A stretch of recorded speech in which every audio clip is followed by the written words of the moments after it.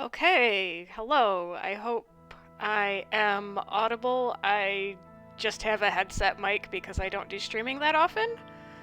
Um, so this is going to be a demo of Antinomia Final Fantasy VI that I just finished writing.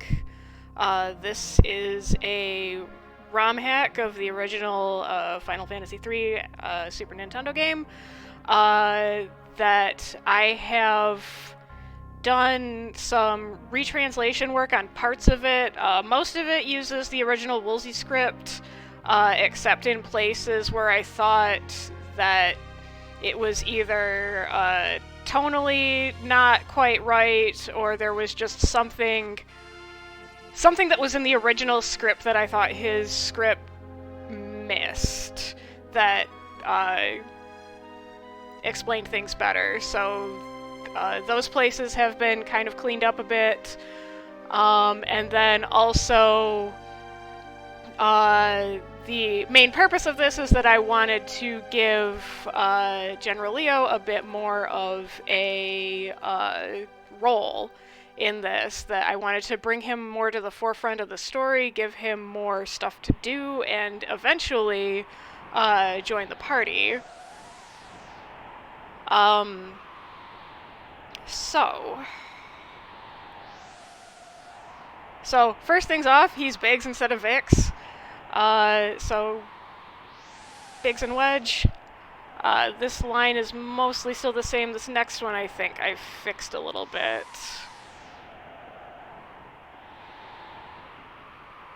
Yeah, I think it's just another hoax, maybe. But if they sent her along with us, this might be the real deal.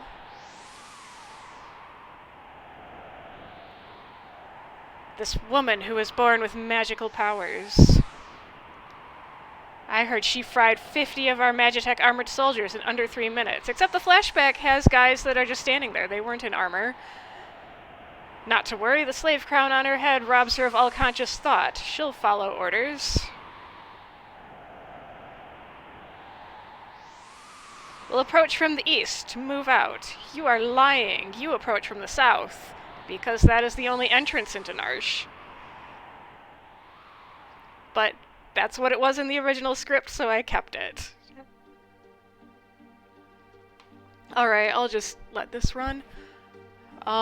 If I'm blowing into the mic at all, I apologize. Again, I just have a headset that has a stock mic on it, because I don't do streams that often, but I did want to, I guess, comment on this more of a sort of explanatory on kind of both the code side that went into it, the translation changes, and then just kind of development process. So for people who maybe are curious about ROM hacking on their own selves, like kind of the things that went into changing some of the things here, and then also on the translation side, like maybe why I made some of the translation changes that I did, or the choices behind them, or like maybe some explanation of what the original Japanese line and why I kind of rewrote it the way I did.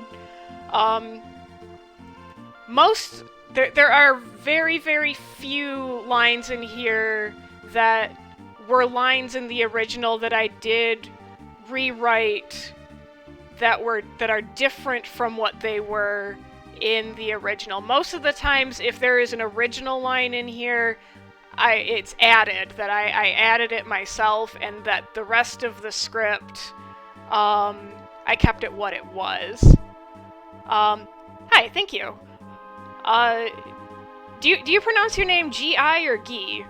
I've always kind of wondered when I see your username. I don't know if I want to call that Gi or Gi, or G or something. Ted Woolsey was the translator, so was I, but he still gets credit for the original. Okay, so it's Gi. All right. Thank you. Let's put her on point. No sense taking any risks. Forward. Backward. The Esper's gotta be in here. Move out. I didn't make a whole lot of changes to this first part.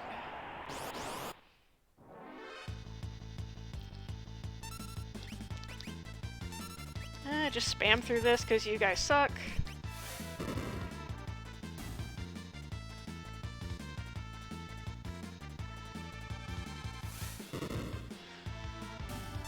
Also, what I noticed on that I for some reason never noticed before on my test playthrough of this, that when you in Vector, when you talk to the old lady who eventually heals you and you say you don't support the Empire, the enemies that fight you are these Narshe guards. It's like, what are you guys doing here?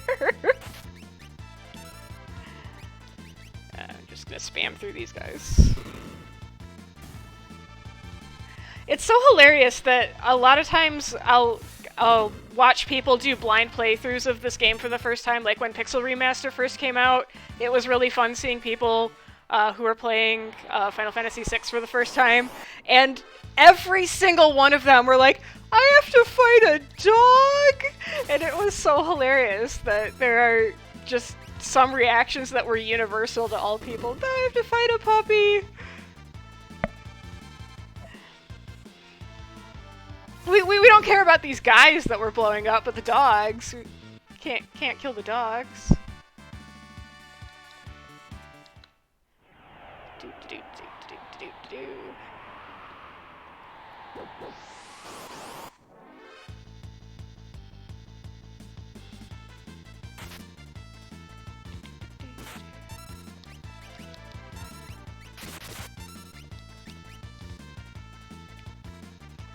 Yes, this is the new Leo hack that I just released this morning.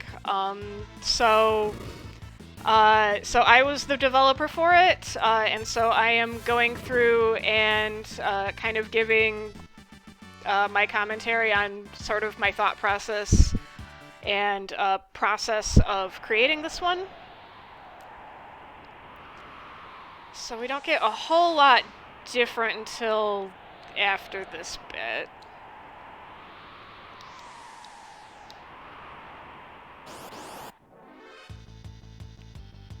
Umaro with Undead Leo.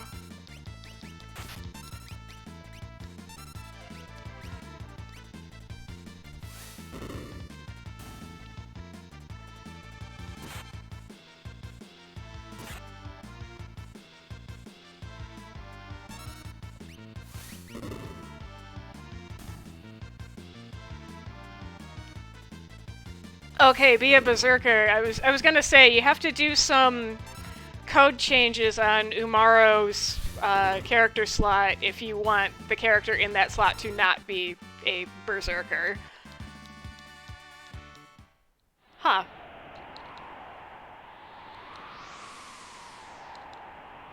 So I did. I'll get to it because it'll be maybe 10 minutes in before we see Leo for the first time.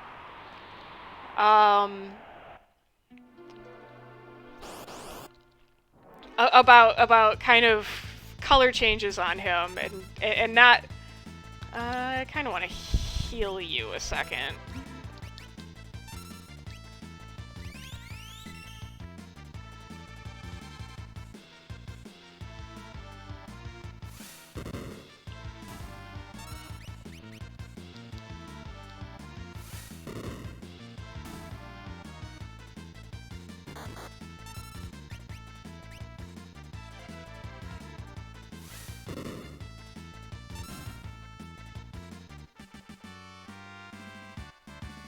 Biggs and Wedge gained a level, hooray! Not that it's gonna matter, cause you're gonna be dead in like 2 minutes, sorry. A lot of times I just kill them and just let Terra get all the experience.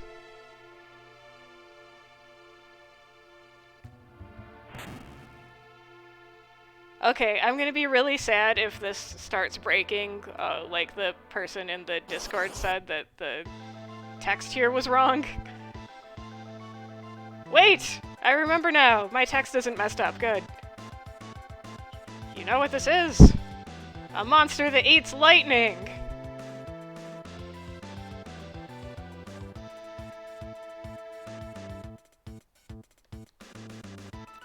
So this hack doesn't have a whole lot of original music in the regular gameplay. There's some points later where you can kind of, I'd call it like kind of jukebox music. Okay. I'm just gonna let you guys heal each other because you're gonna start grewing.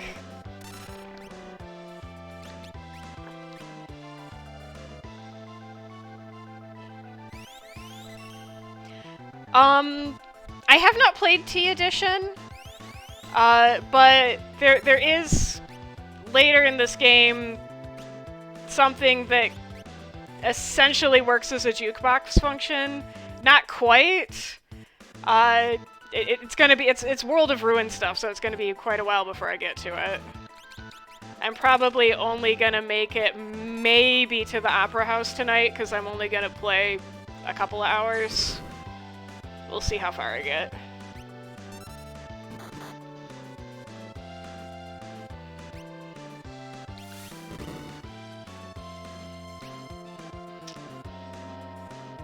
Oh, I could have done one more. Usually I do 3 and then give up because he's gonna grew.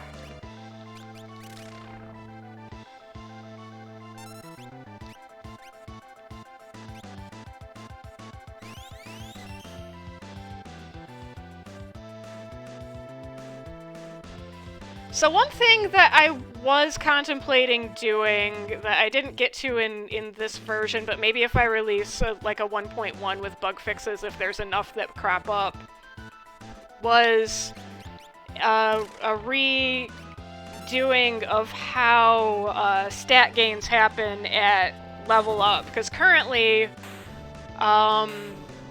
stat gains are uniform across the board, that there's just a singular table that just draws to say you gain X number of HP and X number of MP at level up, and the only difference is what value each character starts at, but their level ups are identical. And so I wanted to change that algorithm to make the stamina stat actually worth something, and incorporate that into it, and then use it to differentiate out the characters a bit more in their HP MP growth. But I did not do that in this version. I may look into doing that in a later version. Don't you think it's looking a bit weird? I've got a bad feeling.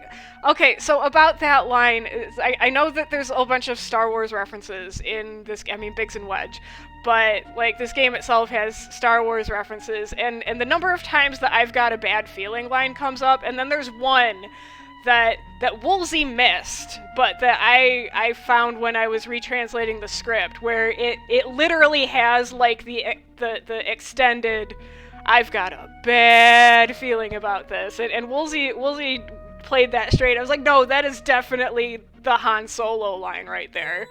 I think it's just some guy in Albrook, like an NPC, after the floating continent goes up. I don't really know where he is, where that line comes in, but I found it and I thought it was hilarious.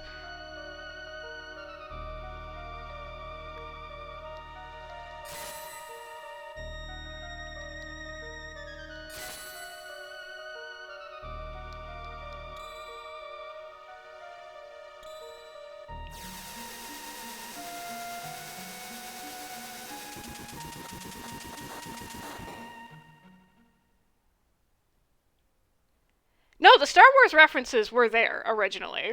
Like, I mean, Biggs and Wedge, like, those are Luke Skywalker's wingmen. And I added another Star Wars reference later in the game. There are 2 more grunt characters who show up later in the game who also have Star Wars names. And she's dead now. That's the end of the game. It's a very short game. I was contemplating scrapping Arvis's sprite and just turning him into a generic old man, because there's really no reason for him to have a unique sprite. Siegfried is what I ended up doing that with. Siegfried does not exist in this game anymore, so sorry to any Siegfried fans. Like, even though I played this game constantly as a kid, every single time I get to Siegfried, I'm like, oh yeah, he exists. Because he serves no purpose, except for the fact that when I got to his dialogue, I realized, oh my god, you're a Gilgamesh XP. Like, he has the same speech style in Japanese that Gilgamesh does, from Final Fantasy V. So I almost wonder if Siegfried was supposed to be a reference to Gilgamesh, that just kind of didn't go anywhere. But in any case, Siegfried is, no, I needed Siegfried sprite data. Well, not his sprite data, but just the memory that his sprite occupies for a different sprite. It's not Gilgamesh. I needed a sprite for a scene that comes later that was a new sprite, and I needed some extra poses for him. Whoa, and I only just removed the slave crown. Head hurts.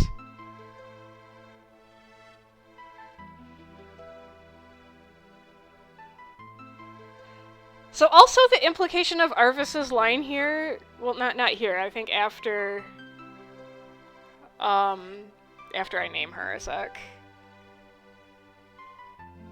Which I'm gonna keep the default names. On my test play, I renamed everybody just to make sure I hadn't accidentally put a default name in somewhere, where it turned out I had quite a few places where I'd accidentally just typed in the default name. So thankfully, in my test play, everybody was a lizard. So Terra's name was Gecko. Okay, so this line of Arvis's about, wow, I've never seen anybody recover so fast, kind of implies that other people have been under the control of slave crowns before, and this is a thing that they know of. Yeah, okay, this was a mistranslation in Woolsey's script, where his script kind of implied that these were Imperial soldiers coming after her.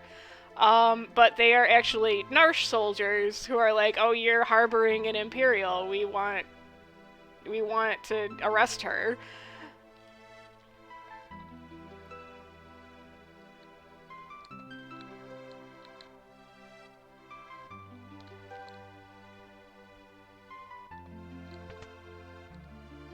So one thing I was contemplating adding, and I kind of forgot to, is there is actually a pair of sprint shoes right here. It's just that they are one block too far over to reach. They are in the cliff, but in the original game data, there is a treasure of sprint shoes right here that you could just talk to this cliff right here and get them if they weren't moved one block too far to the right. And I actually considered, it's like, oh, I should move that to be accessible, and then I forgot. But they're actually just there. Sprint shoes, right away. I don't know.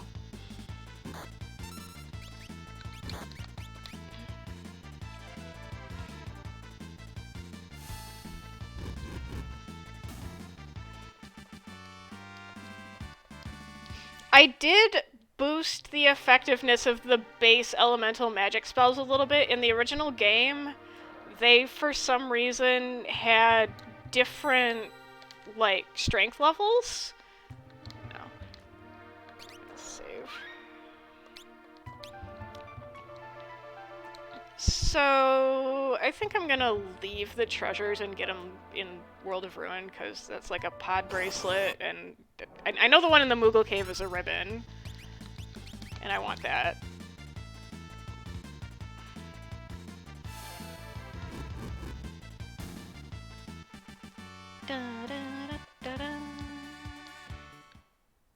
Yeah, so all of the elements have been made the same. So they all cost the same, and they all do the same amount of base damage. And they were all made. They were all equalized to the highest base damage and the lowest cost of all three. Okay, so here's where we finally now onto something completely different. So something new.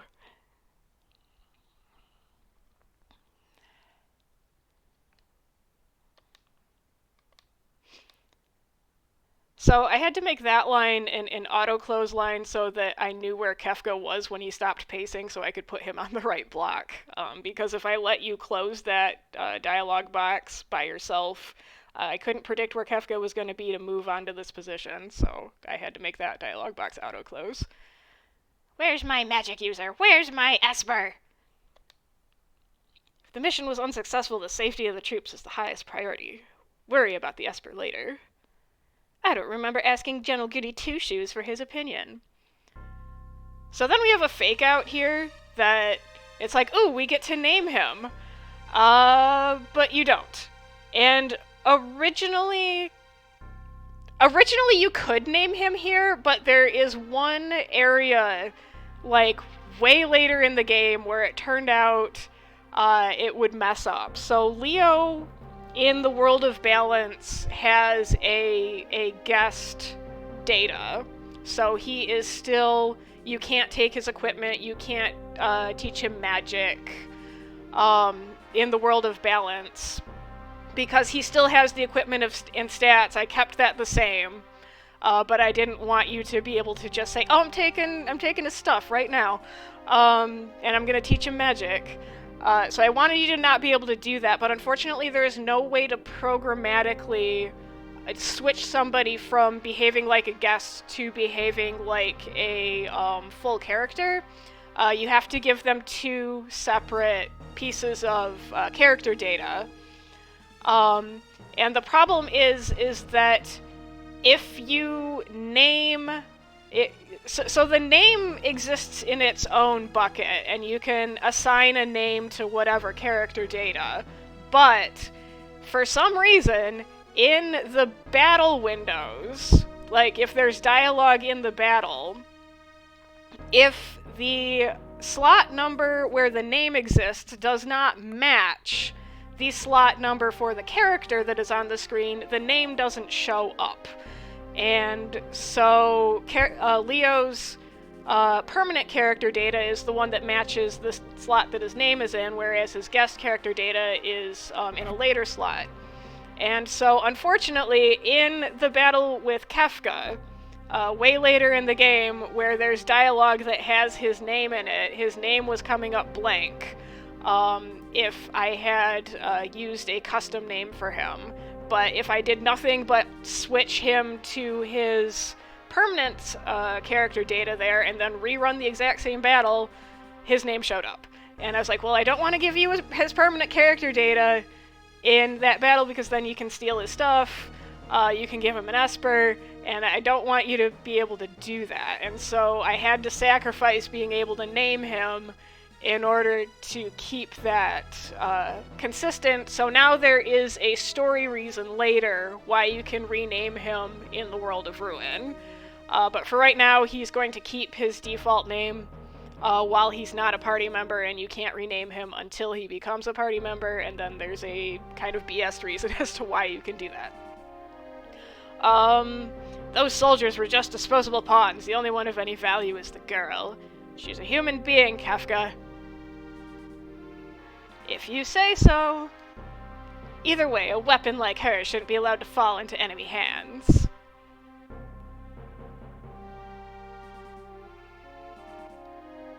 Weapon. And so with Leo, so obviously I have recolored his sprite. He still uses palette 0, which is used by Leo, Celis, Edgar, and Saban. And the reason, well, the code reason why his skin tone matched theirs is because you, the way the code works when it does status ailments like poison, zombie, berserk, and that change the skin tone is that it kind of cycles through pointers for the value that, like, I think it's index 2 or something, contains skin tone.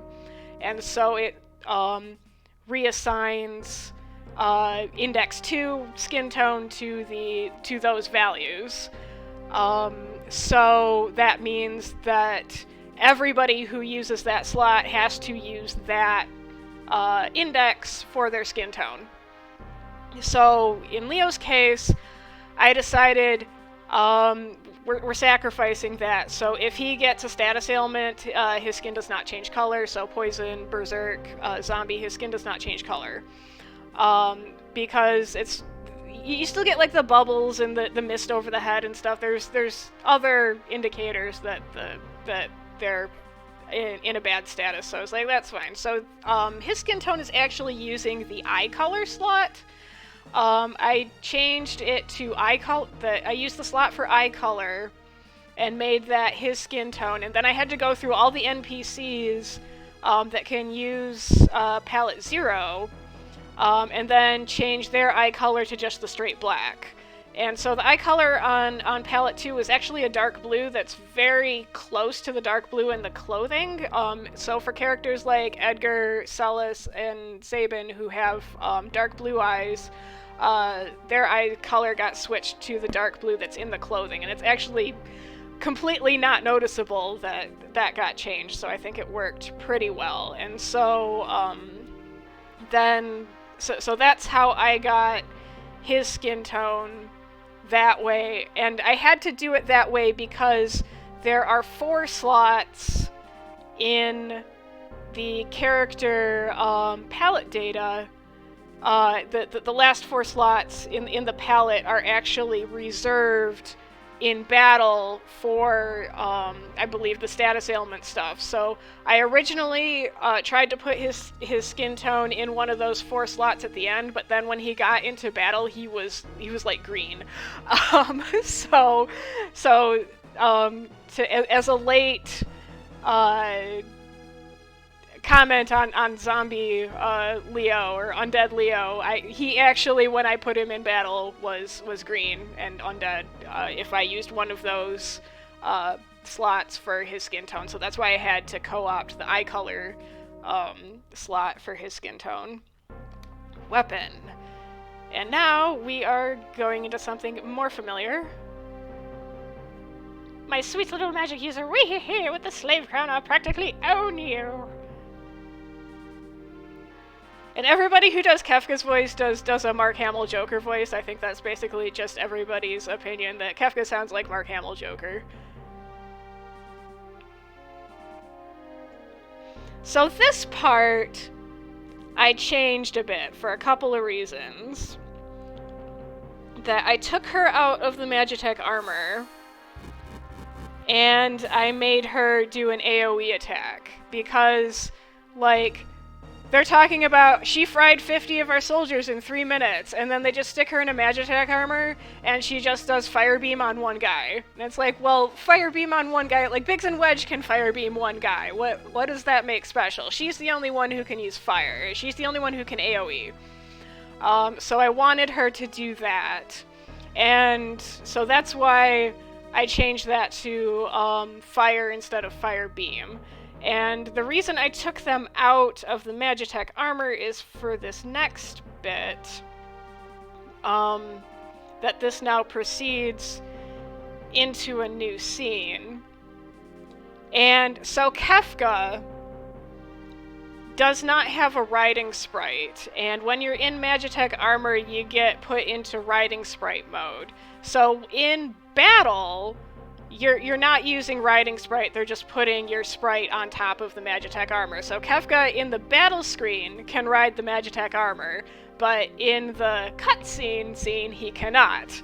And you have to either put the entire party in armor or the entire party not in armor. So in the battle scene, they either both have to be in armor or neither of them in armor. But then in this scene coming out of it, I could not have Kefka in the armor because he like has half of Gestal's head if he's sitting in the armor, because his sprite index does not contain an entry for that. And so I had to take them out of the armor to maintain consistency with this scene where he would not be in it.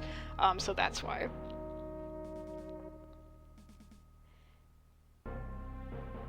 It's funny when you remove the tint from this scene. Yeah, this is the burning house in Thamasa.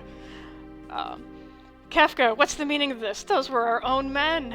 What a magnificent demonstration. You have trained the girl up well, Kefka. But, sire, was this truly necessary? Those men had bravely served our country, and Terra... Worry not, Leo. This is but a small price to pay for the power that will elevate our nation to greatness. Magic is a force beyond your comprehension. If you had accepted a Magitech infusion, you would understand.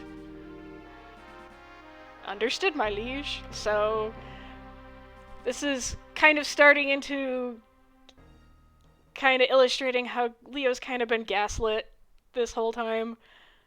Of, like he's not stupid, but he's also been like raised in this condition his whole life, and he's a good boy and he does what he's told.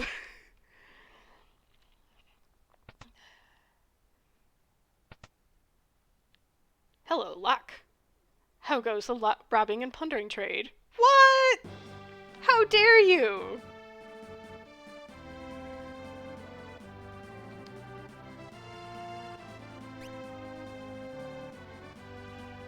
I prefer the term treasure hunting. Ha, semantic nonsense. There's a huge difference. Chi. Anyway, were you the one who sent for me? Yeah, there's a girl I'd like you to meet. You mean the girl with the magical powers? So Woolsey's translation here had him call him something like a witch, and it, like he's using like this like, it's like, what, that witch? And that's not what the tone of the original line was, so I switched it to just that. This town's guard is pursuing who as we speak. I know this town is capable of resisting the Empire, but our pride in our own self-sufficiency has prevented us from joining the Returners, the Underground Resistance. Why are you telling him that the Returners is the Underground Resistance? He knows, he's part of it.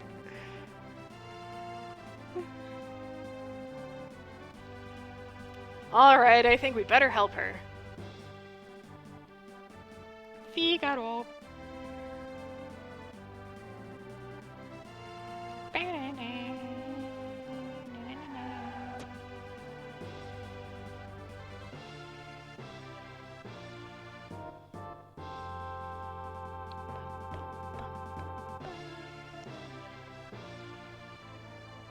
Now we gotcha. Yes, Narshe can hold off the Empire with their army of mammoths. Come on. Okay, so this part was hilarious when I was first writing this. So Leo takes Mog's spot. Mog has been relegated to a guest character now.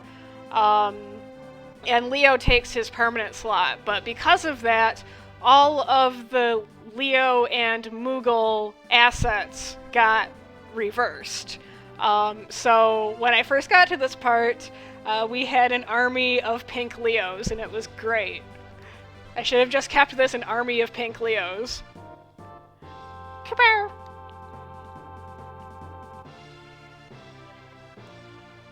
You just saved Terra from the guards! No, I know how to do this.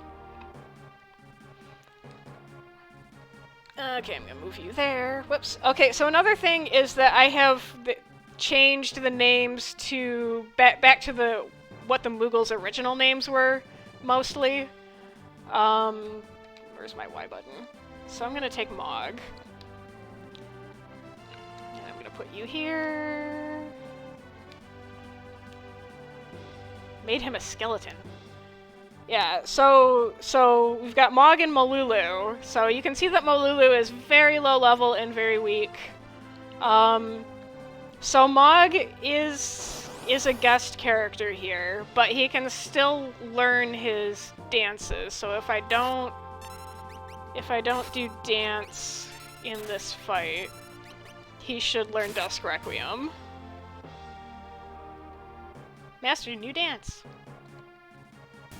Okay, but Mog, whoops. So Mog is unequipable. He used to not be, because he is now acting as a guest permanently. The problem is that Dusk Requiem is kind of a crap dance, because pretty much all it does is open the pit that never works, so I'm going to mostly not use it. Hi, dude.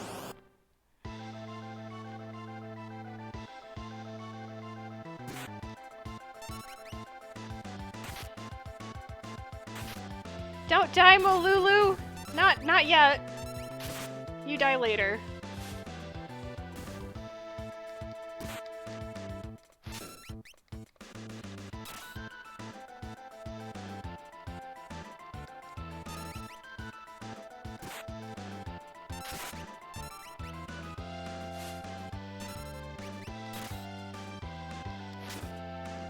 Good job, Molulu!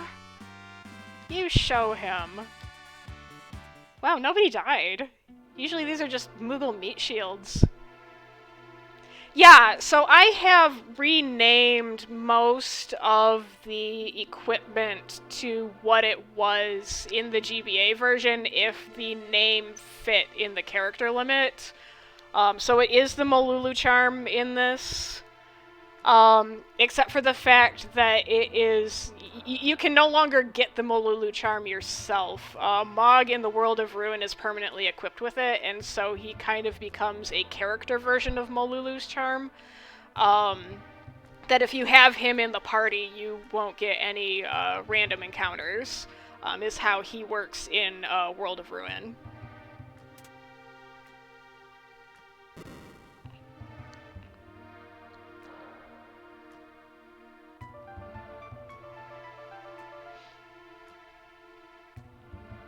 You saved me? Savior, thanks for the Moogles. And that's why Terra loves Moogles. I can't remember anything, past or present. You have amnesia. Just my luck. Your memories. Don't worry, I swear I'll protect you. I won't leave you until your memory returns. By this way, the secret entrance might be useful someday. Don't forget about it. I am giving you hints for later in the game. I have foresight.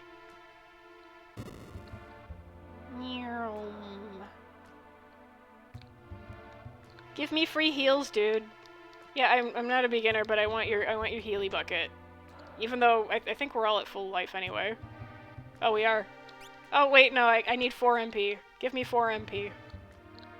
Doink. I am so slow.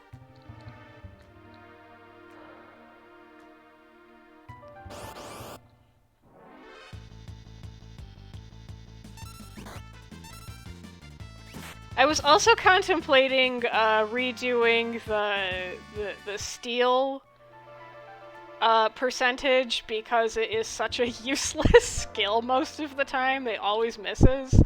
That I was considering retooling the probability on it. But I did not do that in this version.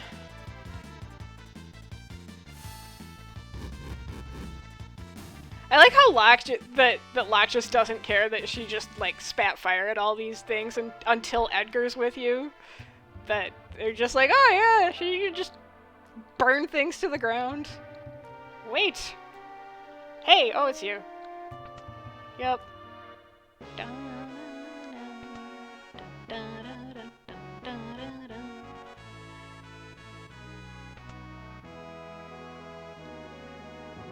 I am so slow! Hello.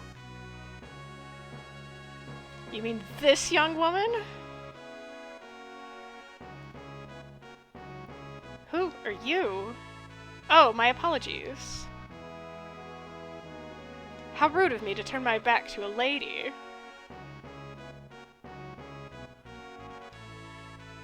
Yeah, I'm really missing the GBA and Pixel Remaster just hold B to run. I am Edgar, King of Figaro. Surprised someone like me knows a king. Yeah. Talk to you later. Where are you going, honestly? So, you're an Imperial soldier? No problem. Figaro and the Gastalian Empire are allies. Please, relax while you're here. It's not in my blood to harm a lady. Why are you putting so much effort into helping me? Is it because of my abilities? I'll give you 3 reasons. First of all, your beauty has captivated me. Second, I'm dying to know if I'm your type. I guess your abilities would be a distant third. What does that mean? Guess my technique's getting a bit rusty. I see. I suppose a normal girl would have felt something from those words, but I'm hardly normal. No, you're just asexual. It's totally normal.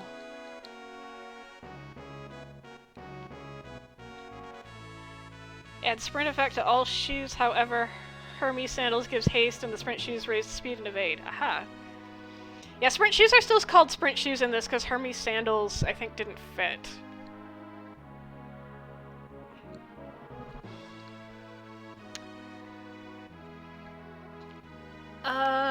What kind of items do I have right now?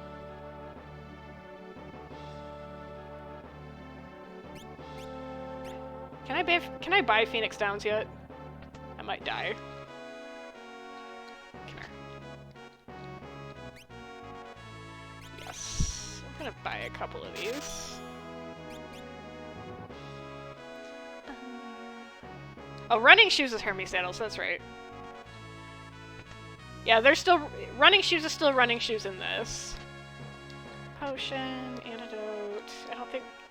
Yeah, you're just the tools, dude. Auto crossbow's all I need. Auto crossbow is life. Auto crossbow is press A for easy mode. At least in the beginning of the game.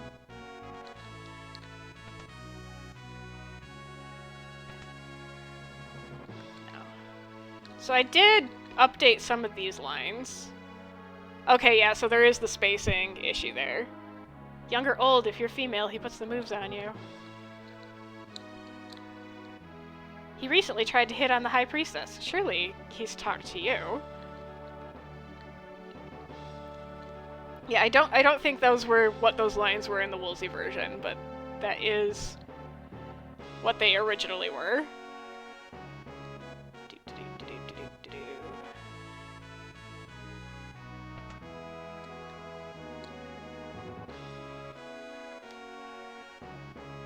Yeah. He was such a nice boy, always thinking of his family.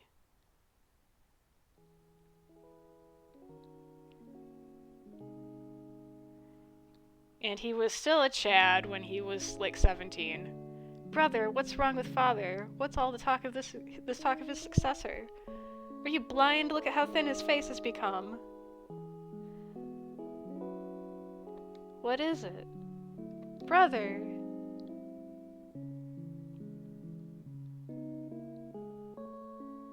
Tears?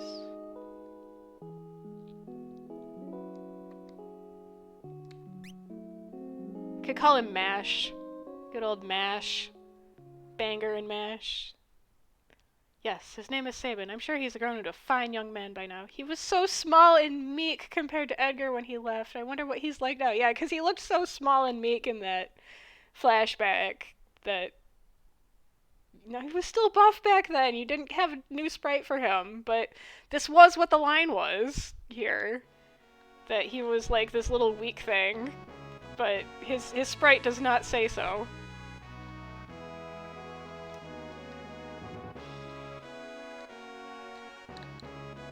These poor people who just, like, hang around outside all day and say, "This is Figaro," if you didn't know.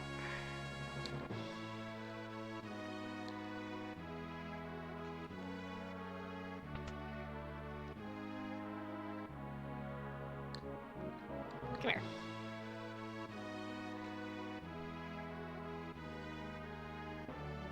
Turned Edgar into a zombie and Saban invisible, only his outline remains. He fled the castle forever. The succession was settled with a coin toss.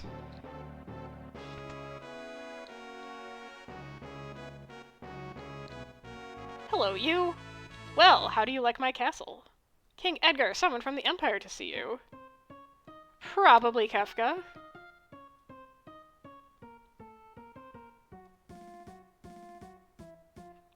Phooey! Emperor Gestal's stupid orders. Edgar, you pinhead, why do you have to live in the middle of nowhere? When I said I wanted the girl back, I didn't mean I wanted to trudge out here personally. So I did add this line to tie into the previous scene. My body isn't built for this kind of grunt work. So So this was these recon jobs are the pits line. So that line was there, but this is more literal to what he said. So, there's sand on my boots. So, a lot of Kefka's lines I just kept, even if they weren't completely accurate, because it's Kefka lines, and Kefka's lines are pretty, are pretty kind of well known. And most of them were generally, like, you didn't lose anything. Yeah, Woolsey made Kefka, I'd say, better. There are a couple of lines later in the game of his that I did change, because they missed something. That Woolsey's line missed something important, or that I felt was important that I needed to get across, so I did change some of those lines. But for the most part, Kefka's lines are pretty much what they were. So, speaking of lines, this line right here in the original Super Nintendo version was glitched out. You couldn't get to this line. It's a very important line, but you couldn't. So Edgar just says, "What are you doing here?" And then the line just stops there. This trooper doesn't respond to him in the original Super Nintendo version because there was a they put the wrong end code on that. So there's one code for press A to go to the next page, and then another code for close the window. And they'd accidentally put the close window code on there instead of the go to next page, so you couldn't get to the next page, and this very important line was still present in the code, but unable to be accessed in the original Super Nintendo version. I hear you've already overthrown the 3 southern nations, so what brings you here? That's for us to know. So, it wasn't until I played the Game Boy Advance version that I really understood that the 3 towns in the southern continent were all conquered by the Empire, that they weren't just, these are the cities of the Empire, and the Empire is this entire continent, that they were 3 independent cities that the Empire has in the past few years of game time conquered. I don't know if it just wasn't clear in the Super Nintendo version, or if I was dumb and 13 and didn't understand it back then, but I remember when I replayed it on the GBA, I was like, oh! I didn't understand that back then. I do admit that I was a very stupid 13-year-old, though. What brings Kefka, a court mage of Emperor Gestal, into our lowly presence? A girl of no importance recently escaped from us. We heard she found refuge here. This wouldn't have anything to do with this witch everyone's been whispering about, would it? Lies. She merely stole something of minor value. Is she here? That's a tough one. You see, there's more girls in here than grains of sand out there. I can't keep track of them all. I'd hate to be you if you find out you're lying. Mwaha. I truly hope nothing happens to your precious Figaro. So in the Super Nintendo version, if I wanted Leo in my party, I would just take Edgar out here and save right now, but I'm not going to do that because I have Leo in my party a legitimate way now. So if you don't know about the airship glitch, according to something I read, the Zen was a monarchy with a royal family and got overthrown by the Empire. Not sure how canon this was. I think it was supposed to be some unused backstory. So yes, there is a line by somebody in Zen when you get there that I had to retranslate because I think it was censored in the Super Nintendo, that the Empire executed their royal family. So there is somebody in Zen who says that there was a royal family of Zen and the Empire executed them. So that is a thing. So anyway, airship glitch, which I've done multiple times, and then actually over Christmas I did on the actual console version, which was really hard because airship glitch means you have to play the entire world of balance from this point right here to the floating continent without saving. And so that was 9 hours of game time that I could not stop. Because usually when I did Airship Glitch, I would use an emulator and I could just use a save state and keep going. But on the console, it was like, nope, that was a whole day thing. Where if you jump off the floating continent and then die, you respawn at your last save in the airship, regardless of whether you had actually had it at that point or not. So then you respawn at this point in the game in your airship, and then you can play the game out of order, which lets you get Leo in your party through a bunch of really convoluted things that I'm not going to explain super in depth right now, but I've done it and it's great. I'd say that guy's missing a few buttons. Where's Terra? Take her to her room. I'd love to chat with you, but the Chancellor and I must plan our strategy. Sometimes I hate being a king, if you'll excuse me. Follow me. No, I know where you're going. I'm gonna lead you. You can't come in here. Ha ha, you can't come in here. I'm gonna block you. How'd you get ahead of me?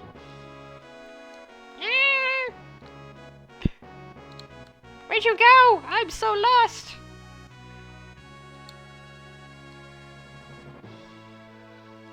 I'm lost. Where am I? Thank you.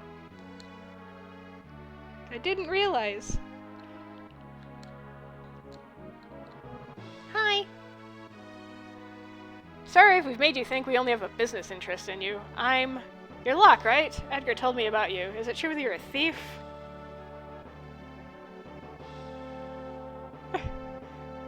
The secret Edgar room.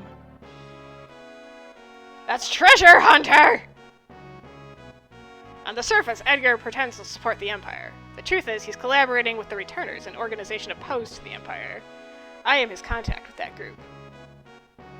The old man you met in Narshe is one of us. Empire? But I'm a soldier of the Empire. Not anymore! You were only being controlled by them. Things are different now. I don't understand. What should I do? My head hurts. What you do from here is up to you, except it's not really. You haven't had much time to think about it yet, but I'm sure you'll find your way eventually.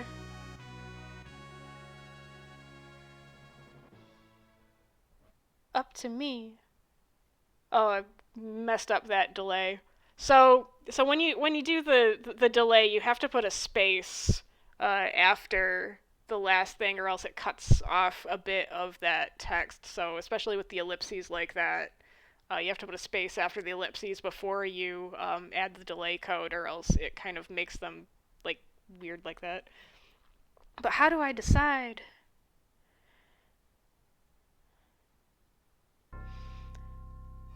So one of the other things that, other than Leo, that I've added to this is that I have gone more in depth into the exploration of Terra's quest for autonomy, and how a lot of this stuff in the early part of the game, despite your party telling her, oh, it's your choice, we're gonna let you choose, they kind of really don't.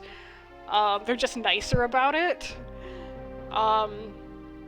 And so there are conversations that come up later where Terra wonders, like, they said it was my choice, but was it really? Like, am I still just being controlled, just in a nicer way? Like, how do I know I'm acting on my own will and not just being a people pleaser? So those kind of themes will come up more later as well. And that's how, another way that I kind of get kind of Terra and Leo's story paths to sort of converge on their kind of both separate major problems of being a chronic people pleaser and doing what they're told and being afraid to act of their own will and disappointing people. So that will come up later as well. What are you doing? I didn't know stone burned. Oh, I have control of him. Fair. Yeah, I left that. That's not what he originally said, but it was funny, so. Bring me the girl, now. I told you she's not here. Then, welcome to my barbecue.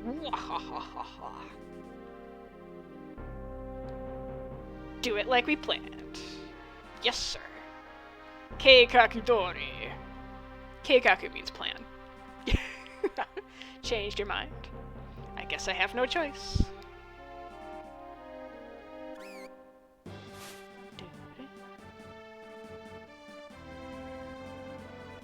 Or maybe I do. Okay, so this line of Kafka's I did change, because of kind of how this line was presented in Japanese. Oh my, it appears good King Edgar is valiantly abandoning his kingdom. So Kafka's line in Japanese here was this very kind of praising sort of line, but sarcastically praising sort of line, so how utterly delightful. So I kind of wanted to get that tone back to it, because I don't think that line was quite like that in Woolsey. Yeah, everything is new to Terra, and she's kind of playing catch-up on all of her social skills that she was not allowed to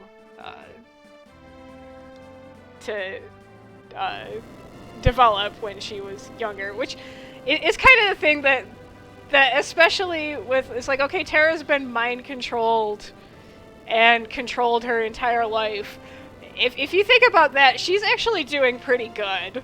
Oh, shoot, I canceled out of that one. So, that line from the Chancellor, was originally like, no one can touch the people of Figaro, but there was actually this big poetic thing, in Japanese that I ended up putting back in there. That was like, wait a minute, no, he said way more than just no one can touch the people of Figaro. Okay. So, they said the game crashed here. I kind of wonder if they put it on, that when I did this, they said their game crashed. I kind of wonder if they put the patch on the 1.1 instead of the 1.0, because it should be okay. In this scene right here. Edgar, what's the matter? You look positively spooked. Did you just see what I saw? Yeah, this kid seems loaded for bear. So most of these conversations in battle I didn't change a whole lot of. She's amazing. That was magic. Magic. Magic? Maho.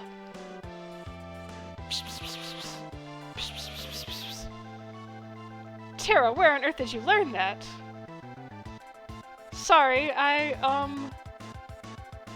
Look, I didn't mean to make such a big deal about this. Me either. It's just that I've never actually seen magic before. Locke has! I blasted those birds and he didn't give a shit. Edgar, Terra can use magic and we can't. That's the only difference between us, and it won't be a difference forever. The fact is, we could use her help. Thank you, Locke. Thank you, Edgar.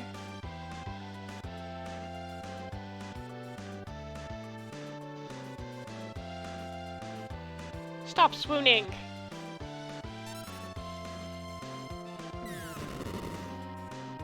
Oh, whoops. I'm back. I'm back in control again. Let's cure some people so we don't... Oh, never mind.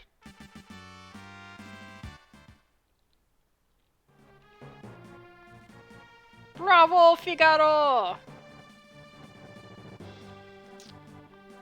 So, I wasn't a dick. I left this as it is. That's not what... It's obviously not what he said in Japanese, but it's like, come on. And then, this is one of those lines that the Pixel Remaster and Game Boy Advance changed. And it's like, why? And he changed it to son of a sandworm. It's like, how? That is not any better. Why would you do that? I know. Submariner works. Were those bad people? I'm scared. Terra, there's someone I'd like you to meet. We're members of a resistance organization called the Returners. Our mentor, Bannon, would certainly like to meet you. Magic is going to be the key to winning this war. Magic. Terra has magical powers that Esper seem to react to her. Can there be some connection? I haven't the foggiest. It just seems natural to me that I have use of this power. But no human is born with the powers you seem to have, and... What did you call me?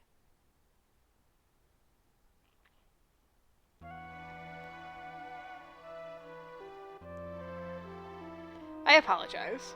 What should I do? I'm sure the Empire is after you and the secrets to your powers.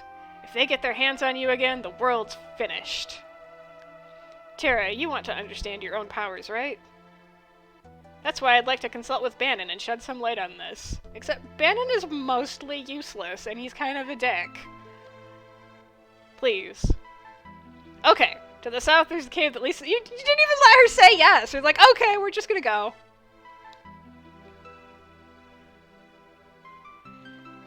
Fine. Boink.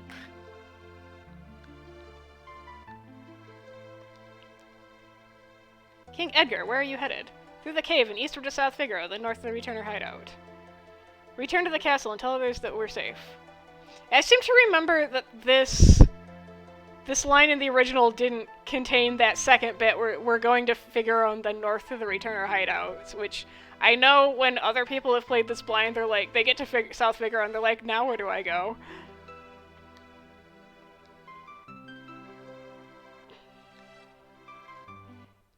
Give me healing spring.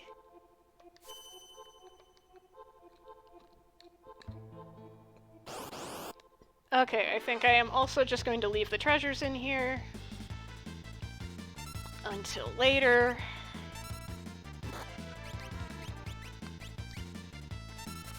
And now that I've got my 2 AoE buddies, Locke is going to be completely useless.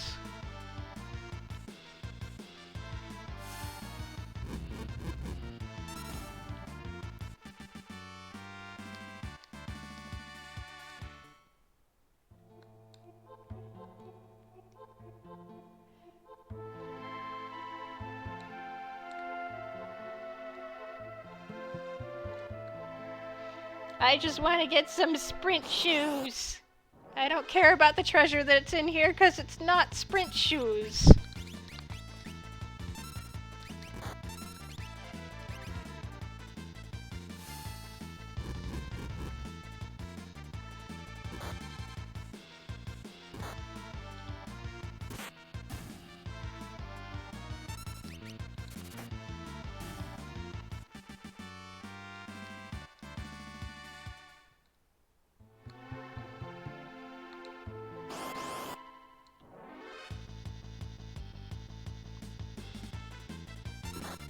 Here, be useless.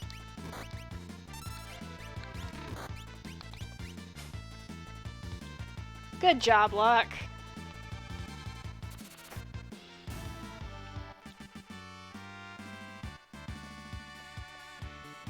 Yay, good old Ant Dot.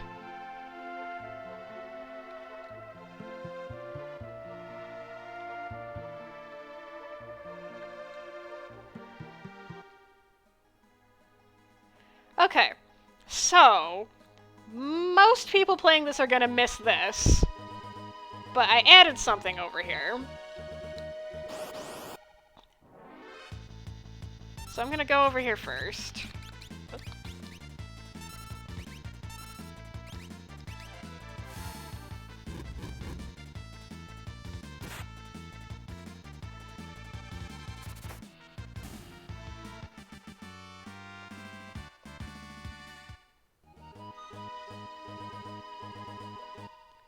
So there is a dude here that is blocking the cave. Gah! Don't sneak up on people like that. Gonna give a guy a heart attack. Someone's put a bounty on my head and they've sent a nasty assassin after me. I hear there's a martial arts master somewhere on this mountain, but I'm afraid to go in. So, I am making it mandatory to name Shadow before you proceed, because Shadow is going to appear in a later scene where he needs to be named. Shortly after this. So, in order to guarantee that you have named him at that point, I've got a guy blocking the mountain right here. So, you may not have found that if you were playing this, because it's... Okay, I'm gonna go in here and get some free heals again, because I love me some free heals. Go auto crossbow these dudes. Here, do a useless steal. Oh. Oh my god, you actually stole something! Oh no, Terra! Although she might Riot Blade. So that's another thing, is that I have made the probability that you... Here, let's see if she does it. Go! There you go! Yes, there you go. So I have... Oh no. Oh, we're almost out of bed. Yeah, so I have made the probability of activating your desperation attack much higher. So in the original game, the desperation attack would only trigger... It was ridiculous, like, conditions. That it was... I think you had to be at least, like, 50 some odd seconds. I don't know. It was a certain number of ticks into the battle, and then you had to be at critical health, and then you had a 1 in 16 chance. So I have removed the time limit that you can now activate Desperation Attack immediately, and it should be a 1 in 4 chance, but I seem to be getting it a lot more than that. I think I made it 1 in 4, but it's still much, much easier to get Desperation Attacks in this. But it's still only once per battle. That is still a condition that you can each character can only use a Desperation Attack once per battle.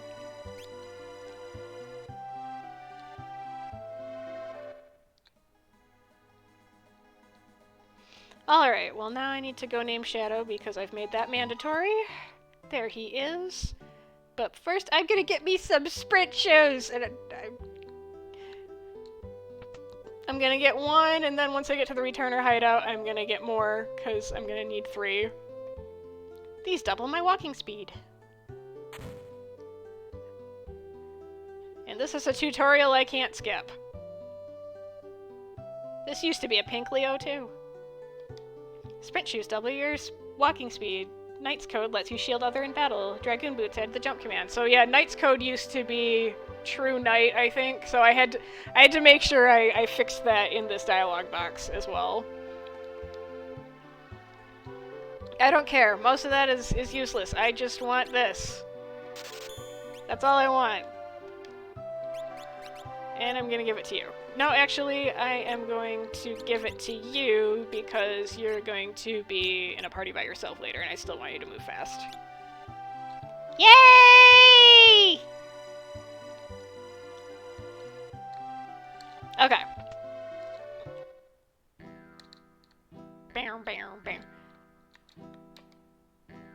The guy at the counter, he's kind of creepy. So I think this line might have been glitched. I think I might have had to fix this line. I don't remember. The guy at the counter, he's kind of creepy, so... At the very least, you could give me a response. So after Shadow... Oh, I know why, I think. Okay, so anyway, at the very least, you could give me a response. So, just a second. Stand back, he seems vaguely familiar. Wait a minute.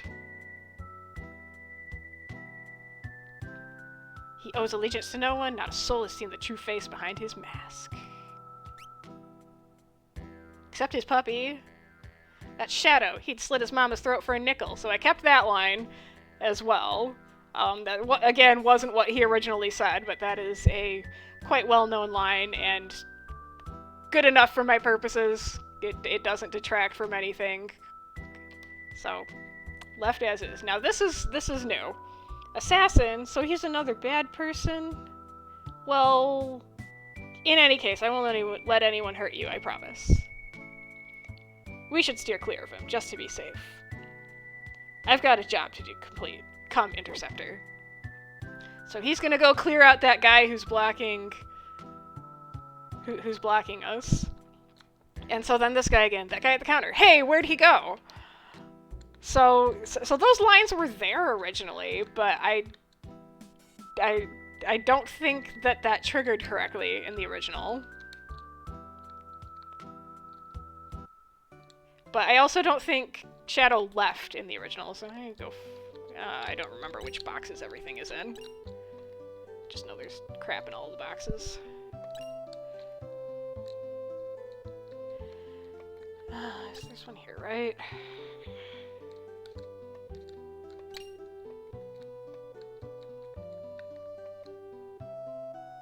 If we make the Empire mad, they'll attack us too.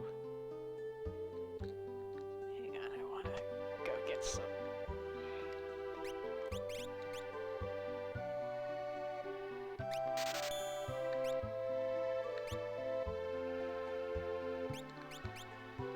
Okay, I don't really care what Edgar's equipped with, because he's just going to be auto-crossbowing everything.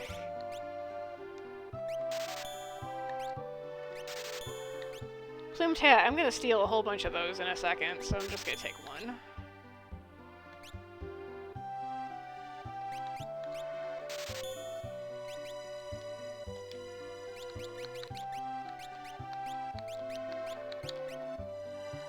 Go. This has something in it, doesn't it? Oh, Colts to the east. Okay. I just want. I don't remember what's in here. Is it a warp stone? I forgot. What is this? Yes. Oh! I forgot. I need to go and raid the basement.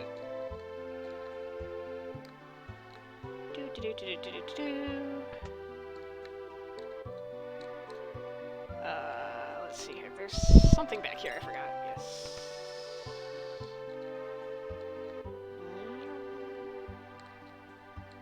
Oh, hang on. So, plot information. You. Talk to me. My dad's very important, so lots of famous people have dinner with him. Not too long ago, even General Leo. Oh, I just made that up. Yes. So that's how a scene that comes up in a minute is gonna get tied in. Plus that, plus this. Attack from the east. That way. Oh, what do you want? How rude of you to barge in while I'm trying to write a letter. Ahem. Naturally, I'm the wealthiest man in this town. So, giving that as background for a scene that I added in a moment. But I am going to go raid the stuff that's down here.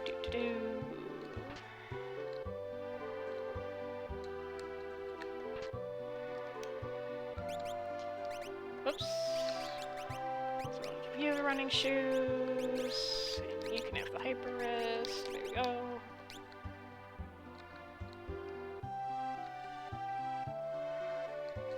Go get some money.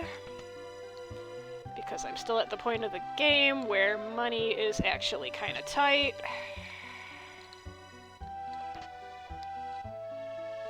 I don't remember if there's anything else up there. Oh, whoops.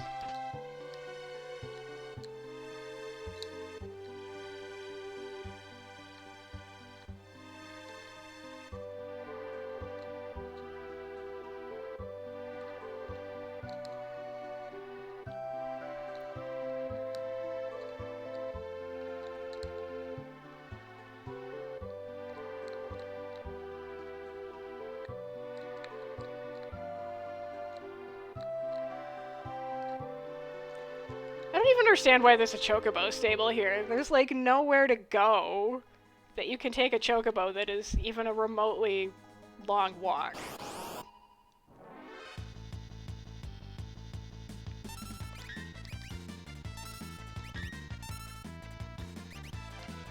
So I did patch the evasion bug, and I have noticed that after doing that, my party characters block a lot more attacks than they used to. See, now this guy's dead! No visible wounds, it's like he simply dropped dead.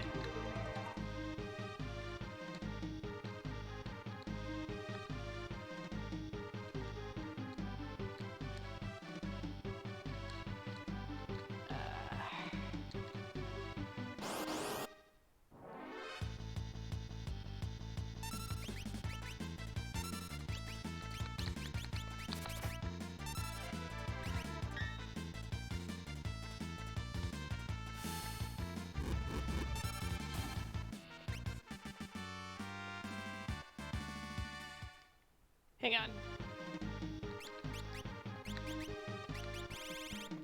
I don't have a tent. I think there's a tent up here, isn't there? Because I'm gonna need one.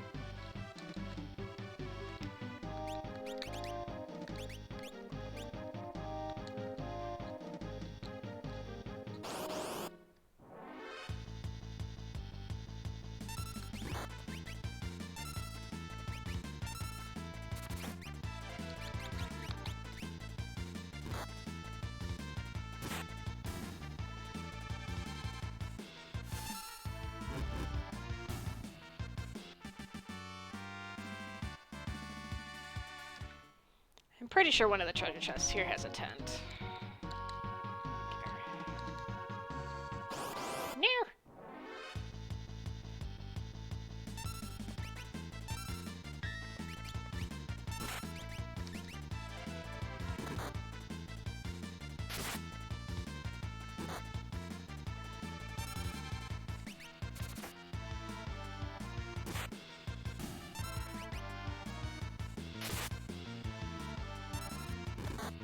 Oh no! And that's why I bought some Phoenix Downs.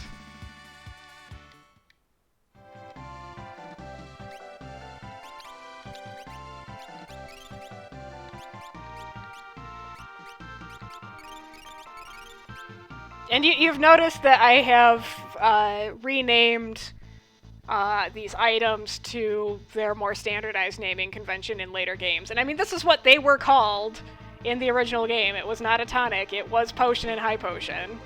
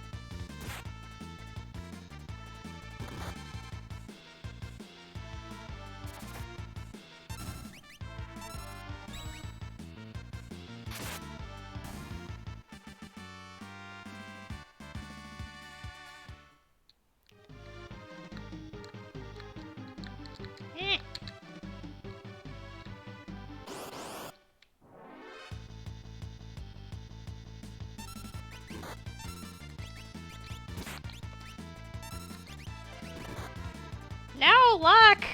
What will I ever do without you and your completely useless steel command?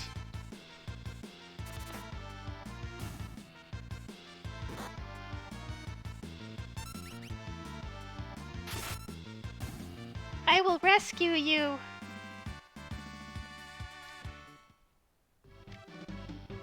Whoops.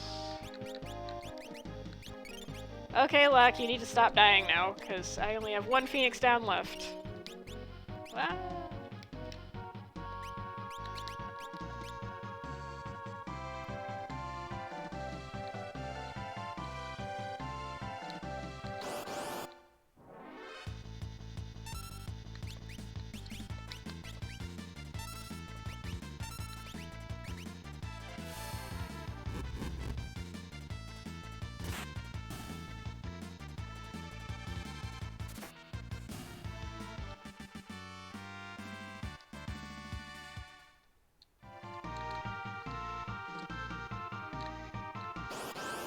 Stop it.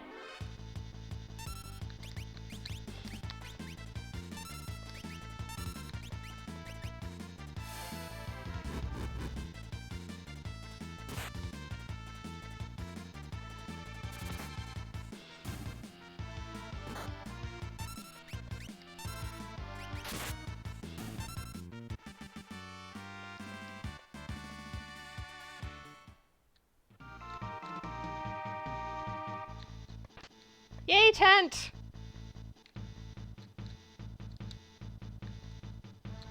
Come here.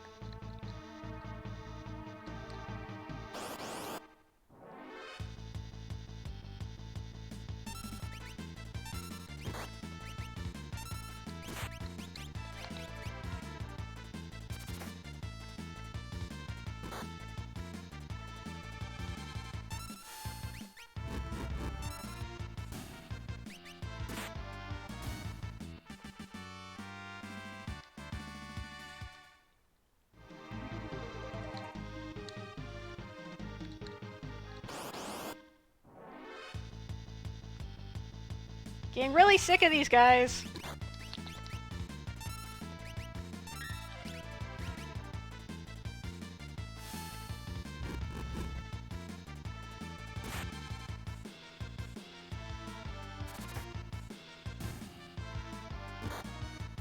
No!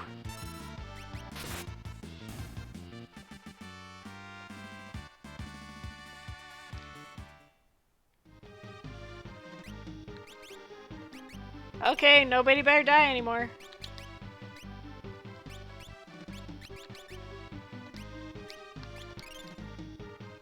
Oh shoot, nobody better die anymore. She's out of magic.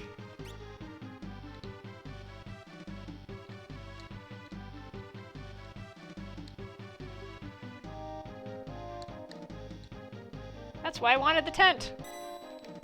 Tent!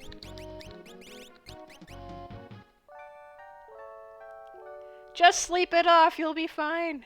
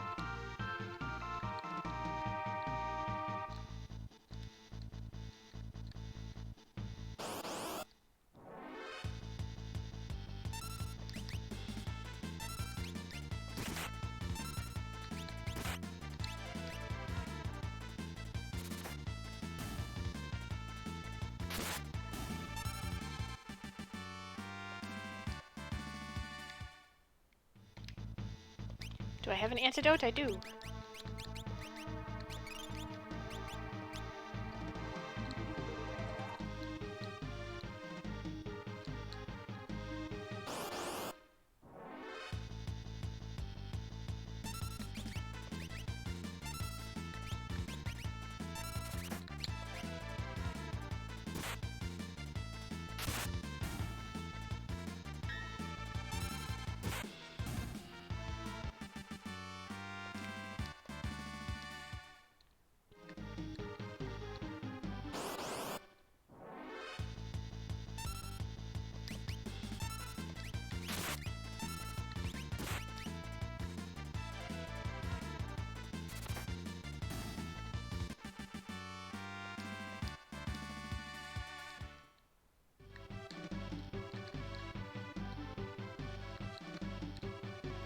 Aha!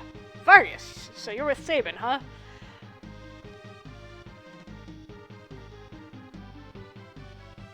Who are you? Saban, is he here? Were you the one sneaking around before? Who cares? So, Woolsey's, he responds with brilliant, and that's not what he said. He said, like, Shiruka, which is, like, I don't care. It was like, that has nothing to do with me, I don't know. Like, what are you talking about? So I did change that line, because it was not Vargas who was sneaking around, it was Saban. It's not like the likes of you could catch me. You're going to rue the day you ran into me. And so the reason I couldn't do like what we did with Vargas with Leo, because you see that Vargas has a slightly darker skin tone as well, is because Vargas's sprite never appears in a battle window. So the battle sprites and the field sprites use two different color palettes. And sprites that appear in battle have to use the battle color palettes. Because then they are locked into this has to be the skin tone, this has to be the outline color, etc. Because those get manipulated during battle, whereas sprites that just appear on the field can access those four color positions at the end of the palette because they are never manipulated during battle, and therefore it doesn't matter what color they are, but battle sprites can't. So that's why both him and later Donnaluma can have a darker skin tone, but Leo originally could not.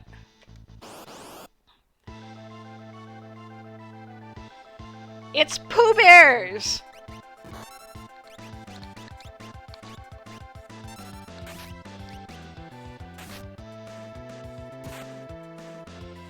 Good old Pooh Bears.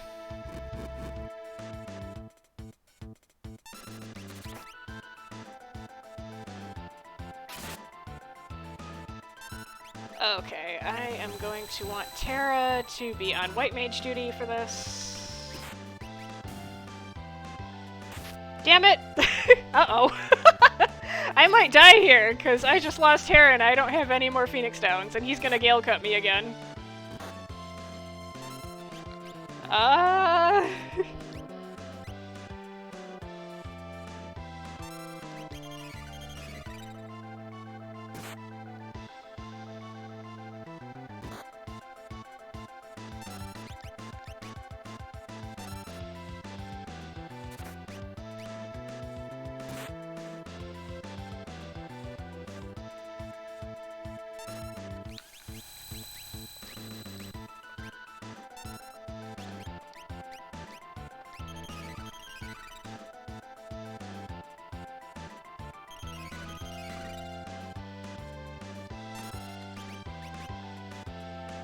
What's the matter? You killed my White Mage! That's what's the matter!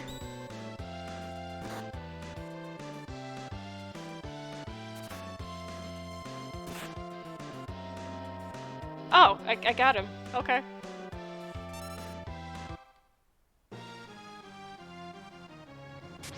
Give it up, Vargas! See, the very first time I played this game, it was at my friend's house in middle school. That before this game, this was my first, like, really immersive game I'd ever played. Before this, I had, like, an Atari where I'd play, like, Pitfall, and then I had a Super Nintendo where I had, like, just Mario, Duck Hunt. I really liked playing, like, Mario Brothers 3, Tetris, Dr. Mario, etc. But then, my friend had the Super Nintendo, and she had this game on it, and she showed it to me, and I thought it was the most amazing thing ever when I was 13. I was very impressed as a 13-year-old. And then I begged my parents for Christmas, get me a Super Nintendo and this game and Chrono Trigger. And they did. And my life vastly improved. But because I played it the first time at my friend's house, she told me, like, right away how to get through this bit. So I never even realized there was a tutorial if you waited long enough. Because then I was like, wait, how did somebody who didn't have a friend sitting next to them telling them, oh, you gotta hit left, right, left, get through this part? He chose some brat he took in as a successor. He snubbed me, his only son. No, you were the one he chose. You're a liar. Our master wanted you to be a successor, not me. I'm not sure why, because you're a dick. He appreciated your fine spirit. Enough of your lies. Now have a taste of my fist. I don't know. Mortal attack. Blizzard fist.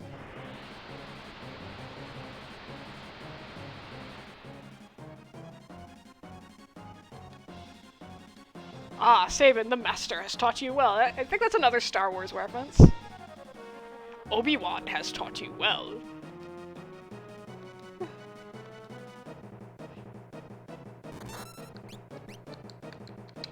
Doink.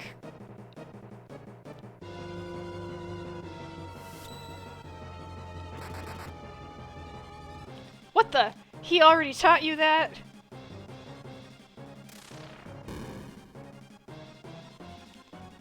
Yay, I win. Saban.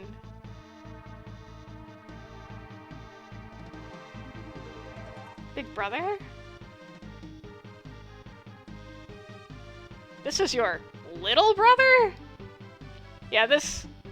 I changed some of the lines here because they weren't quite right, and I thought the original lines were funnier. Little brother? I was sure he was one of Vargas's bears. Bear? Kuma?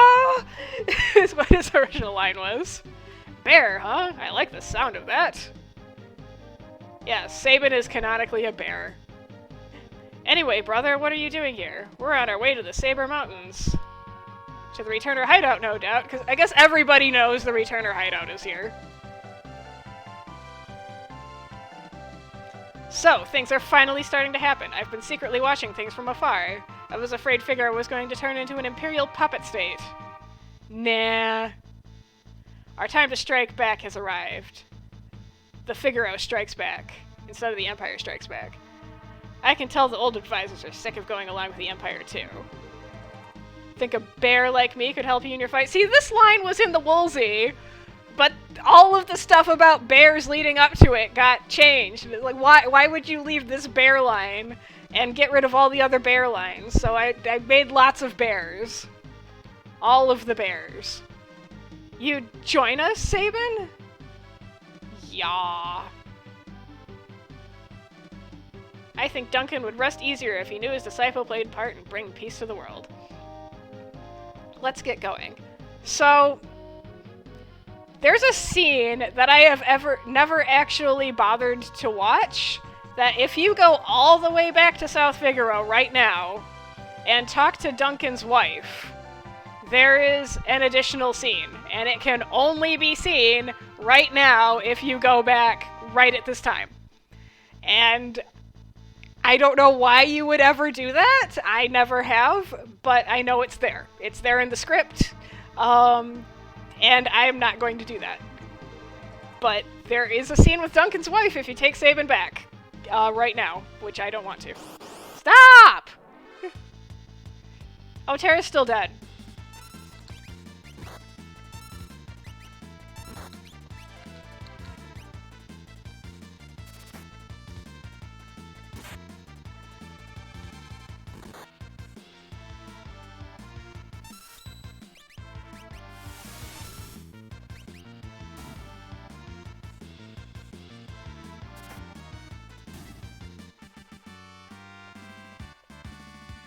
Which is okay, because I think this is another tent. Yes.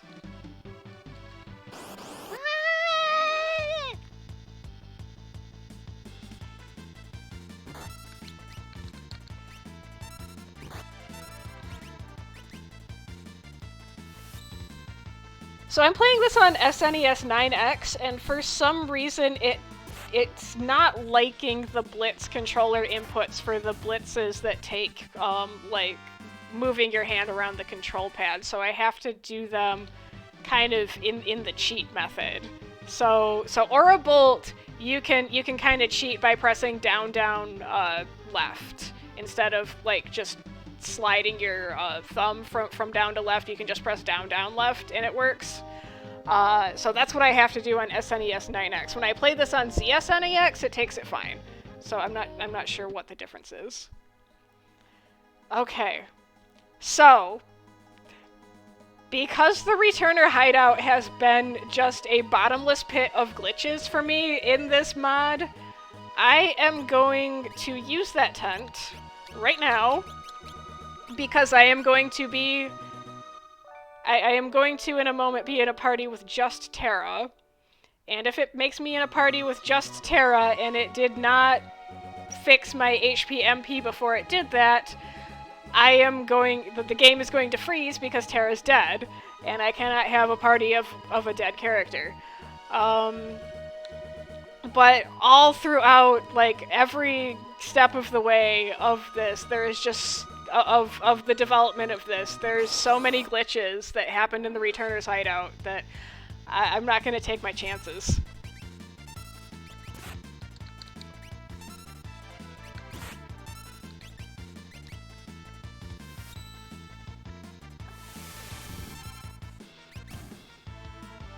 The trash in the hideout, and also there's a small scene where troops march on plays.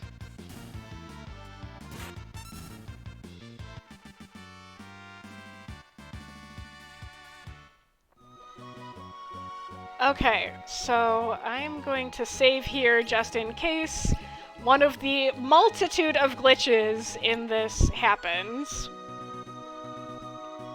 So, the first one, and a lot of these glitches are present in vanilla, and I did not fix them. And so I'm just gonna stay right here and count and hope. Okay, so glitch number 1. Usually when they put the party on auto walk like this, they turn off collision detection when they do that. In this auto walk right here, they don't. So this guy right here, the very first time I got here, this guy decided to stand right here. And his walk ends right... Yeah, like you're coming up here right now to do. I see you. So he decided to stand right here. And the action queue will not complete until you get to the final point you were meant to get to. But I couldn't move, and the NPC also could not move because his action queue wanted to go the other direction. And so we were just stuck here forever on this stairway. Thankfully that did not happen, but I see you, dude, and I hate you. I don't know what the infamous NPC bug from Vanilla is, but this is a bug that I ran into the very first time I got here when I was doing development here, and I thought I had broken something, and then it just turned out, yeah, you, right there standing on that stairway. You completely, yeah, that, right there. What you're doing right now is, it just got me, and I hated it. Okay, I'm gonna get more sprint shoes for everybody. Wait, there's no Phoenix Downs here? Well, then I'm gonna get some more tents at least. And I burned through some high potions, so I'm gonna get some of those too.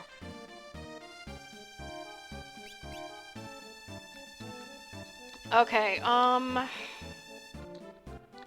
actually, I'm gonna go run it. Oh, I can't.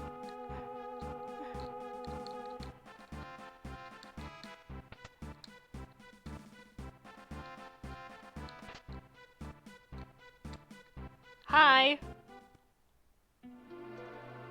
Master Bannon, we brought the girl with us. So, is this the girl who reacted to the frozen Esper? Esper? Seemed the Empire had complete control over her. Carrier pigeons brought word that she wiped out 50 of the Empire's best soldiers in a few minutes. I didn't! Master Bannon, don't be so harsh. Yeah, you're a jerk. Don't deny it. Perhaps you've heard the story. Once when people were pure and innocent, there was a box they were told never to open, but one man went and opened it anyway, except Pandora was a woman. She unleashed all the evils of the world. All that was left in the box was a single ray of light, hope. Whatever might have happened, don't think of your own abilities as a curse. And you are that last ray of light, our only hope. Master Bannon. I'm so tired after saying 5 lines. Let me rest a while. This speech completely exhausted me.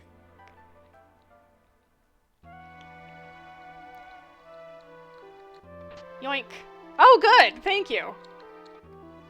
The Empire took away someone precious to me. So this was a mistranslation in the Woolsey script where he said somebody was jailed by the Empire, and I've hated the Empire ever since. So it was the word was like took somebody, and it can mean to like imprison them, but it was, yeah, he's talking about Rachel here. He's not talking about some random person that got thrown in jail, and yeah, no, he's talking about Rachel here.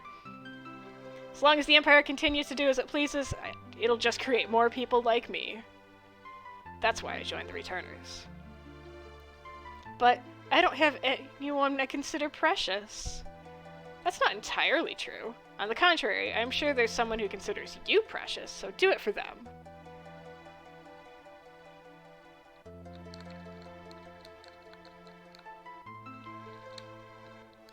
Okay, I'm gonna go raid your treasures. Yay, more Phoenix Down, thank you.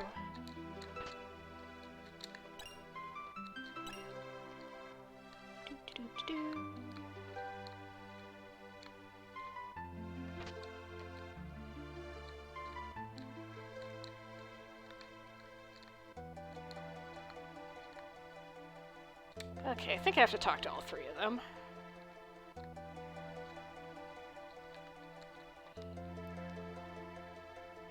I don't really understand what's going on, but I do know my brother's always right. He always looked out for me. You can trust him, Tara. But don't you dare tell him I said that.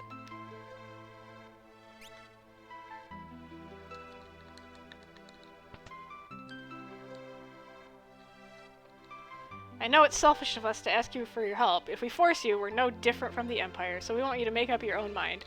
Except the same thing happens no matter what I choose. And even if I say no, you don't accept it, and I have to say it 2 more times, and then it still doesn't work, so... Really? And on that note... So on that note, I'm going to show Returner's Hideout crapping my pants number 2. Master Bannon, he went out for a smoke. So...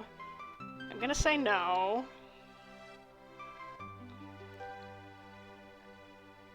I'm gonna say no again.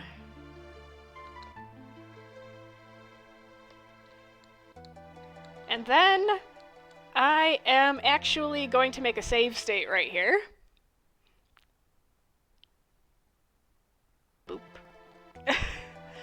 Because I went... When I was doing my test run of this, I was relying on in-game saves rather than save states just to make sure that the save data had the correct stuff in it. And I discovered, accidentally, that if I save right here, I'm going to put this in this slot, and then load that save, so I'm going to reset. Fast forward. And then load that save. First, you hear that the music is wrong. And I'm going to say no to him again. Yes, I'm really sure. How can anyone put their hope in me? Wait, it worked! Why did it not work before? Okay. So, when I played this the first time, I don't know why this messed up. For some reason, when she walks over here, it creates Edgar, Saban, and Locke. It creates Edgar, Saban, and Locke in the map. It's supposed to be off screen, but I don't know why it created them right here on top of her when I did this before, and I don't know what the conditions were that made that happen. And so she could not, again, complete her walk animation. She was stuck there. I'm assuming because after the save was loaded, it reset their XY coordinates to some default position instead of where they were before, and so it created them at their default position instead of where they were before, and they were in her way. So actually, I'm gonna go back to that save state. Boop. And I'm gonna say yes, and then I'm gonna go back out here and say no again because I want the Genji glove, but I wanna show something, where if you do say yes... But I'm scared. No, I want the Genji glove, but I want to show this scene because there's something different in it.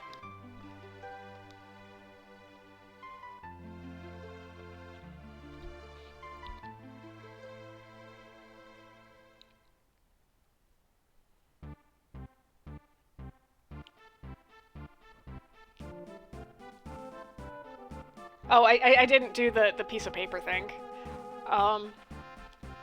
We all know that the Empire is using magic power in battle. What we don't know is how Gestalt managed to resurrect magic. That's the main point. So I retranslated most of this conversation because it was kind of nonsensical in the Woolsey version. I had Locke look into the rumor that the Empire is forcing the world's finest scholars to study espers. The attack on Narshe was over in Esper 2. You mean there's some connection between espers and Magitech?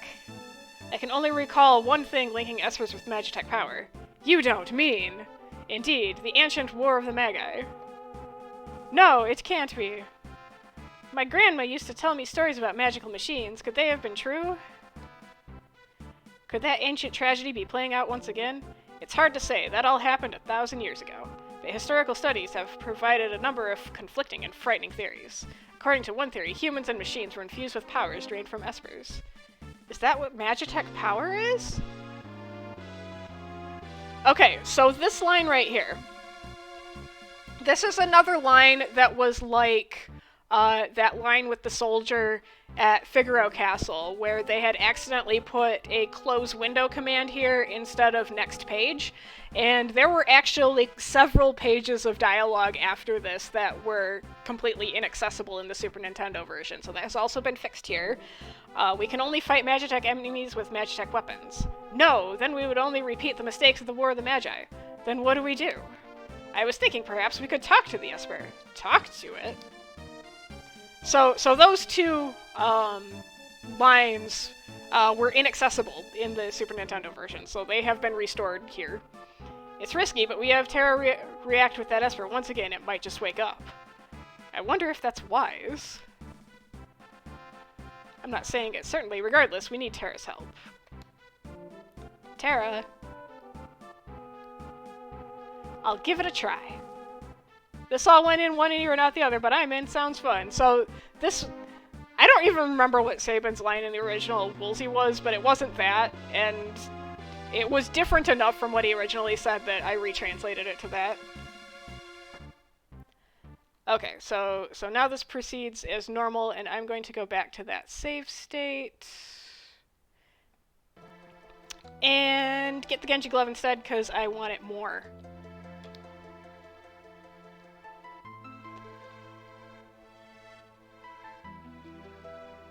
Hope. How can anyone put their hope in me? Okay, Edgar, Saban, do not spawn in her path. Thank you. What's going on? What happened?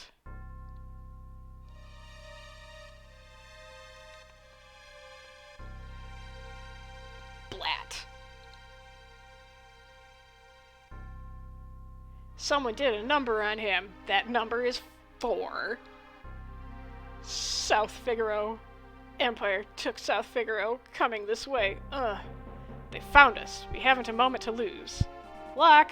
I know, someone has to sneak into South Figaro and slow the Empire down, right? That's right up your alley. Good luck. Terra, please wait for me, and please, don't let a lecherous young king, who shall remain nameless, near you. Locke! Big brother, aren't you ever going to grow up? What are we going to do? We'll escape down the Leet River and make our way to Narshe. I want to see that Esper for myself. Right, there's a raft by the back entrance. It's a gamble, but we're fresh out of options. You're in danger here. Come with us to Narshe. It'll probably even be a good opportunity for you to understand your abilities. I guess. We have no time to dilly-dally. Let's make for Narshe. I think I made him say dilly-dally, and there's one other line where I had him say dilly-dally, and I remember it was because the Japanese line was some kind of, like, old man word, and so I wanted to give him an old man word. I understand your unease, but even as we speak, innocent lives are being lost. Please, we need your abilities. This relic will keep you safe. Hell yeah! That's way better than a gauntlet. And now for something completely different. Hello. Thanks to your cooperation, we were able to occupy this town with minimal casualties. I just feel like I betrayed everyone, though. Sometimes suffering is unavoidable. Often all we can do is manage its extent. If the Empire had proceeded with its originally planned armed invasion, countless more would have died on both sides. Thus, this is the optimal outcome. At least the king was able to make it out before this all went down. The king? King Edgar was here? Tell me, was he accompanied by a young woman? When is he not? True. Perhaps it would be best if I questioned the townspeople. Thank you again. Hey, look who I'm controlling now! So, he's a guest character, so you cannot equip him. But he still has his stats, equipment, abilities as normal, so he is still godly. So there are a couple of... Take a break, soldier. You've earned it. Of course. Thank you, sir. So there's a couple of things that he can do here.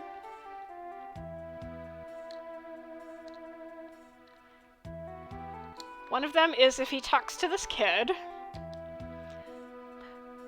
My grandfather was a servant for the rich family at the north end of town. Only people dressed as merchants may pass through.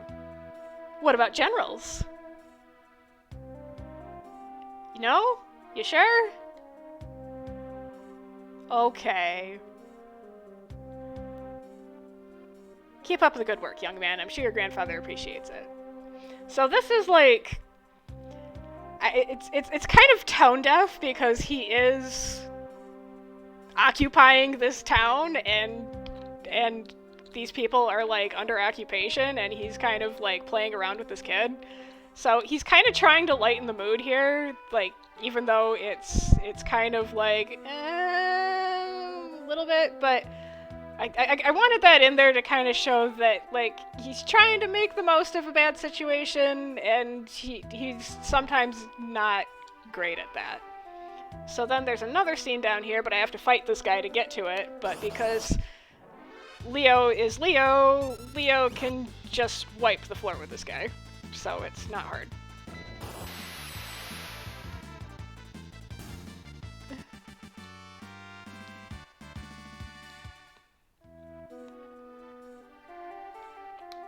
Okay, so I can come down here,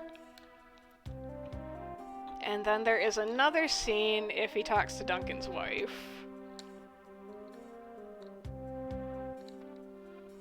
I'm sorry, I can't help you. You see, my husband recently passed away. My condolences, ma'am. Did we? No. Though perhaps I would have preferred if he died fighting you. You're not much older than my husband's students. Why is this the path you chose? So Leo, according to the guidebook, is 30, which makes him 3 years older than Edgar and Saban. So that's why I kind of made that reference that he is more or less in the same age cohort as them. Even though if you look at his character portrait, that is a rough 30. But according to the guidebook, he's 30, Edgar and Saban are 27. Please understand that I mean neither you nor this town any ill will. I chose this path simply because I feared the alternative would cause even more harm. I'm afraid that is the only excuse I have. Yeah, so that's a rough 30, dude, but... Did you keep the shortcut? Oh, you mean going through this guy? So, this guy...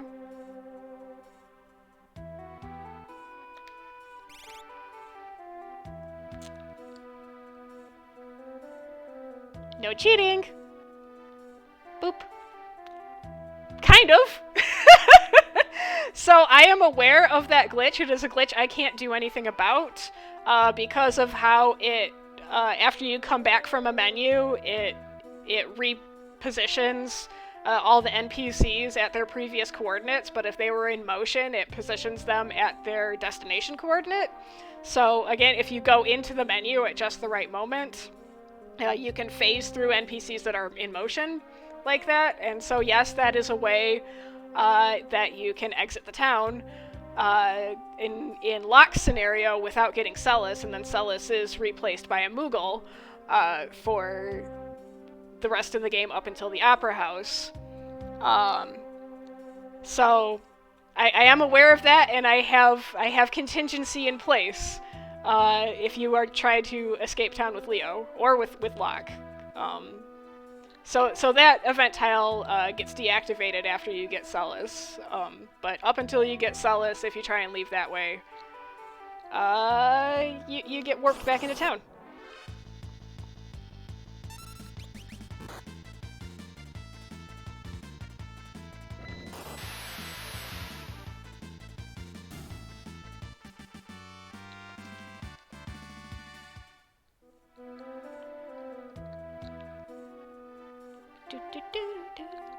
And then, see, I don't know if this bridge was originally supposed to be here, or if it's just an error in tile mapping, but it makes it so that when you're during Locke's scenario, that you can bypass a whole bunch of it.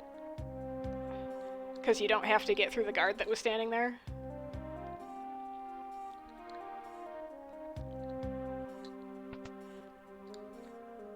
So, his destination is here, but I want to talk to these guys. Which one of these must be this guy.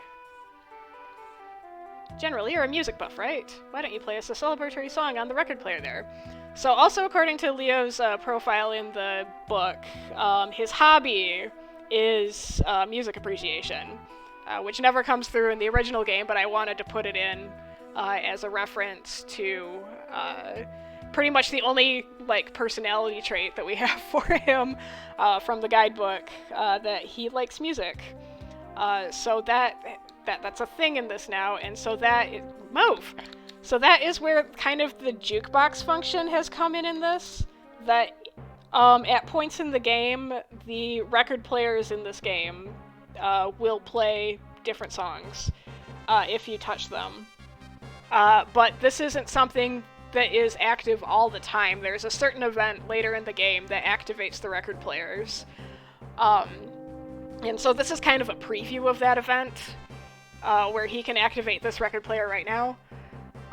But in general, they're not active until much later in the game where there's an event to activate them. So he's got to talk to Shadow.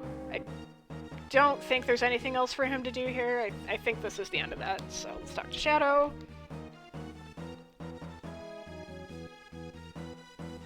I hear you paid off the aristocrat to take this town without a fight. If you're still feeling generous, I might have information on that girl you're after. I'm not after her, I'm merely concerned for her well-being. Was she here? Was she in good health? Okay! Here, I'll pay you. Very well, take this. There can be more, depending on the value of the information you provide. Thank you. A girl passed through here not long ago. She was accompanied by the King of Figaro and a man who looked to be a petty thief. She seemed timid and confused, however appeared to be with her companions willingly. They left for Mount Colts. There may be a hidden stronghold in the mountains beyond. For an additional fee, I can return her to you.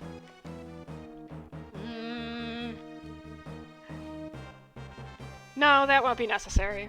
If she is truly acting of her own free will, I have no desire to have her robbed of it again. But instead, I have a different request. Follow them, watch after them, see that she is safe, and make periodic reports back to me. I take it this amount is sufficient for such a job? Come, Interceptor.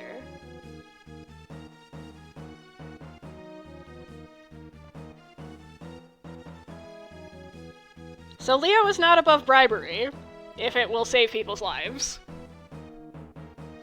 And so this is also why I made it mandatory to name Shadow, because Shadow needs to have seen Terra for this scene to have made sense. So that is why. That the Shadow naming in South Figaro became mandatory.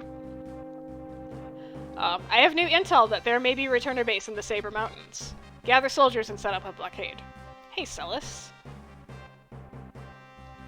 I must return to the front at Doma. The conflict there is escalating and I cannot be away for long. Yeah, you know what happens when you leave Doma? I trust you to manage things here in my absence. Oh, she's gonna do a real good job. Totally not get thrown in jail the moment you leave. War does not suit you, Terra. I hope you are able to escape from this too.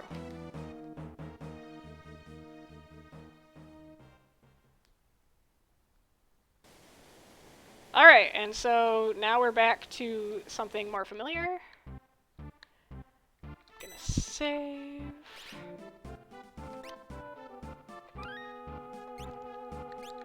I'm gonna put Bandit in the back row. Come here. Do-do-do-do-do-do-do-do-do.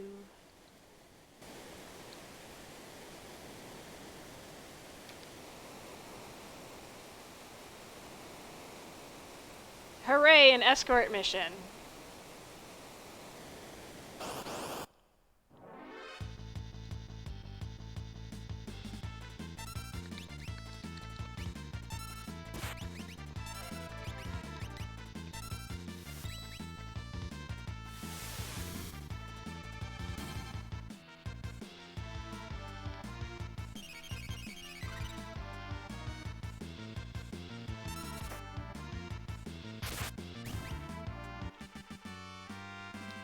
Oh, did I ever equip Saban with anything?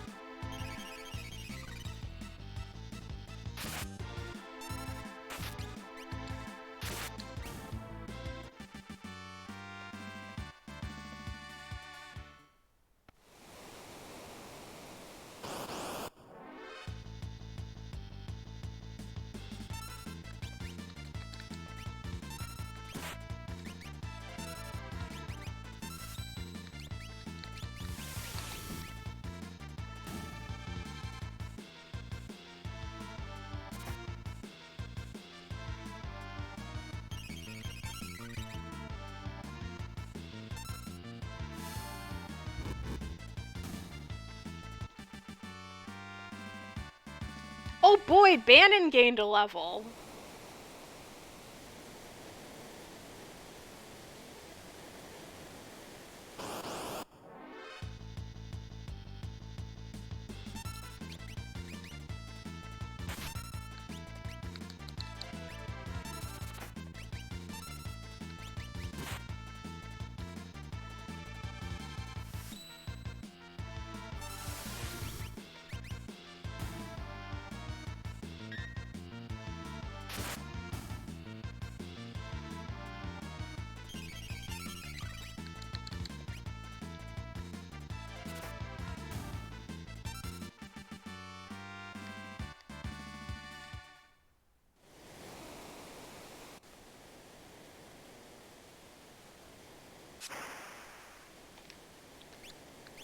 Just to make sure I put stuff... Okay.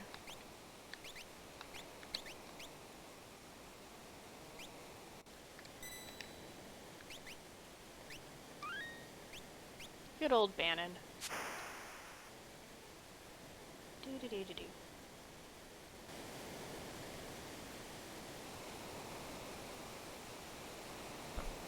Hey, do we want to take the loop?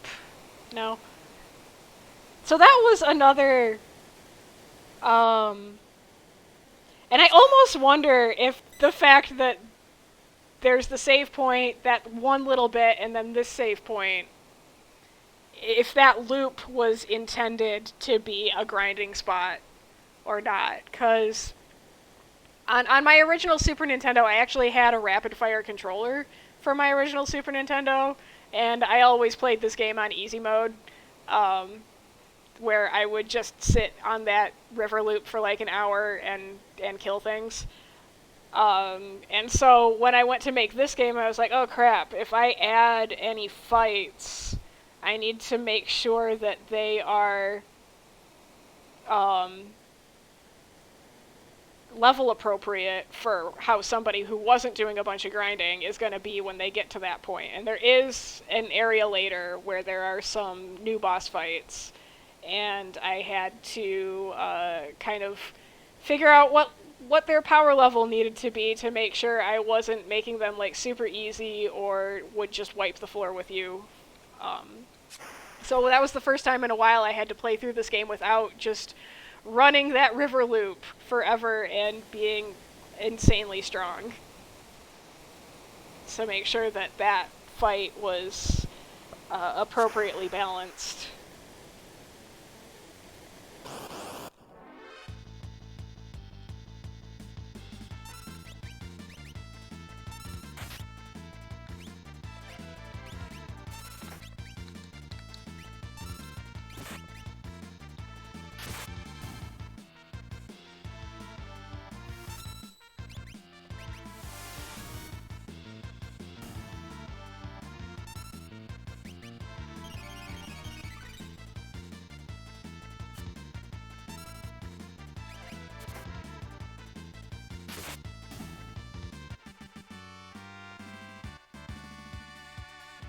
Oh boy, Edgar gained a level. He's gonna save me here. What is it? So I did change a bit of Ultros' dialogue because I actually thought that the original dialogue was even funnier. Wee hee hee, game over. Don't tease the octopus, kids.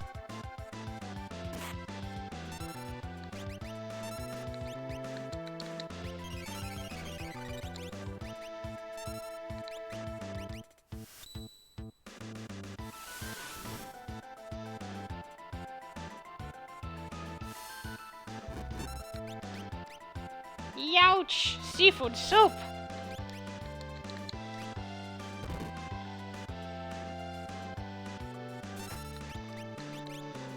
Cute girl, just my type. Boop. Oh no! Yeah, so that line of his was something different in the original. Or in the Woolsey translation, but then I saw what it was. Yeah, and so he's just listing off characters and then he's gonna murder them, as he says. Whoops. Look, you booped him too hard. So you have to kill him before he gets to Bannon, because he's going to just wipe out Bannon if he does a one-shot on Bannon. Because he'll go Terra, Saban, Edgar, and then Bannon. And Bannon's got his cool shades.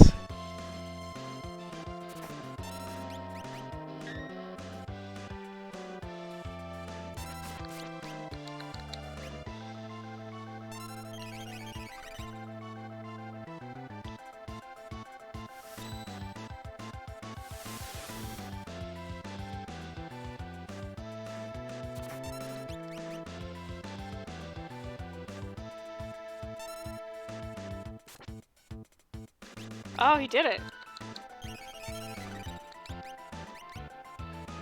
Bannon, you survived, just barely.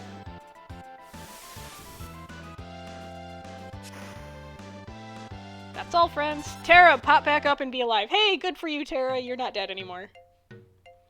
I guess we thrashed it. Don't bet on it. It's probably just hiding from us. Ew, something stuck to my leg. Terra, over here. It's alright now.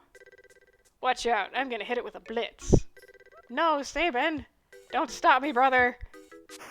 Hold my beer and watch this. How reckless. Saban! No need to worry. Are you sure he's okay, Master Bannon? You should know better than any of us. At any moment he'll jump right out. What the? That's quite the jump. Ha! Terra! Saban, you're on your own now. Bye, Saban.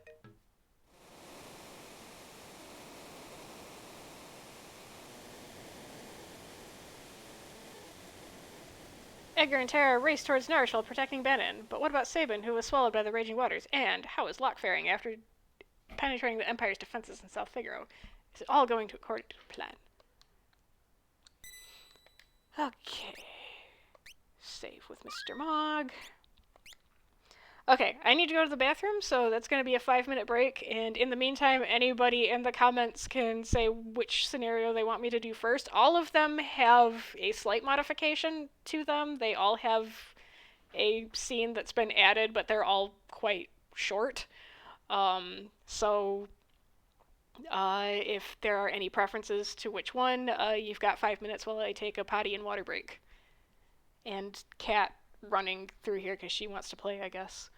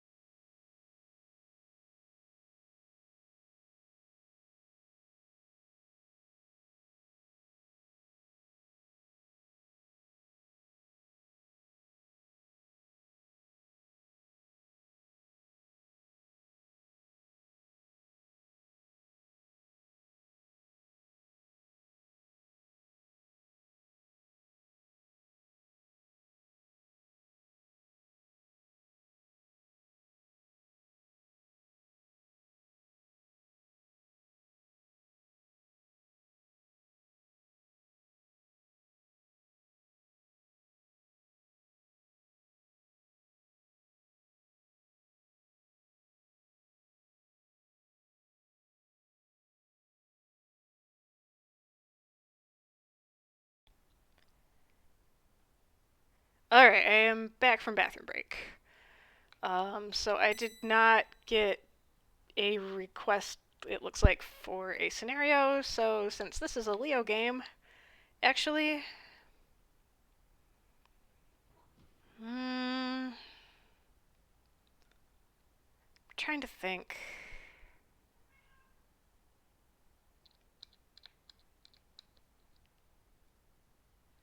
It actually... With the stuff that I've written, so all three scenarios are supposed to be taking place concurrently, but with the way I've written it, it actually makes more sense to do Locke's first. So I'm gonna do Locke's first.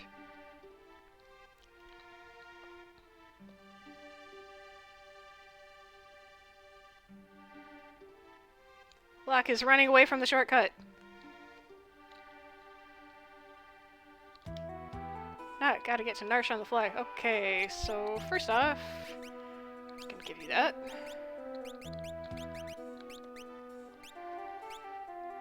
Whee!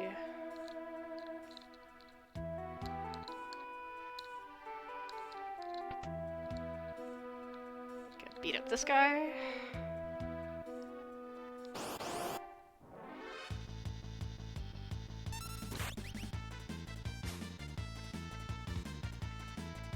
Locke, you have one job, and it's a job that you need to do for this scenario, and you still are crap at it. There we go.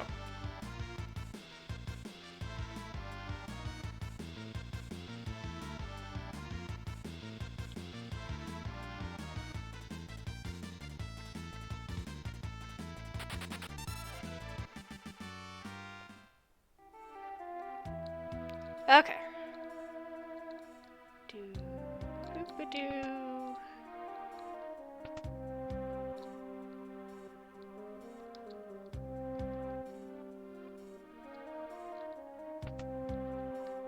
Alright, are there... Are these... I think these shops are still what they were before.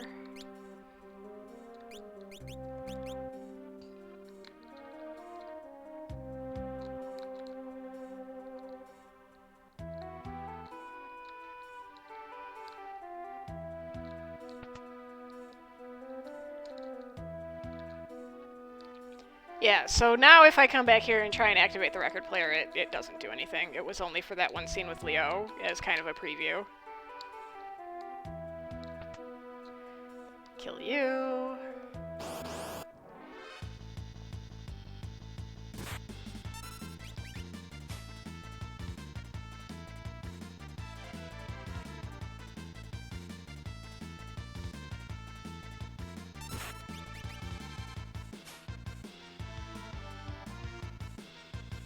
Locke, you're so useless!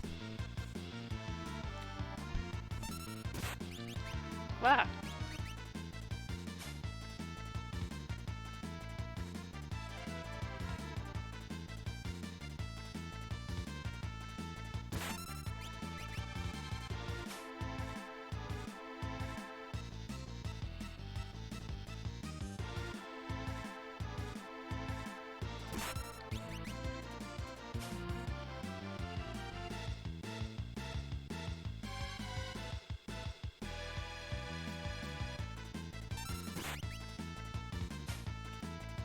There you go, finally!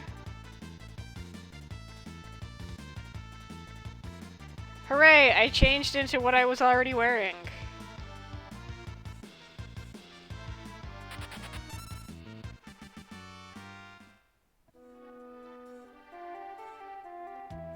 Took his cider, and so I still called it cider, because I mean you can have hard cider. It still works.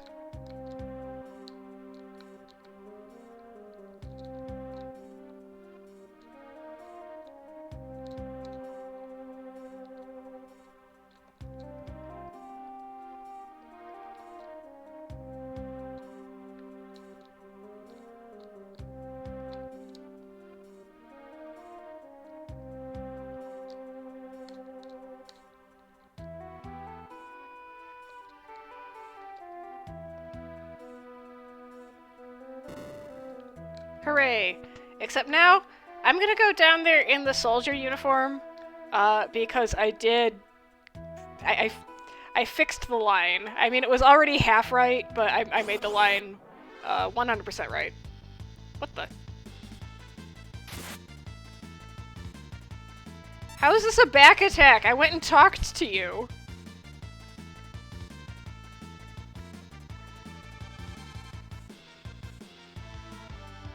These are a bit large, but he didn't charge, so I changed that to the GBA version, because that was cute.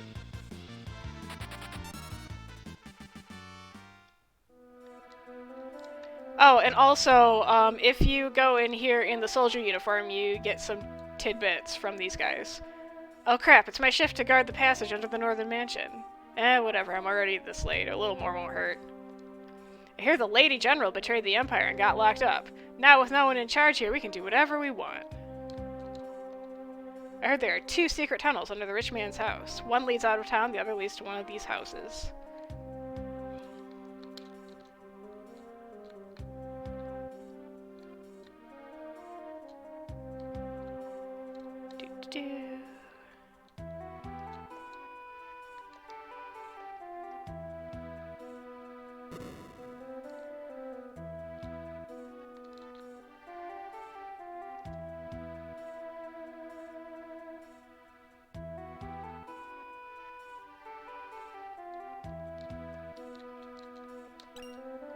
Oh, I haven't been stocking up on the clock elixirs. Oh well. Alright. Thanks to our informer, this town fell instantly.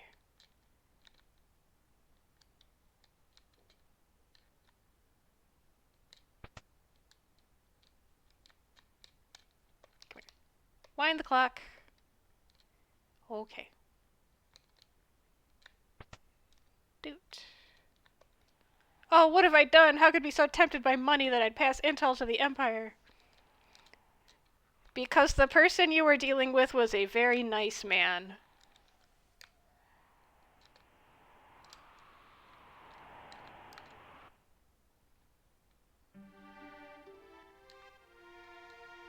But I like these clothes. So that's what it was in the Japanese when I got to this line. I was like, oh, why did they not keep it? But I like these.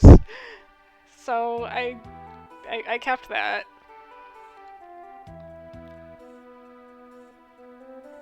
I've seen her before, of course. She's one of the Empire's generals. So this scene is still here, because this is still the Super Nintendo version, and we can beat women in the Super Nintendo. After the Super Nintendo era, we cannot beat women, but now we can. Groomed by the Empire as a Magitech Knight, none have seen the woman behind the general.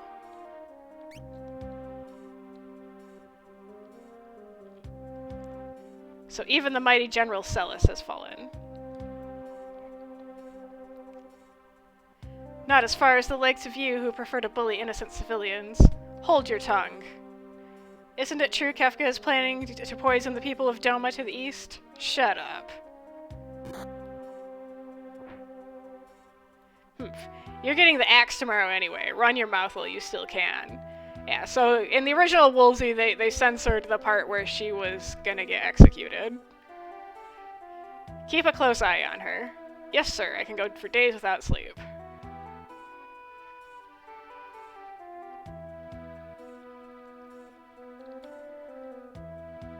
Where did you go? You just disappeared! He vanished! He teleported!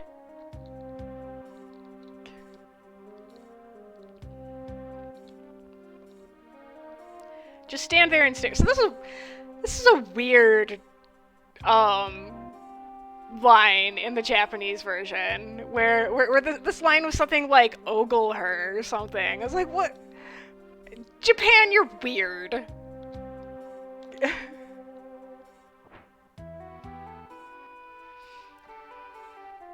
Okay, so I made this line exactly what it was in Star Wars because it is a Star Wars reference.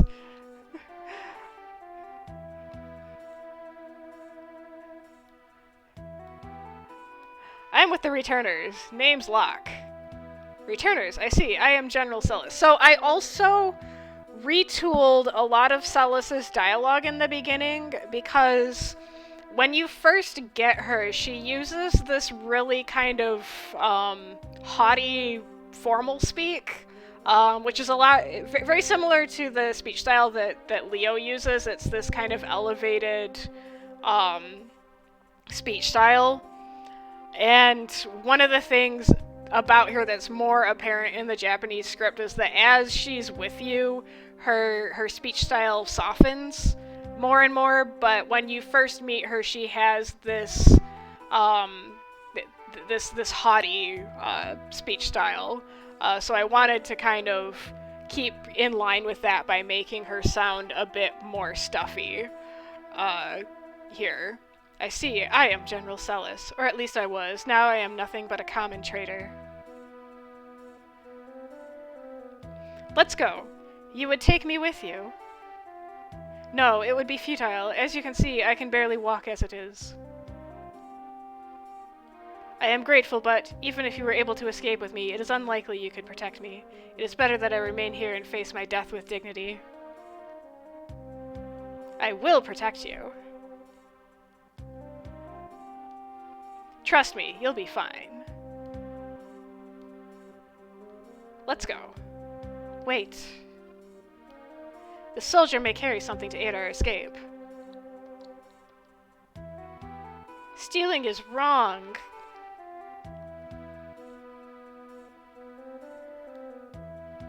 And some bread, too. In the original, he's talking about curry, because curry is considered a soldier's, an army meal in Japan. But since that doesn't really make sense in English, that he can just be talking about bread. It's not really that important.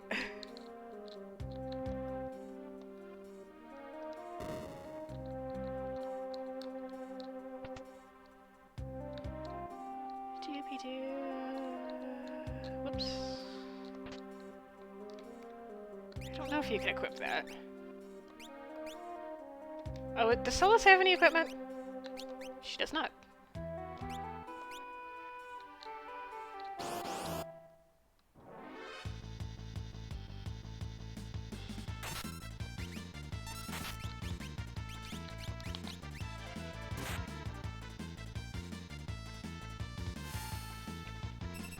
I guess it could be just a generic meal, but you also want them to sound like real people. So that's always kind of a hard bit of localization, is how do you make this true to the original but sound like something a real person would say? Emphasizing on the text. Maybe?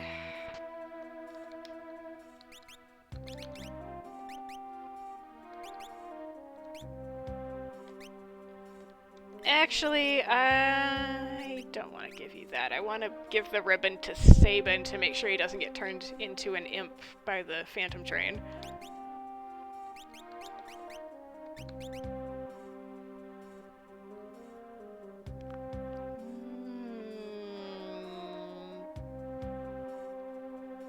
Sure.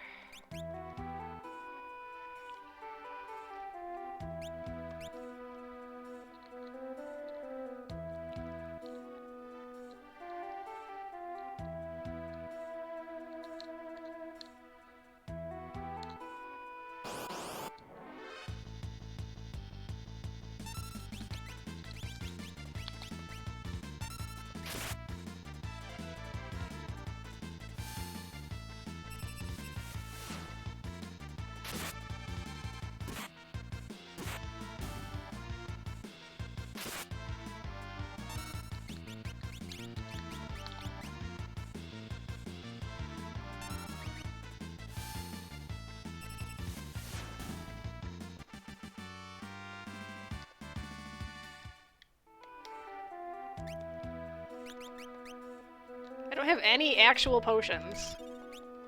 Good job.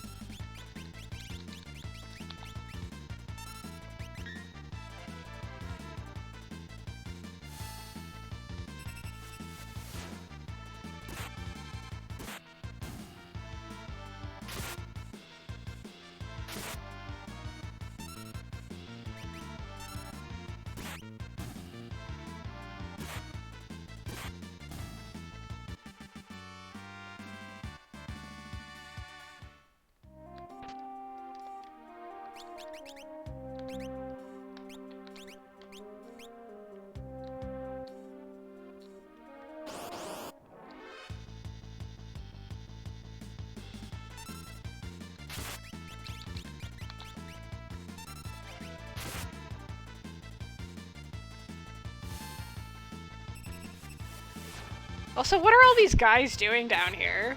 Just all these soldiers and dogs wandering around in this basement.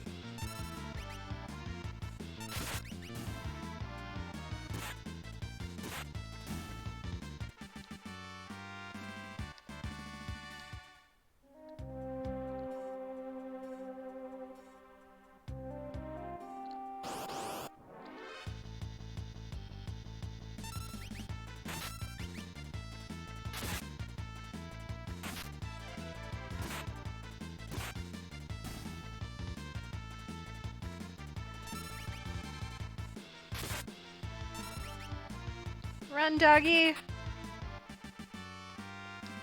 Yeah, I don't want to kill the doggy. Doggy didn't do anything wrong. Wait.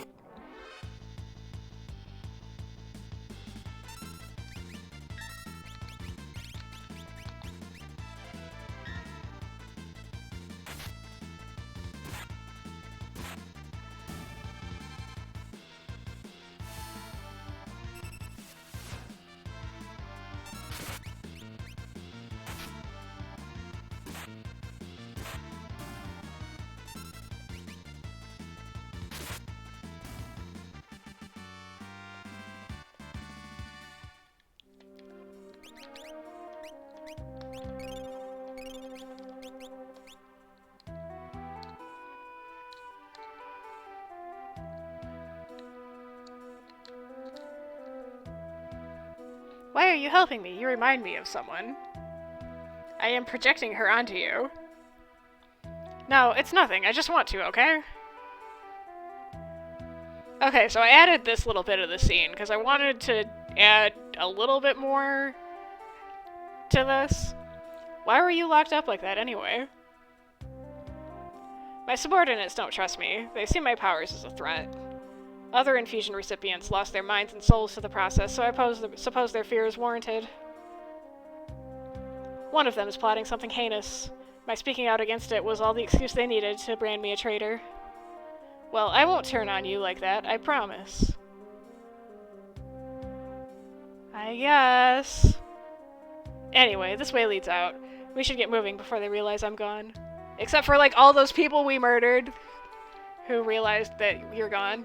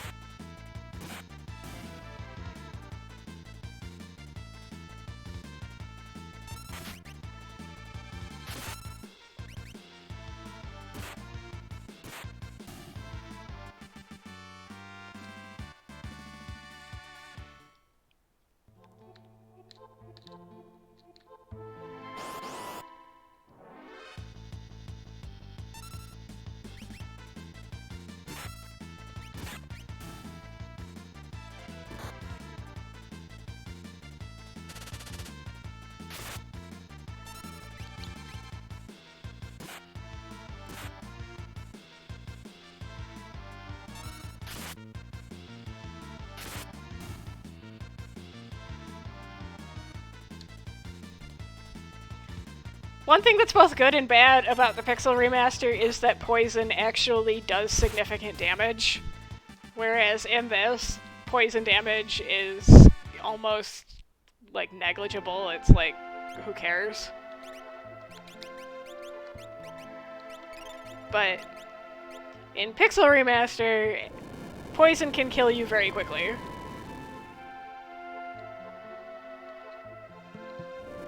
What is that noise? Well, whatever it is, it's getting between me and my free cures.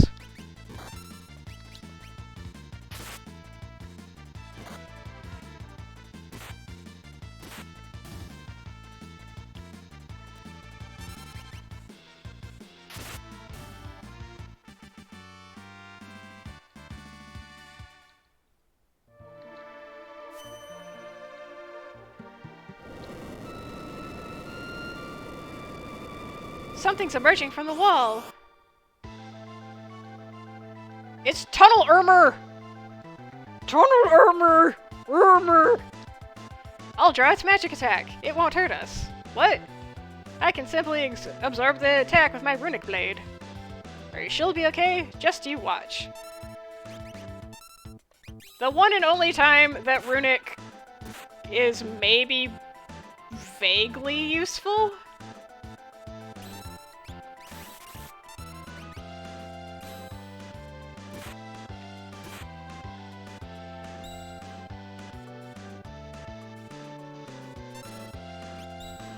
And as such, I added a section later where runic is actually much more useful than it normally is. Specifically because, hey, Celis has this special ability that she was specially bred for, and then it is completely worthless for most of the game. So I wanted to give her a chance to use it again later. But for now, this and maybe the battle with Kefka in Narshe is the only time anybody ever uses runic.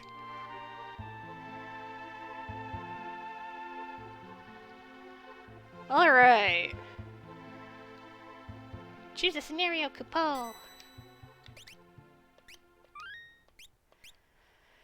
I'll do this one because it's short.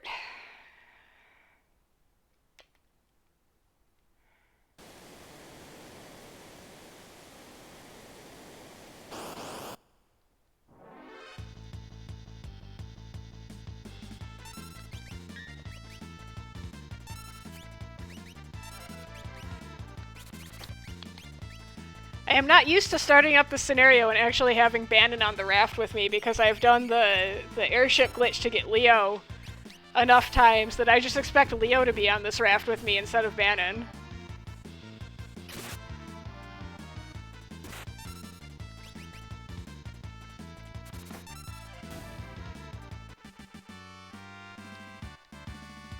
Oh boy, Bannon gained another level. I'm so excited.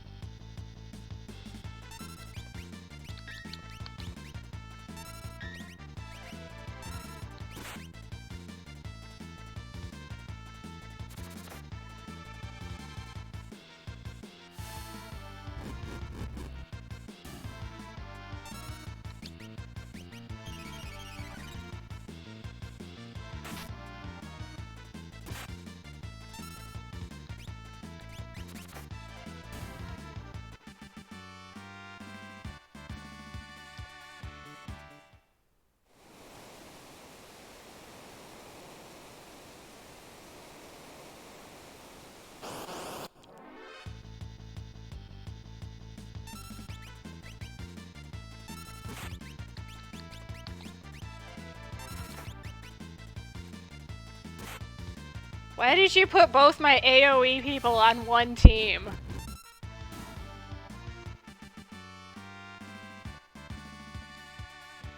And why did you give those two people the easiest and shortest scenario?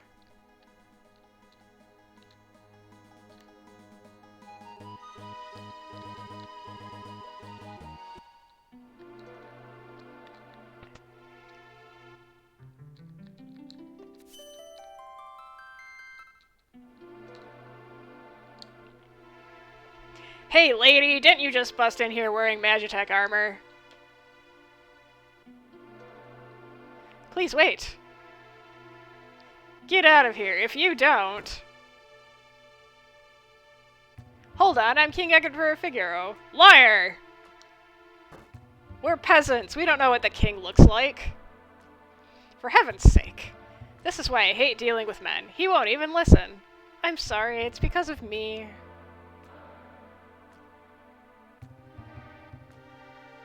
No, it's because... well, it is, but...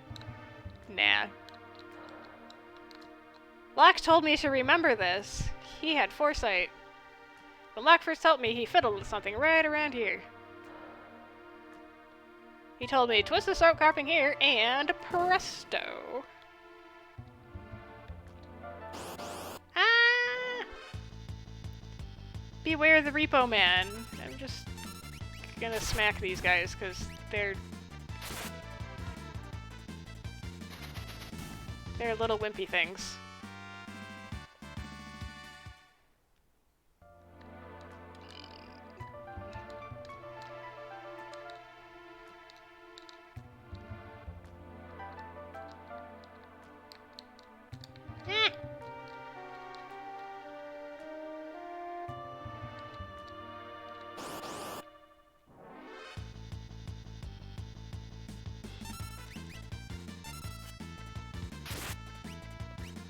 Oh wait, these are slightly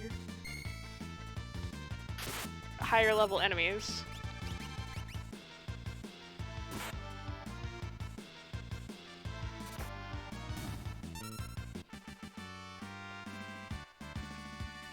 Bannon, how are you gaining so many levels? Like, what level are you? 9, okay. Oh yeah. This part just always struck me as really pointless. It's like, we need to give Terra's party something to do that's not a boss fight, so let's give them this completely pointless maze. Goodness, what's that? I heard there was a place where applicants for the city guard had their strength tested. This must be it. If we follow that light, we should reach the other side safely. It's just the most random thing. Yes, I am testing my strength to be a city guard. If this is what it takes to be a Narshe city guard, then no wonder Narshe sucks. Hooray, I'm a Narshe city guard now.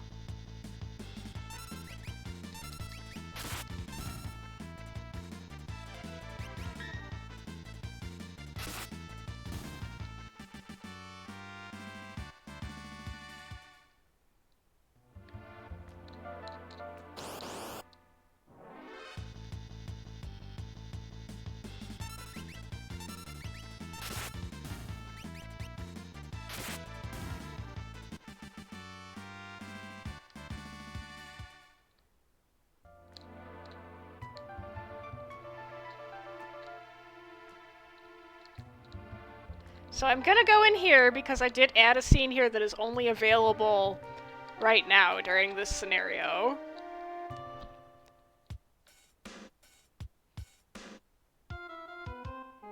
Moogles! They're so cute and fluffy, I want to pet them all! Ho ho, girls will like what they like. Really? Because I've never seen Terra react so strongly to, well, anything. I'm sorry, is it strange? No, I'm the one who should be sorry. I'm just glad to see you coming out of your shell. It's true that I still have no strong feelings about the War of the Empire of the Returners. I come with you because I don't know what else to do. But I hope if I'm able to talk to that Esper, things will start making sense. Then let's stop dilly-dallying and get to that Esper. He likes dilly-dallying in my translation. Hi, Mog. Kapow! Pow! And that's because, like, Terra-loving Moogles became pretty much a meme after the release of this game. Like, in all of the subsequent games, like Dissidia and stuff, she's just Moogle-obsessed, and her character profile says that she loves to pet Moogles and that she loves animals. But there was never anything in the actual game of her kind of obsessing over Moogles, so I wanted to add that.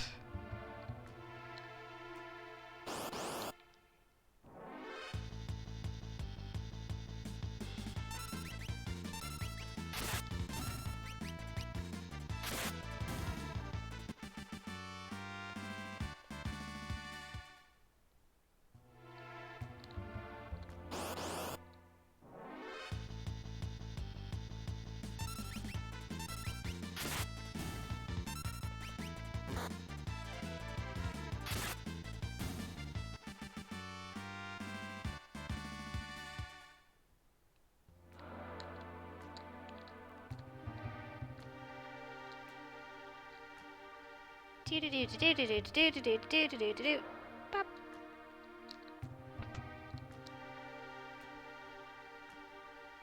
Master Bannon, King Edgar, and Terra. The town won't side with the Empire or the Returners. They just won't listen. Both sides are bad. But with you and the King of Figaro here, then maybe... First, how are your people doing? They're pretty anxious about that Esper in the mines.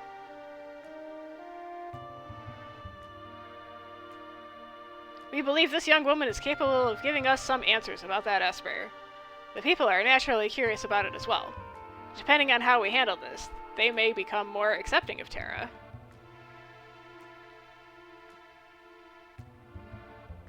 The Esper is either going to save us or dig us an early grave. It's actually not going to do a whole lot. It's going to sit there frozen until the end of the game, and then we melt it, and then it's just like, huh, well, I guess I'll be your Magicite, and then... It just seems like an anticlimactic that this Esper has been, like, this plot device for the entire game, and then, like, you're just like, oh, and then we just turned it into Magicite, and that was the end. And now for this scenario, which is for some reason so much longer than everybody else's. What dire fate has befallen Saban? Ah, he's fine. Let's go to Crazy Man's house. Bam, bam, bam, bam. And I want to give you some sprint shoes. And the ribbon.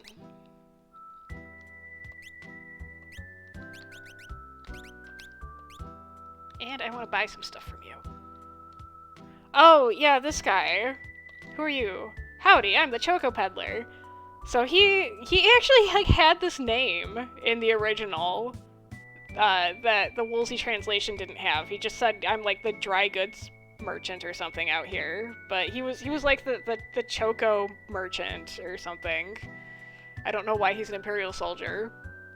Probably because especially the merchant has a riding. I think the merchant has a riding sprite. I don't remember. Now I don't remember if the merchant has a riding sprite. Ain't no one who's never heard of me round here. Yeah, and he also had a weird speech style, too. He had, like, a country speech style. Meaning, you're not from round here, huh? Well, no matter. Okay, I'm gonna buy you some shurikens.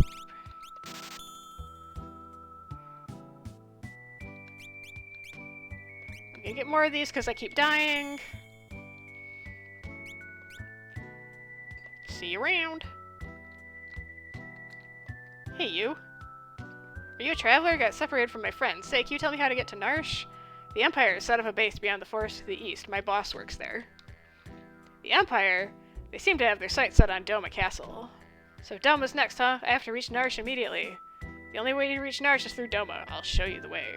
Just know they may take off at any time if I feel like it. The Reaper is just always a step behind me. He is my dog.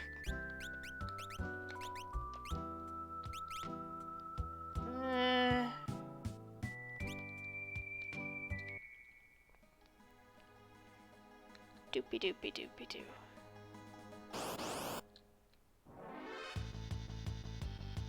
Oh no, bunnies!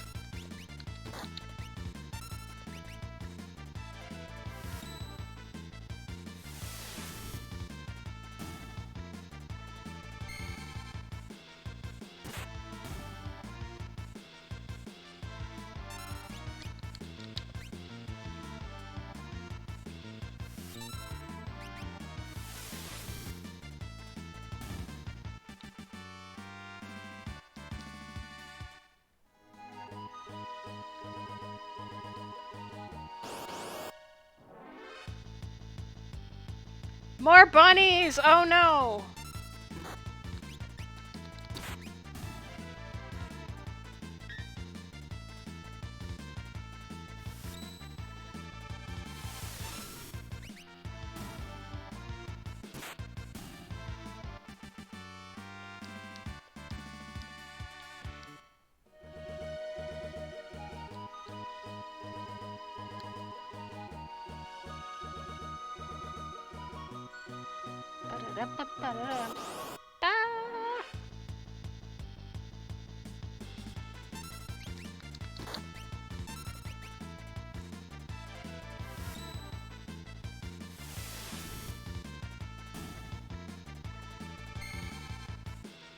I always thought these bird monsters looked like they were like a grandma wearing a shawl. But they're wearing like this Afghan over their backs. My quilt.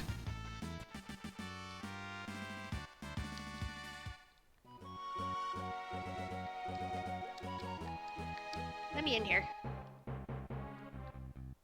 This is Imperial Base. Too many soldiers. So this conversation I edited a little bit. Most of it is what it was originally, but I added a little bit to it. Hey, have you heard? Oh, you mean? Shh, quiet down. If Kefka catches us, we're toast. It seems like Kefka is trying to drive General Leo out of the army and make himself a general. So, something that I see a lot of people say is that they say Kefka is a general. Kefka is not a general. He is kind of like just an unappointed... He has no official rank. He's kind of just kind of the nepotism guy who's around, who acts like he's important, but he doesn't hold any official role. But he's trying to get one. He's trying to get that prestige. So he is not a general. Don't even joke about that. If that happens, I'm out of here. Yeah, he's just court mage is the only title he's ever been given. And there's actually... Oh, I think I missed talking... I think there's a guy in South Figaro that I must have missed him. One of the soldiers, if you talk to him, he says something about Kefka, and he says Kefka makes us call him Lord Kefka to his face. Which is Kefka-sama, which is not a title, it is just a term of... it's just a term of, like, you are above me, but it's not a rank. It's just that... And a lot of people, when Sama gets translated into English, it's usually like Lord or Master or Sir or something like that, and people often misinterpret it as a rank, that like this person is really nobility or this person is really a knight or something like that. It's like, no, like you call your doctor like Sama or something, that it's just somebody who is socially ranked above you, but it holds no rank in and of itself. I don't want to end up like one of those poor saps he had his witch fry, so I did add that line. Shh, what if he hears you? You'll be jailed. Alright already. Uh-oh, here he comes, back to our posts. Hey you keeping a sharp lookout, hmm? Yes, sir, you are Lord Kefka, correct? So again, this is Kefka-sama. It's not, he's not a lord of any position, it's just... There's really no way in English to represent that other than giving them a title. How are you today, sir? Please, save your petty small talk. If you can't even handle lookout duty, I can find other uses for you. Who'd ever follow orders from the likes of you? One of these days I'm gonna force feed that guy the dirt off the bottom of General Leo's boots. So this is more literal of what he said in Japanese. So in Woolsey, it's like, I don't even think that guy's human, not like General Leo, or I'd like to tell that guy he's no General Leo, but this is more literally what he said. I'm gonna force feed that guy the dirt off the bottom of General Leo's boots. Shh, do I always have to tell you to keep it down? You're hopeless. Sometimes I feel like General Leo is the only thing keeping us from becoming Kafka's disposable pawns. I really hope nothing happens to him. Hey, you're whistling past the graveyard there, dude. Yeah, no kidding. You two, we're about to storm Doma Castle. You will join the assault team.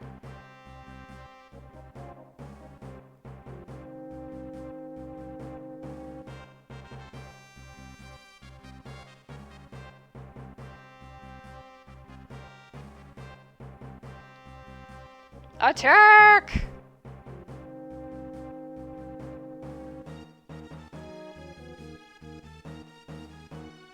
It's hopeless, we can't keep them out, but they suck! Like, have you seen them? They suck. So, it's finally happening. A moment, sir. Yeah, so Cyan's original speech style was the kind of generic samurai speech in Japanese, so they changed him to have this sort of Arthurian speech pattern in English to sort of represent that, but Cyan is samurai talk in Japanese. Allow me the honor. So instead of using thee and thou, he ends all of his sentences with gozaru, and so when you talk to Gao, he calls him gozaru instead of Mr. Thou, but similar kind of thing.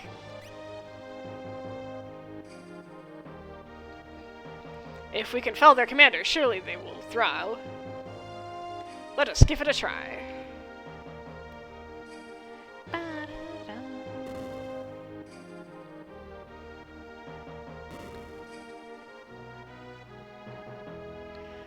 So that's one thing I'm kind of conflicted about, that Leo has such a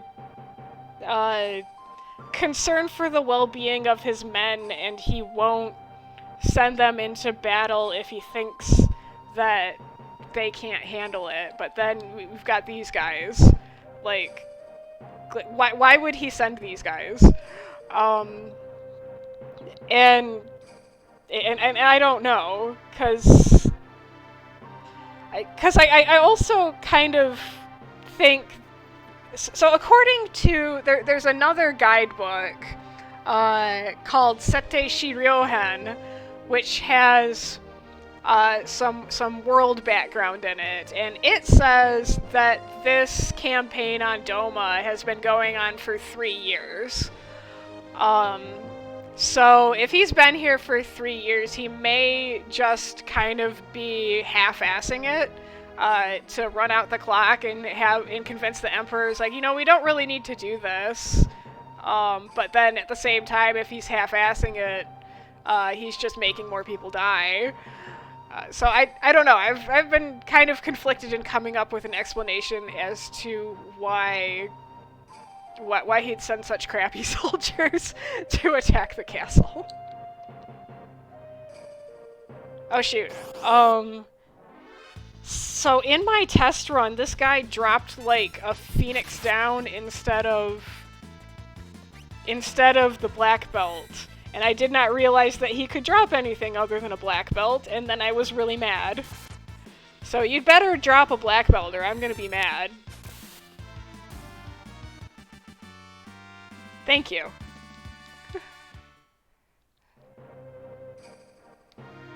The commander's been defeated! Run! We shall harden our defenses and tire them out.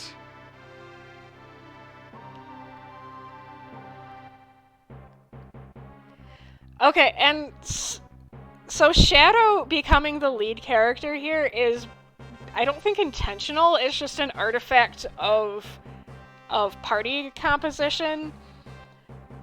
So the game doesn't really have a way to just assign a party. You have to add and remove members from the party, and it has to just kind of cycle through them. So it had to remove, and you can't have nobody in the party. You have to leave at least somebody there. So it'll remove Saban and optionally Shadow, and then add Cyan, so that Cyan is the player character. And then after you're done with Cyan, it has to rebuild the party with Saban and Shadow.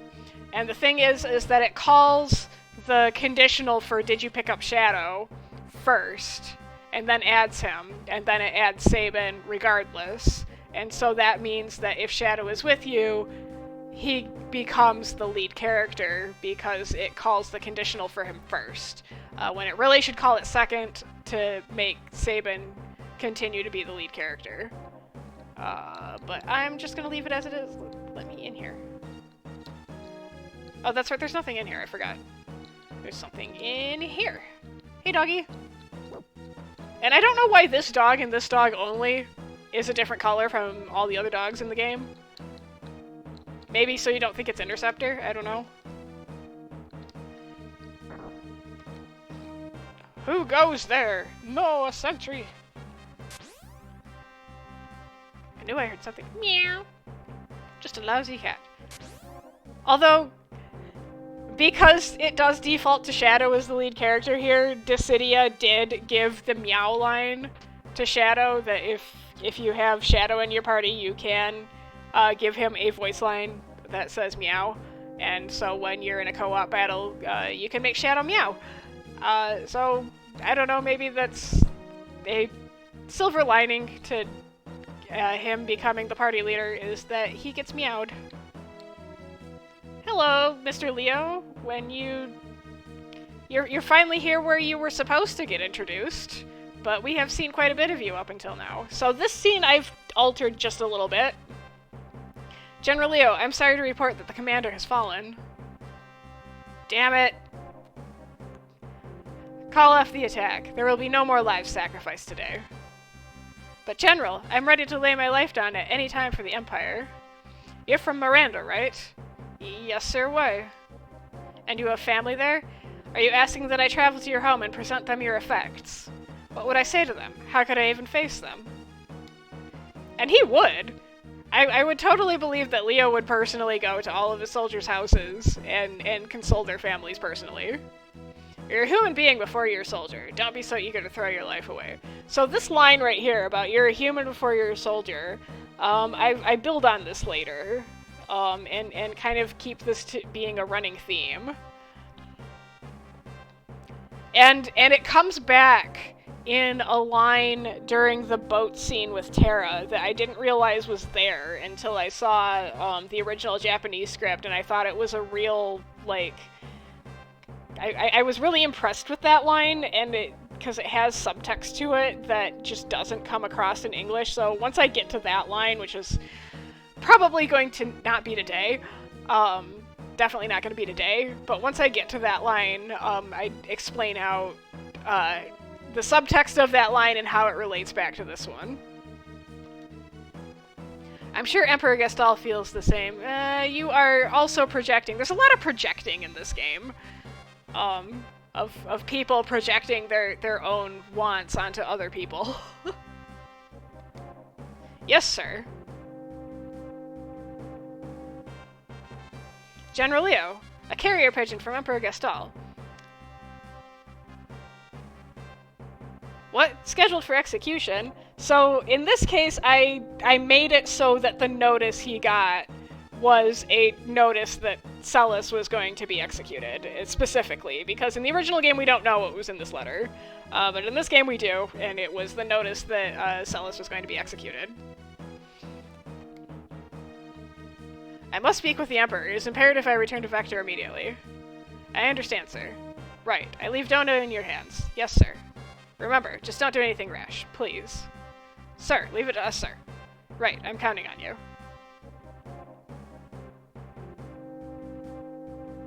So that's General Leo. He could be my friend, if he weren't my enemy. So I specifically gave this line to Saban because Shadow already knows Leo at this point.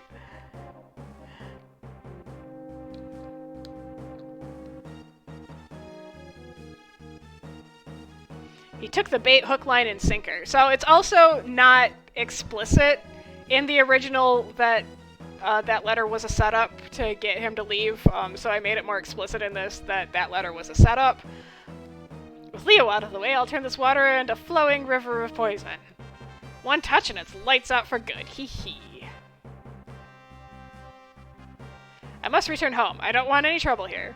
You loser, under your command, this operation has been nothing but trouble. You've been trying to conquer Doma for 3 years now, and what do you have to show for it? So I did now explicitly put that kind of stat from that other guidebook in here that this campaign has gone on for 3 years.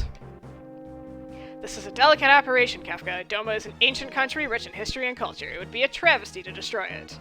For example, the acclaimed opera, penned by, and Kefka's like, I don't care! No one cares! So again, leaning into Leo's culture appreciation. If they offer aid to the returners, may as well just get rid of them all. They're human beings, Kefka, just like you and me. Please remember that.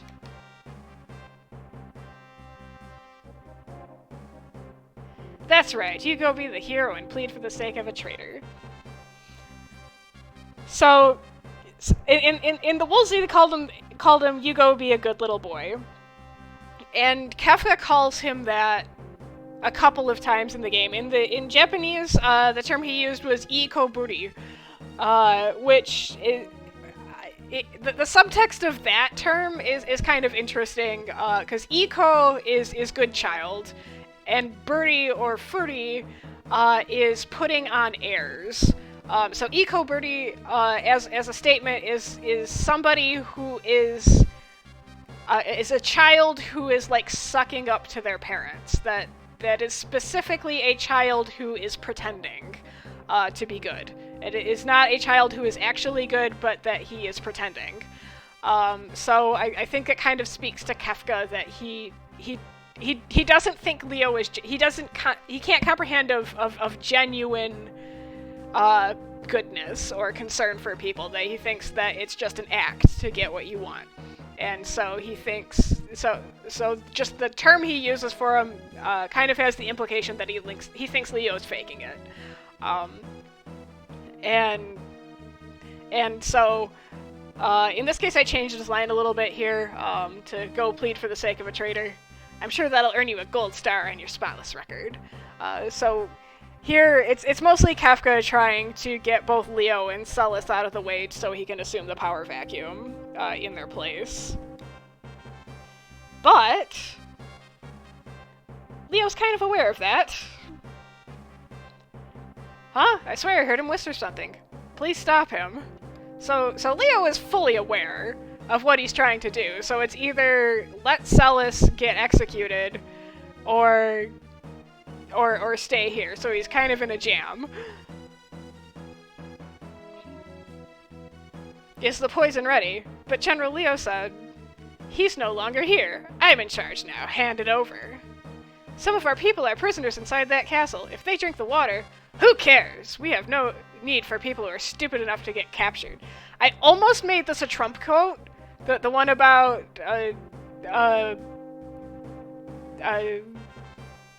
what was that quote about? Wait, he got captured. He's not a hero if he got captured, kind of thing. Because it was so close to it, but I was like, no, I'm not gonna do that. But it was so close, it was kind of creepy.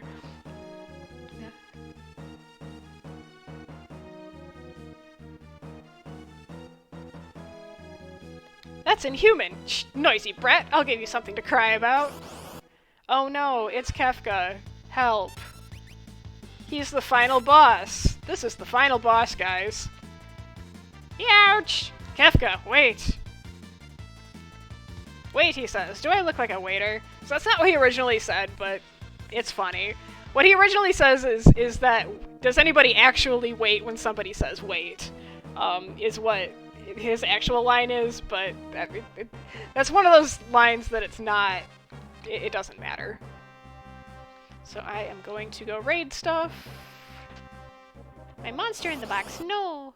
Well, Saban's got a ribbon on, so you can't be berserked.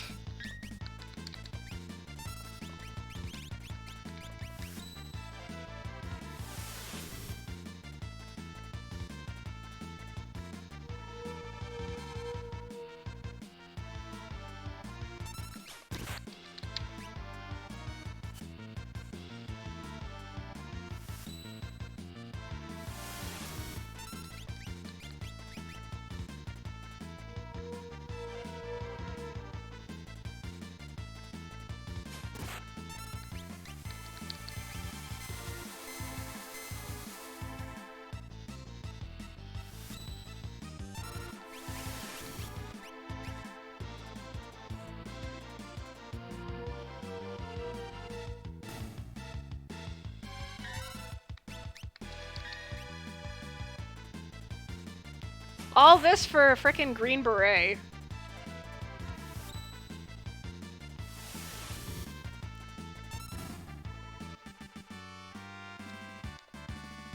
Hooray, I got a green beret. And then, for the longest time, I did not know this was here. It wasn't until recently I found out that that was there. Learn something new every day. Whoops, not you.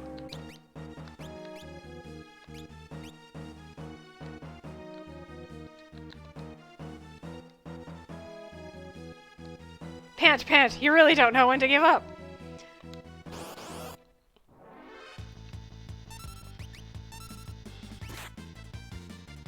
Youch!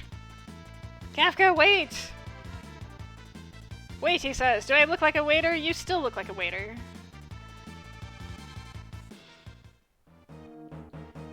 You expect me to teach you a lesson all day? Next time I'll get you for sure. Oh, gripe. Hey, you. This is your problem now.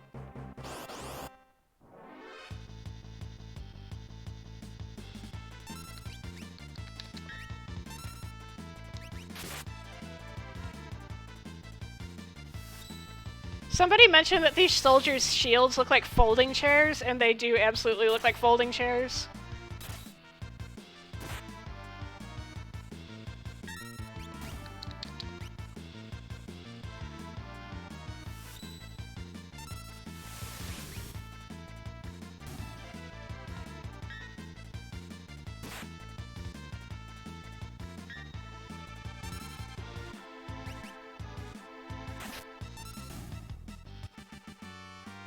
Yay, I win.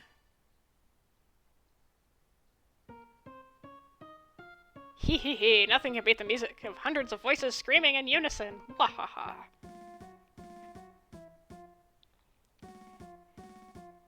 He turned the river to Kool-Aid.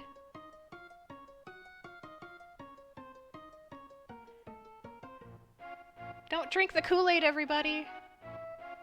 Sir Cyan.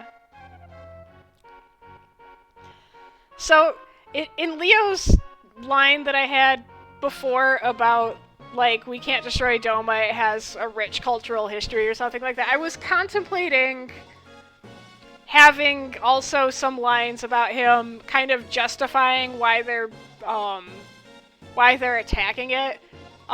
Where he says something about how, like, Doma's leadership has refused to join the technological revolution, and they're holding their own people back and they suffer for it. For instance, their water infrastructure is highly susceptible to contamination. To kind of push in these, like, I recognize that their water is susceptible to poison. I'm not going to poison them, but I recognize that it is highly susceptible to it, and we want to introduce the indoor plumbing that Vector has, because Vector is the only place in the world with toilets, to rectify that. And so he's being semi-altruistic about it, but then I decided I'm not going to have him be the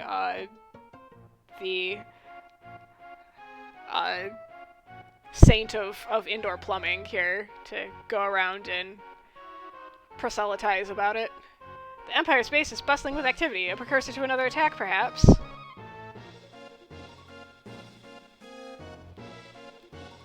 Huh? The water looks odd. Yay, wild berry Kool-Aid! Everybody drink it all at once! Oops.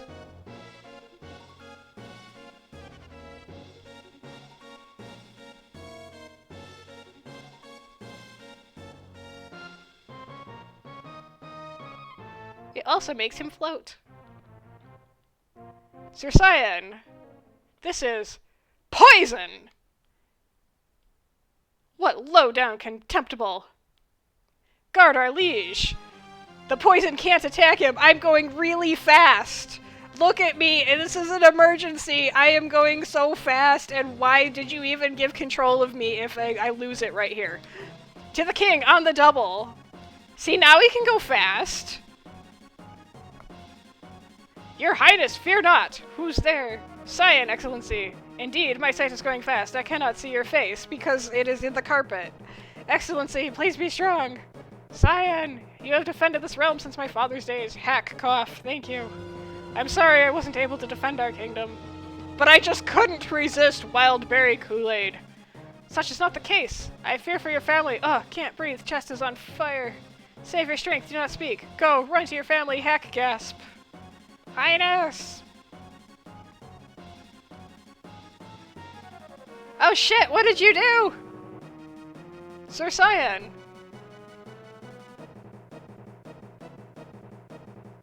There must be some survivors in the castle yet. Then let's split up.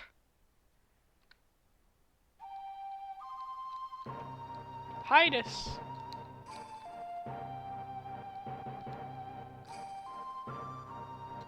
I mean, there's only one room. Gasp. I won't be able to get that treasure for a long time. Elaine, wake up. So their names were originally... I don't remember. They were like Japanese names, but... like, his name is Cyan, which is not a Japanese name. Or actually it's Cyan, which is also not a Japanese name. So I don't know why. This cannot be. I shall not stand for this. Oh wait, not you too. Son, you can't both leave me. How did you drink the water? You were asleep. Dear me. Impossible. Idiotic. We cannot forgive this! The Empire must pay! I am Cyan, retainer to King Doma. The enemy! Get ready, everyone! Pinball! Pinball time! Whee! Yeah! Be thou friend or enemy! Ouch! Didn't mean to step in there. Okay, fine. May I give you a hand? I know not who thou art, but I am grateful.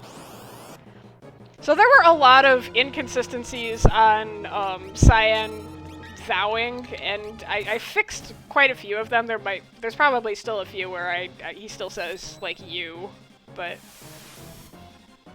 there were a lot of places in the original Woolsey script where he did not vow when he should have vowed.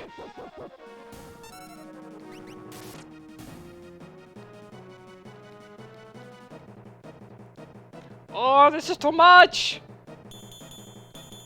Whee! Let me have at it!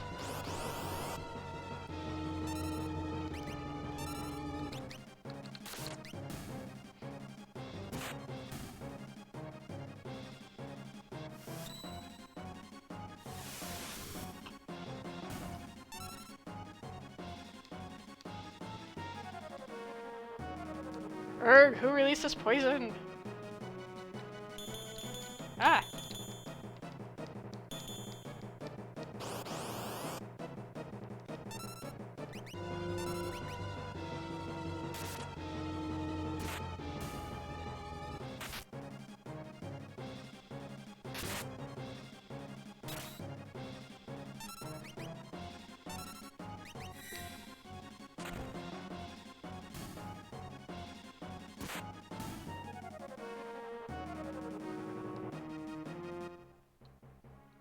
I give thee my thanks, sir. No need to thank me, I am Saban from Figaro. Now let's scrim. But with my home, my family, my friends. Look, if we stick around here any longer, we'll have a regiment of troops down our throats.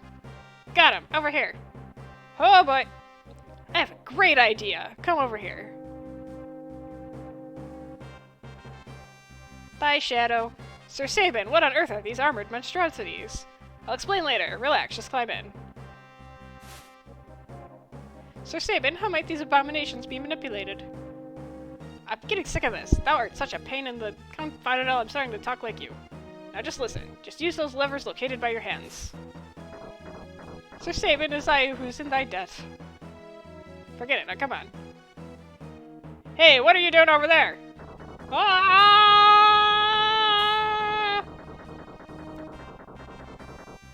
Then let's just bust through. Whee!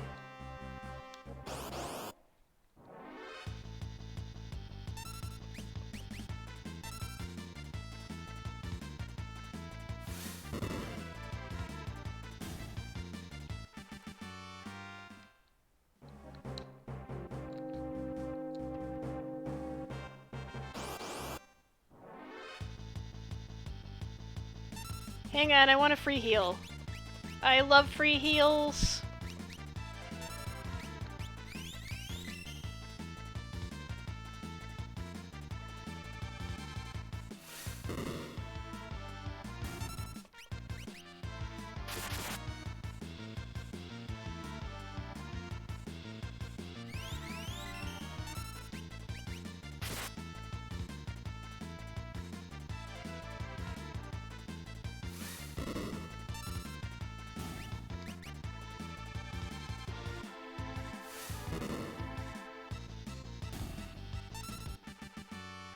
Ba-da-ba-da.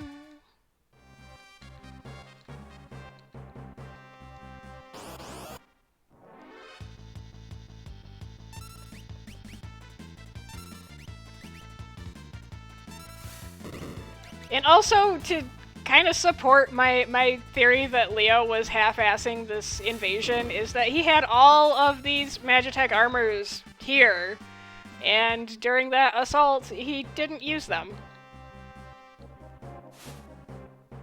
Can't believe we made it this far. Say, how do we get to Narshe from here? Narshe, huh? Only one route through the forest to the south. Alright, in that case we don't need these metal junk piles there. Let's get going. So I remember this line was missing from the Woolsey translation about his excuse for why they didn't take the armors with them to the Phantom Forest. The reason being because you can't walk on them in the overworld.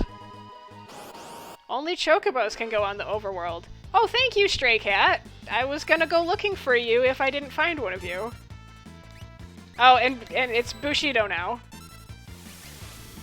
I did change that skill back to Bushido instead of Sword Tech. Good dog!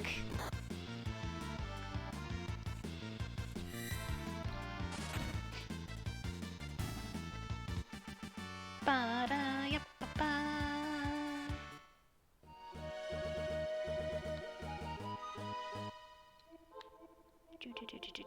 Wait. What's Cyan equipped with?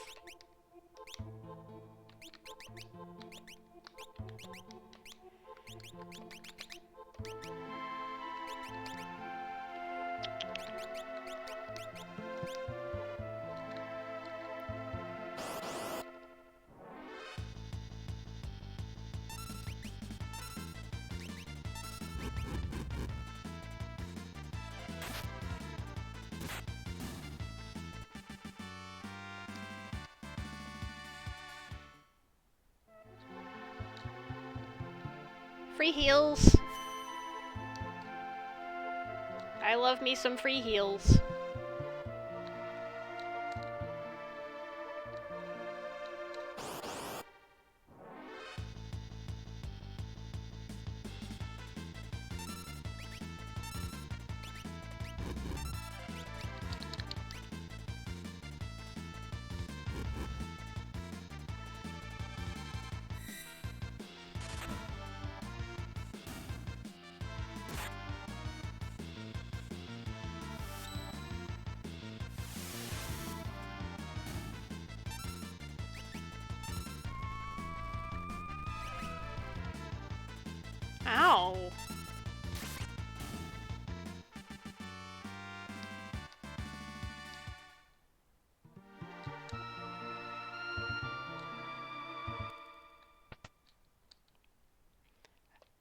train at the platform. I thought Doma's railway was destroyed in the war.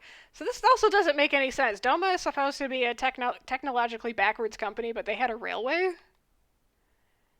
Maybe survivors inside. Let's take a look. Hey, we can get in right here. Sir Saban. Can't just wander around out here. We have to check inside. Sir Saban.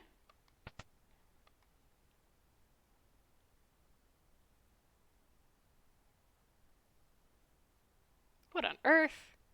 We must disembark. This is the Phantom train.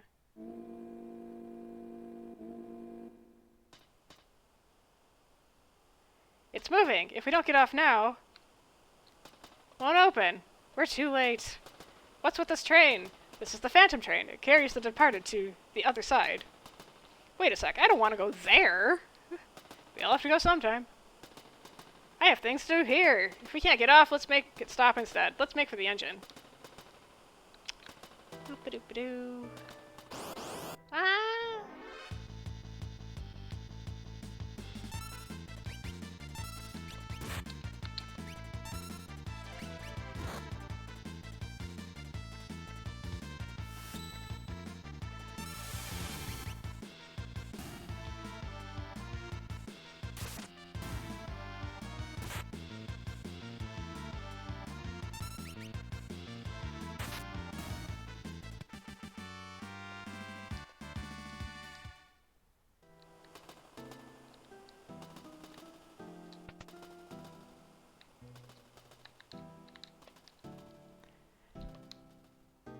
Sir Saban, maybe we shouldn't fumble with that. Give it my best shot. How can you? How could you? Cyan, you're not scared, are you? How dare you? Just because I respect other beings' property doesn't mean I'm not mechanically minded. Cyan, you're a total klutz when it comes to machines. Silence! How could you tell? And so he's not impresario anymore. Probably because the guy at the opera house was probably originally called conductor, and then they decided, oh wait, we want to call him impresario, so they did a find and replace on any instance of the word conductor and changed it to impresario, and that meant that this guy was also called impresario, but now he's conductor.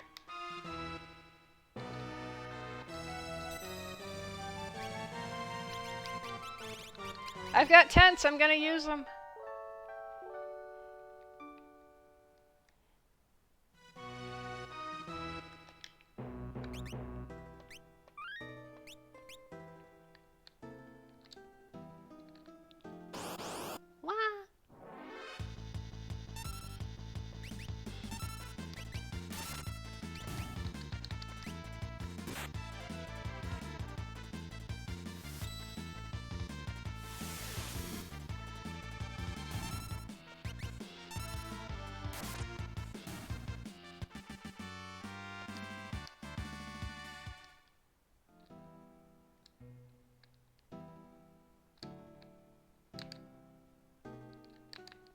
Come here.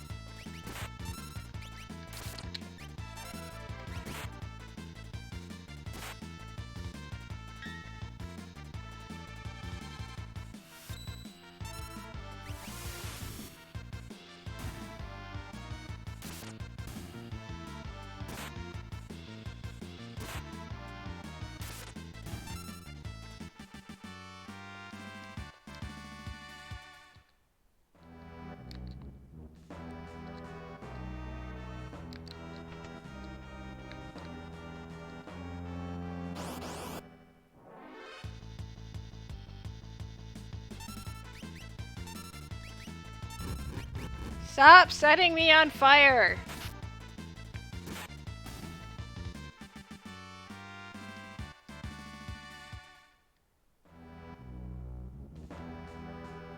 No escape! No escape! No escape! No escape!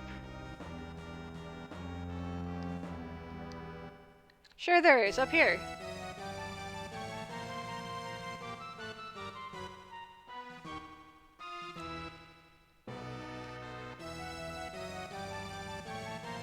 I believe we're stuck.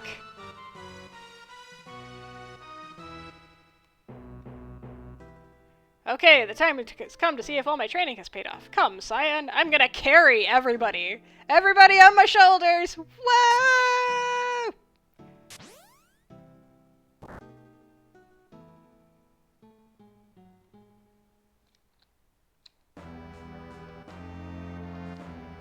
Uh-oh.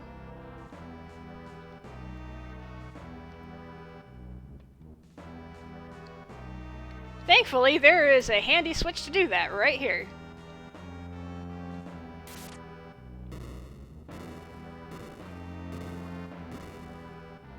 Can't follow us now.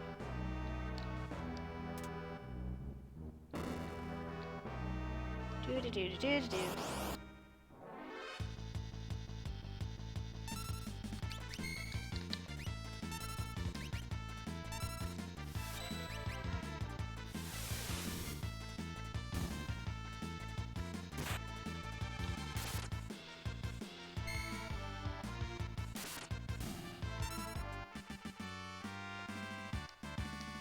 Oh boy, green cherries.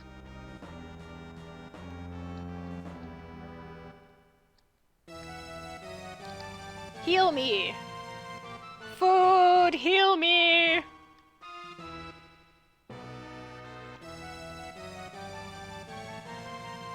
Is such food fit for human consumption? Worried? Can't wage war on an empty stomach. Sir, I won't hear any more of this kind of talk. Gobble, snarf, snap.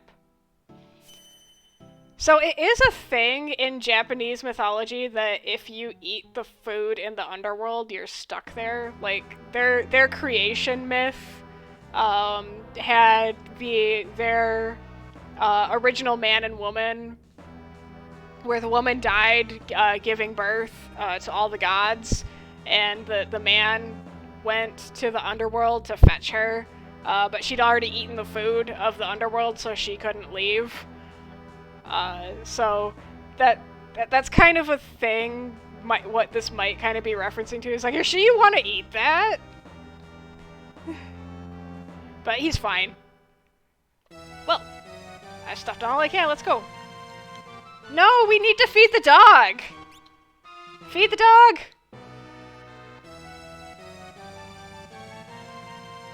Yes.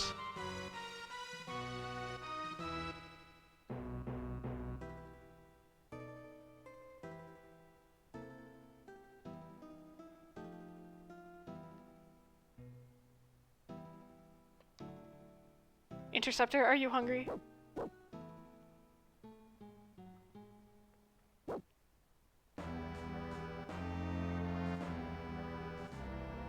Gobble, snarf, snap. Hooray!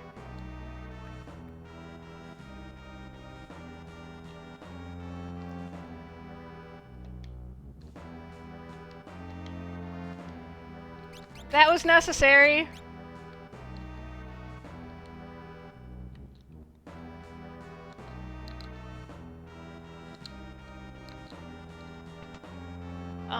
Okay. So, I mentioned Siegfried no longer exists in this game. So, what the? Why even bother? Found 1 GP. So, there we go. That's the Siegfried encounter now, and, because the Siegfried battle rewards you with 1 GP. So now that 1 GP is just in the treasure box.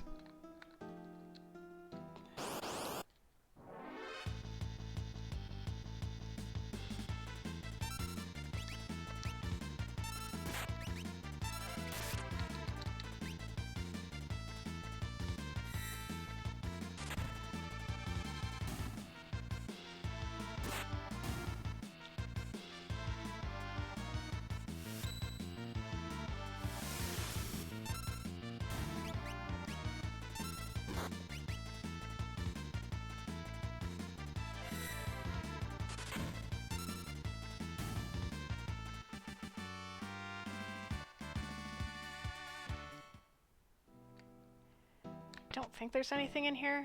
No.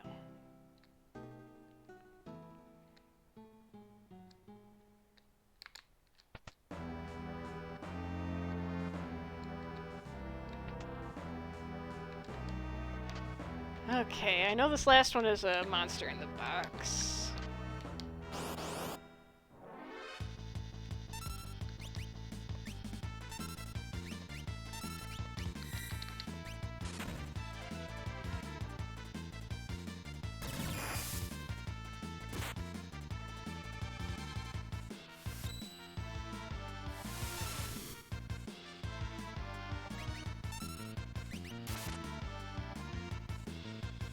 Stop murdering Cyan!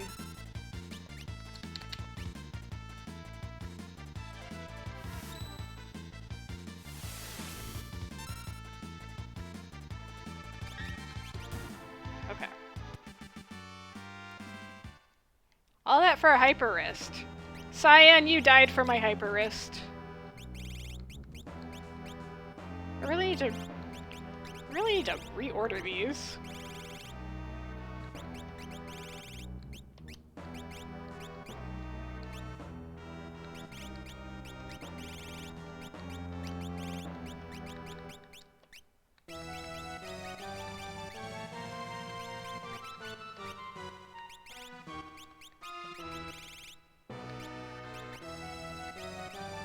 Good enough. Wait. I came in here because I needed this.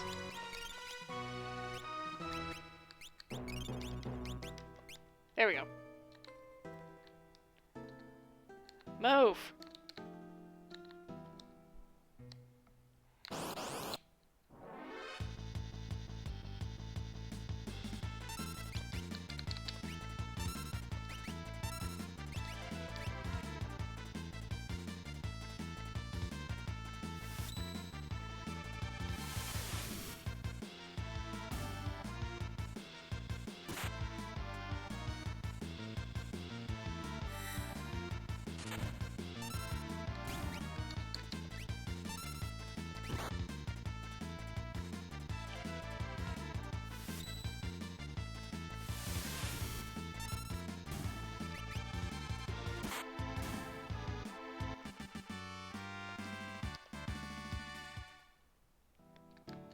Boop-a-doo.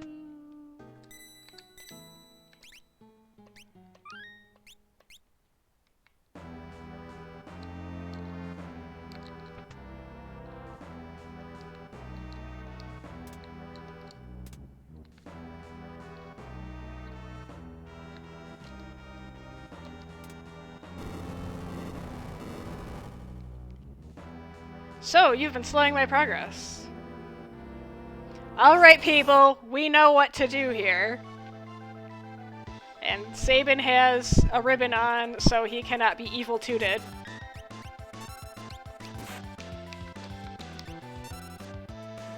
And because we know what to do here...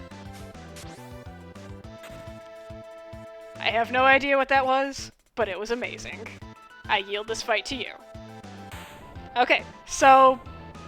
Suplex is an instant win on this fight.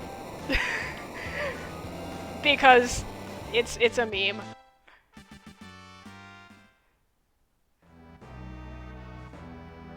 You don't get the tent, though. For some reason, if you insta-win the fight, you don't get the tent. But, oh no, a tent. But first, there's something I must do. I saw the train suplex as the party. That was an amazing edit there.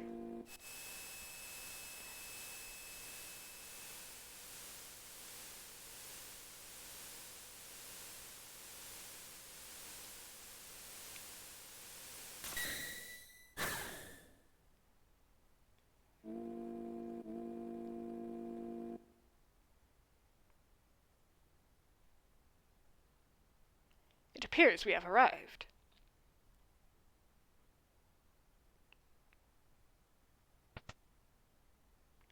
Oh boy, finally got off.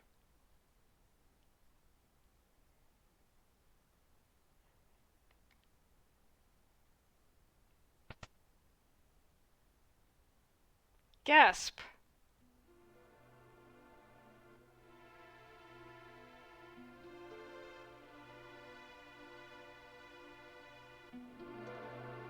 No! Elaine!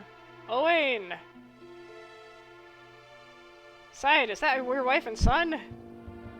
Departing?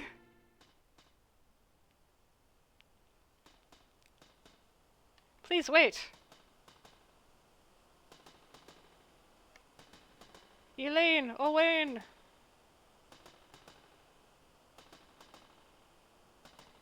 My love, you made me so happy. I'm ever grateful. Dad, I'll keep up with my sword training. Make sure Mom's safe.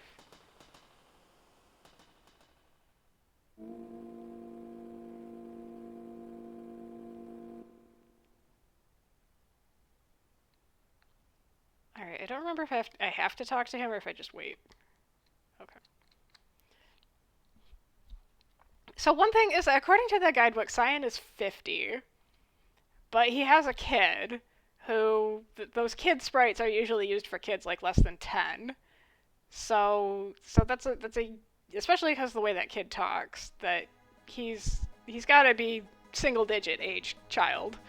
And the wife looks like a fairly young woman as well, so there seems to have been a significant age gap there. I don't know if he's into the really younger women and that's why he was like catfishing Lola later, but...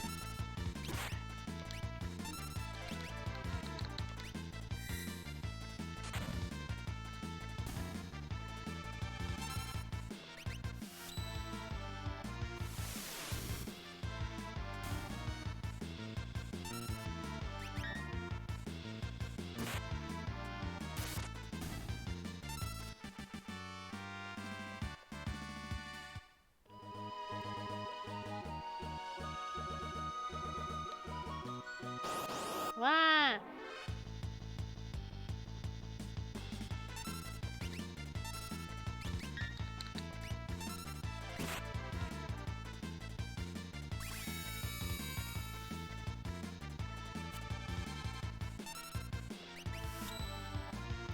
Cyan, become a Red Hulk!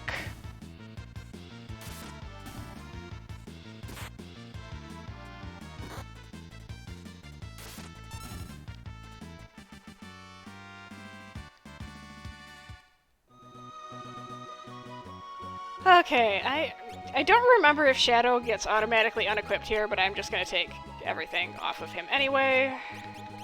I don't think I gave him any relics. Okay, and I'm also going to save, because I once got wiped by this fish, and this fish has never given me problems before, except for one time it just wiped me. This must be Barren Falls.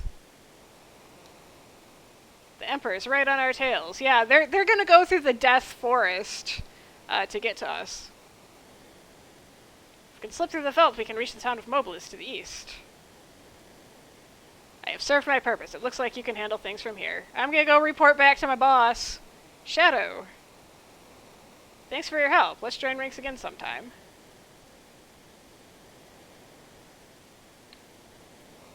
Sure.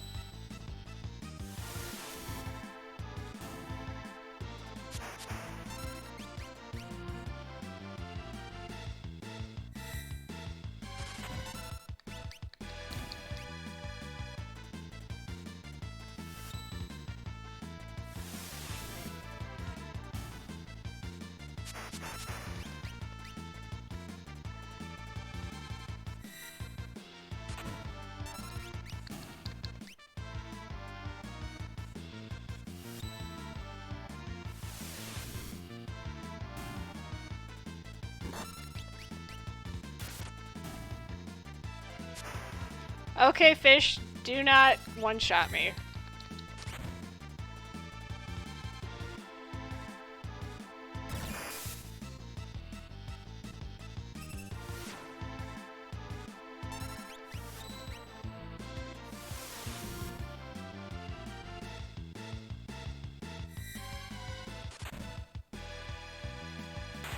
Okay, good.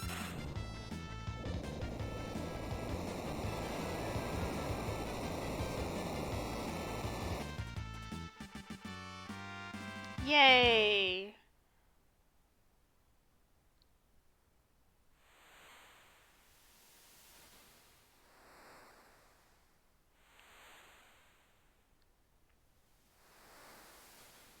And now we're dead. The end.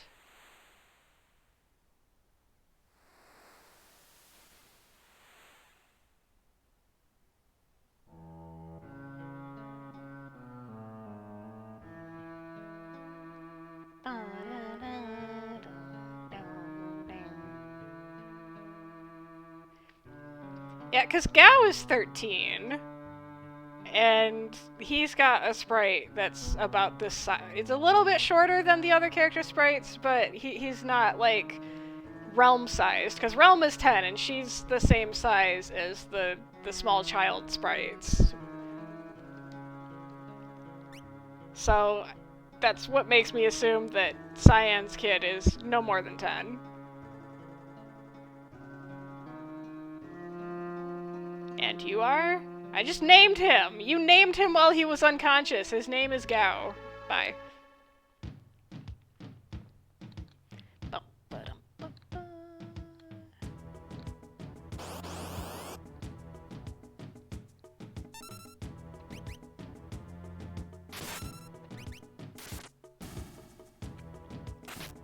We can kill these guys way better than Locke can.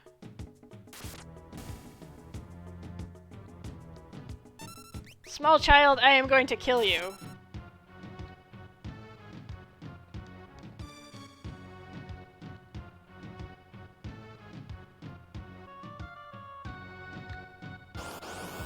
Wah!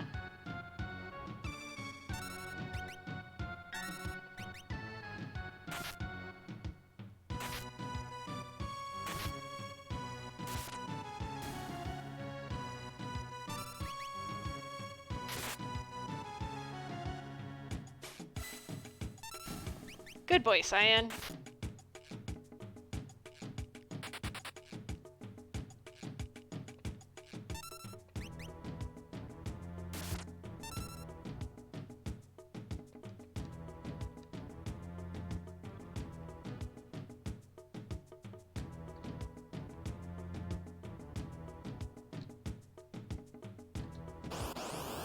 Wow.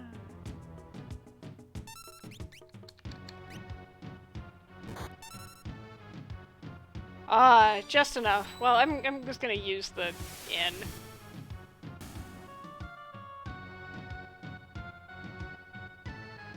Oh shoot. Okay, good. Oh, that's right. He's got ribbon on. He's good.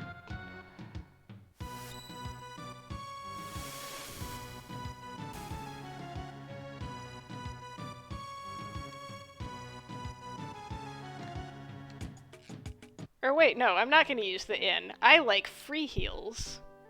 I only like heals when they're free. And I can get one of those here. Zzz.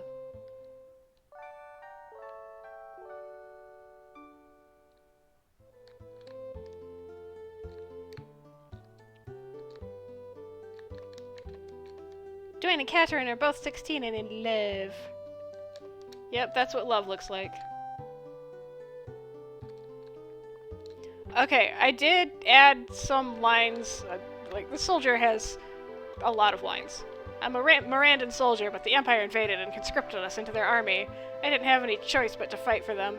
I was sent to Doma to serve under General Leo. He's a decent man for an Imperial, but that didn't change the fact that he was still my captor. While he was off base, there was a plot to poison the Doman water supply. I couldn't do it. I ran. Imperial loyal soldiers chased me, beat me, and left me for dead. Now I can barely move. At this rate, I'll ever see Lola's face again. There's a letter on the desk there. Could you please bring it here?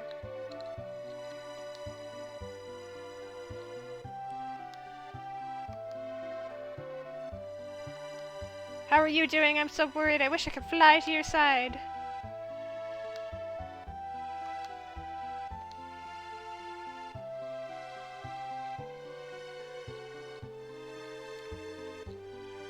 The thing is that she starts demanding, like, increasingly, like, ridiculous things for him. It's like, hey, can you send me this book? Can you send me this record? It's like, I have to attach this to a bird. Wait, hang on. Yoink.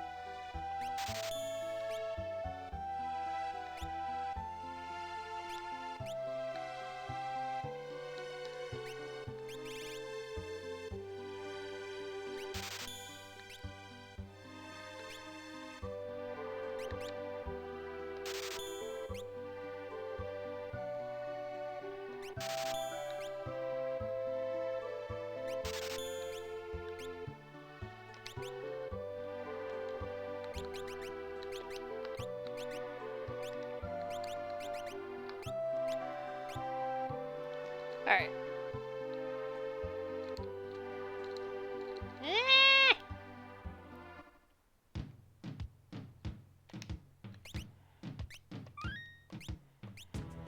Okay, how long should I try to get Stray Cat? Or does it matter?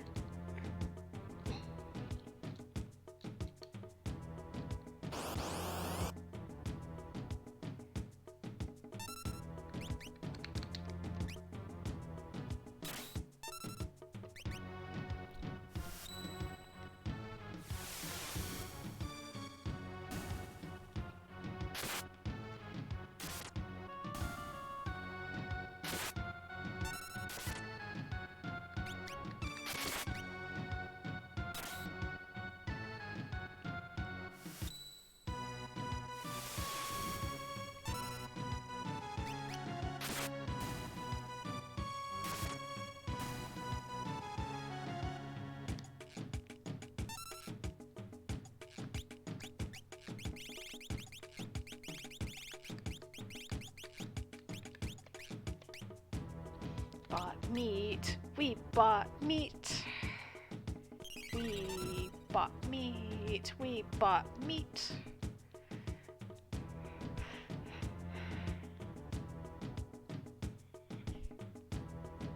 What the? Thou art so odd. A peculiar young fellow. I am Cyan, and he is Saban.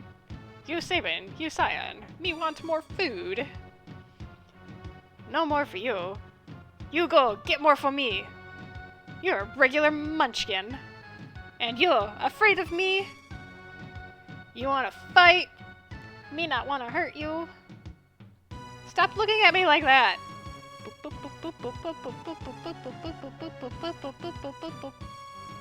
Wheeze, Puff, you're pretty tough. Waha! That fun, you strong. Me like dancing, you good leader. Shut up. Simmer down, sirs. And thou, old wild one, who might thou be? Thou? Thou, thou. Thou, thou. Thou, thou. Thou, thou. You angry? Cyan, you angry me. Cyan, you angry me.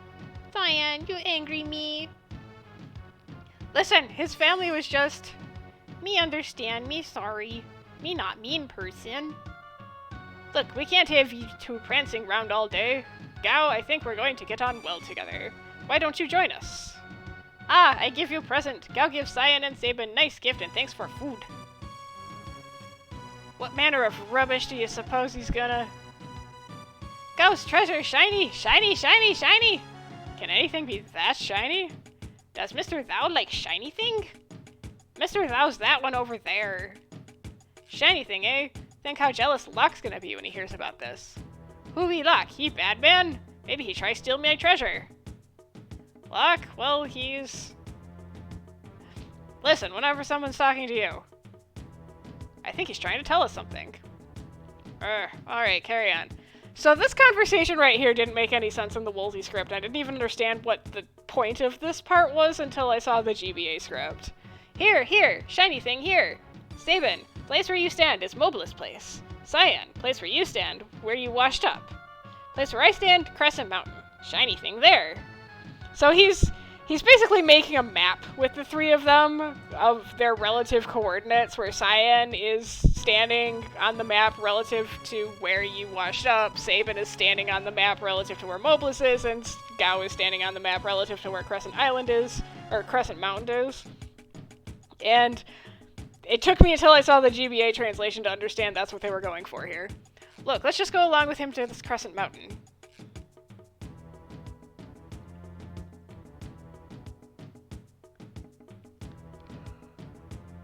Phew, why'd we have to invite him along anyway?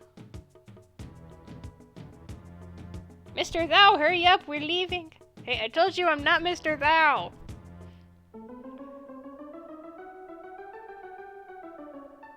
Yes, teach me how to Gao. Yes, teach me. I'm just gonna fast forward through this. I know how to Gao. Yes, I know.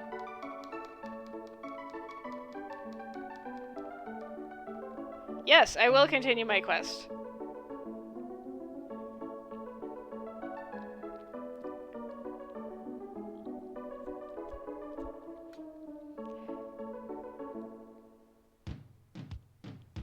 Alright, let's see how long it takes for me to a stray cat to show up.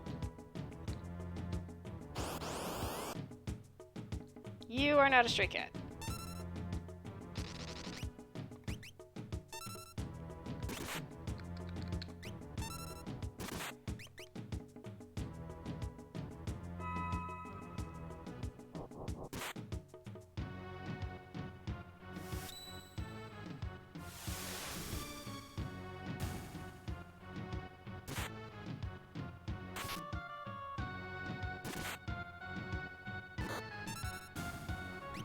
Everybody's useless.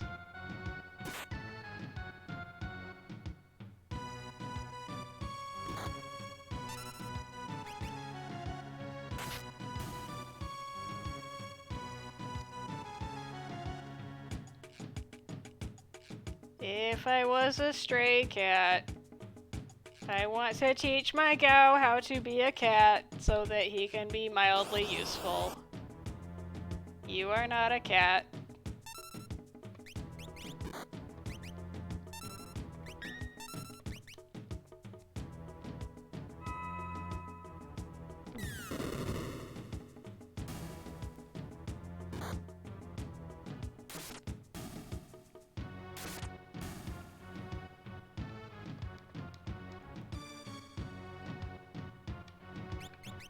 I never equipped him with anything.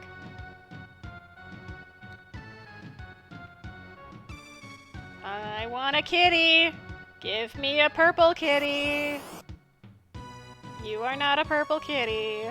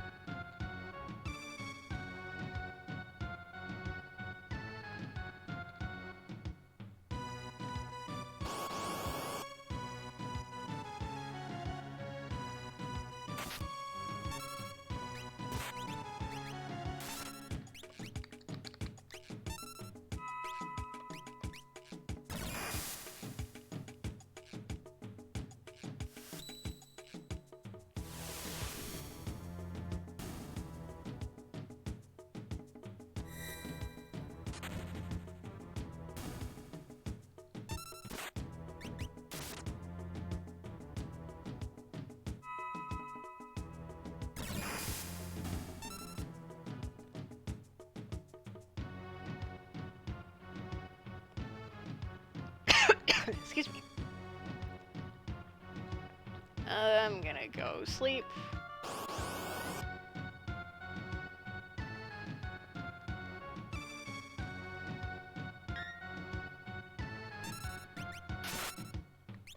Whoops.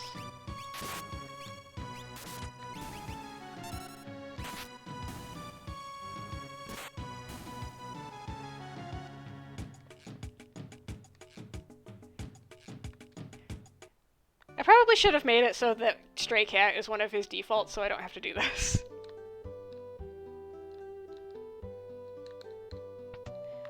Maybe I should put that in my notes for our version 2. Make Stray Cat a default rage for Go.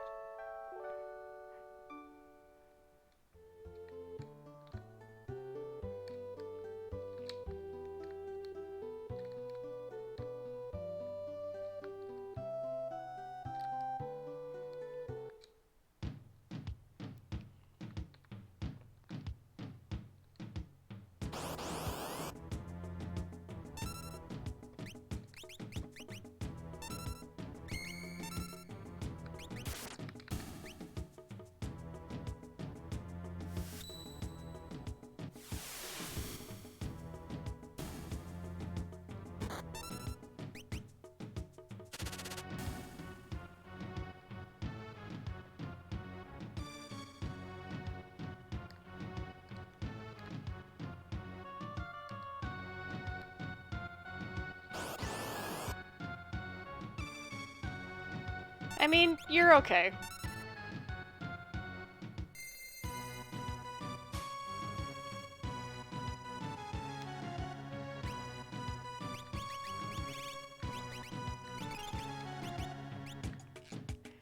Now watch the Stray Cat's gonna show up and he's not gonna come back.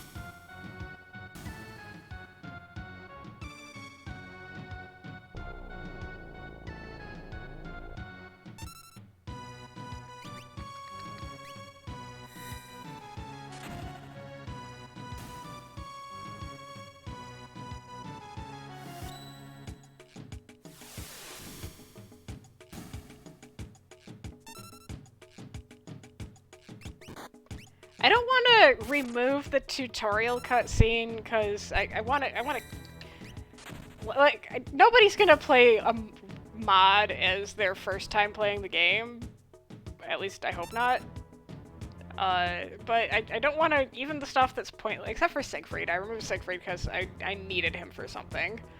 But I don't think I'm gonna, especially because that tutorial is inside, it's still inside the battle, and those events are handled differently than events that are handled out on the field, and I kind of don't want to mess with it because those are a bit touchier than the ones that are out on the field.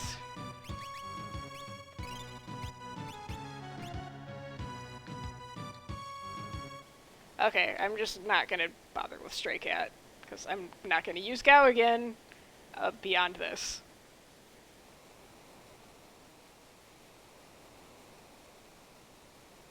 Gasp. The shiny thing Gao spoke of is here. Doe. Yes, let's look around. It should totally be really hard to find. It is literally in the last place you look.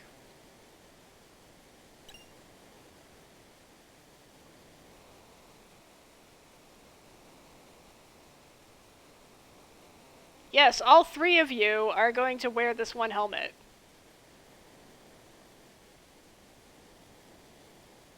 Will this let us breathe underwater? Yes, all three of us at once, we are going to share this helmet.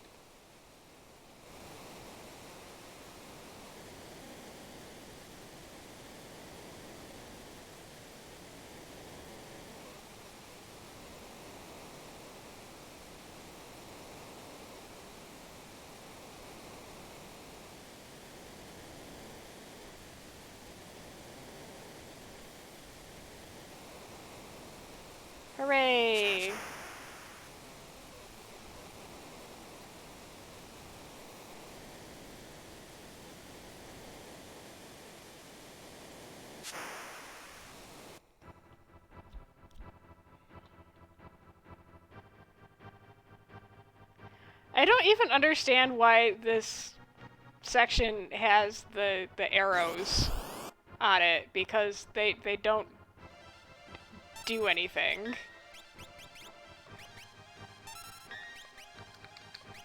Because the route that you want to go is the default route without the arrows. So I don't know why they're an option.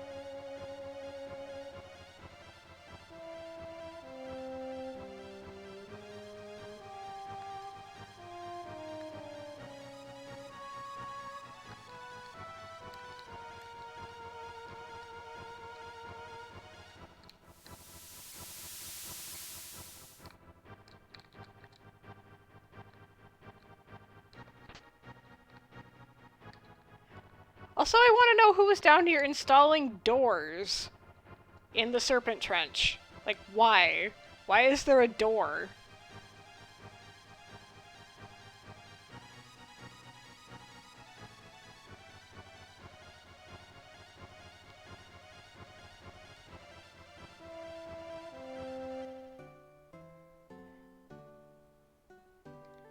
Just a sec. This is important. He's so flat! Okay. That is all.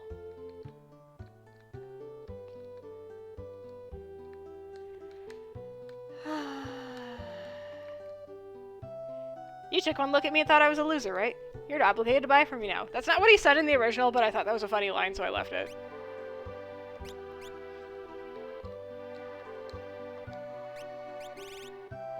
I think this is mostly all what I had in Mobilis. I'll grab that.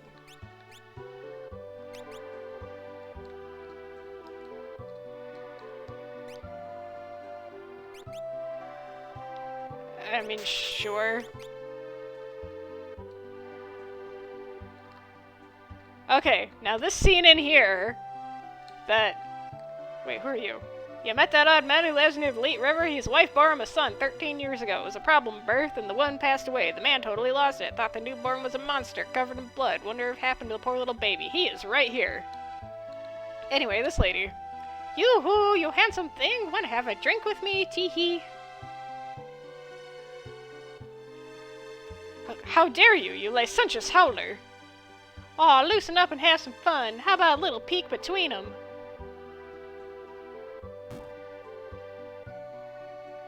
Between what? Cyan, you seem to have some worldly issues. Thou art unaffected? I lived a long life of abstinence. This too is good training exercise. See, Saban is canonically asexual. Stop whispering, my ears are burning, baby. Now look here, a woman ought to be ladylike, demure and modest, and I'll have you know. Goodness. You're doing this in front of a small child. Well, he's 13.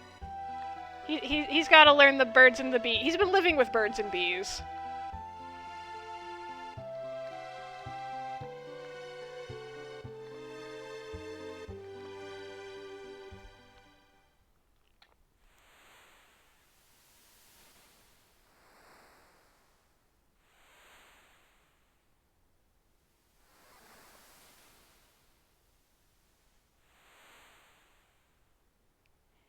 Wait, where are they going? They're going to South Figaro, but South Figaro is occupied right now, because when you use the ship later in the game while it's still occupied, they have to sneak you in with a treasure chest.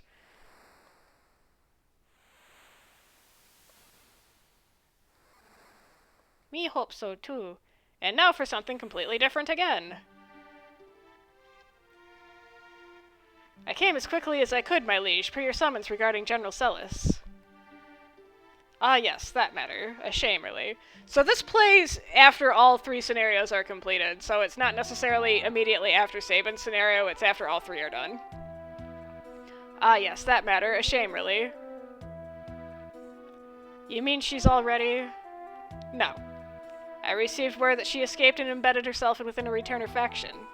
Whether it is a traitor or a double agent remains to be seen.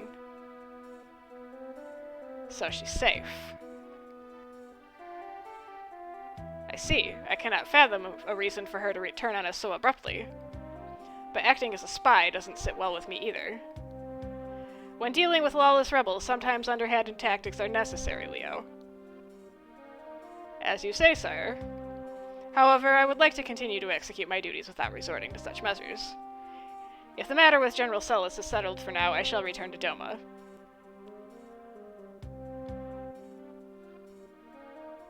That won't be necessary. My liege. Doma is now under our complete control. It fell while you were away. Shit. But how? For 3 years we have been unable to penetrate their defenses, so for it to fall so quickly... Your Majesty, I must know how this was accomplished.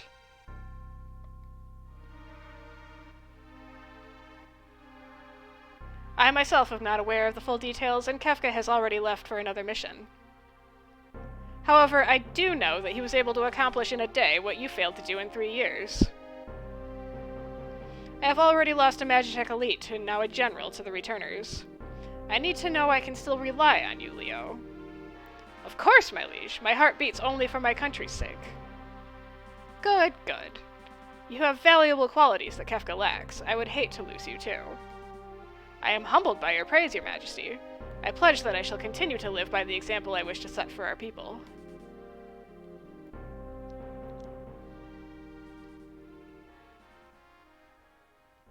The 3 have reached Narshe, and a decisive battle is about to take place.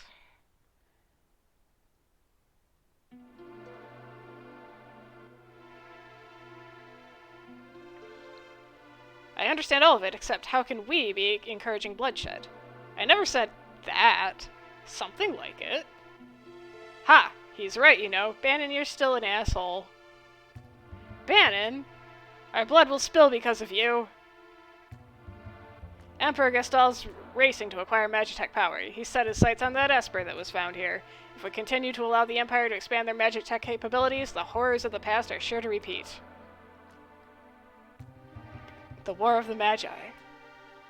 The mythical battle that laid waste to the world. You're saying it will happen again? Does humankind truly not possess an ounce of prudence? Nope. Brother! Saban, you're alright! Who's with you? I am Cyan, retainer to the Lord of Doma. Gow! Wow! The people of Doma were wiped out by the Empire. Kefka poisoned everyone. Barbaric. Elder. But that was only because Doma was collaborating with the returners. If we strive to remain neutral, surely the Empire won't resort to such measures with us. That's nonsense. Locke! The Empire is poised to attack Narshe any moment. What? Locke, where'd you hear that? Celis here is one of the Empire's generals. Is that so? I knew she seemed familiar. Sir Gao, out of my way. So this was something that I was contemplating adding, but I didn't really have a good spot for it. So it was established during Saban's scenario that Doma's strategy was just holding up inside the castle and playing defensively. So that implies Cyan has not left the castle. So if he recognizes Celis, that means she has been to Doma. And then we know from this line right here, thou art the infamous General Celis who laid waste to Miranda. We know she raised Miranda, and we know that the soldiers in Doma were conscripted from Miranda, so that logically means that Celis kidnapped those soldiers and brought them to Doma. And this is something that is never spoken of again, and it seems like this is something that kind of needs closure, I think, that she needs to redeem herself for that. It's kind of a problem I have with Celis' character, that we have only exposition insight into what she was doing before she turned. Like, what kind of person was she before she turned? We've only seen post-betrayal Celis, so we don't know what changed. But I didn't have a good spot to put that, or a reason for it to come up. But it's still kind of a loose end that I kind of want to deal with somehow if I can think of a way to. Dog of the Empire, stay where you are. I shall deliver swift punishment. Wait, Celis has deserted the Empire and has promised to help the returners. And I promised her I'd protect her. I will not back out on my word. Locke, are you still thinking about that? I was also an Imperial soldier. What? I'm surrounded by Imperials. The Empire is evil, but not all of its citizens are. And yes, we are working to get that third one, who is also not bad, but he's gonna take some work.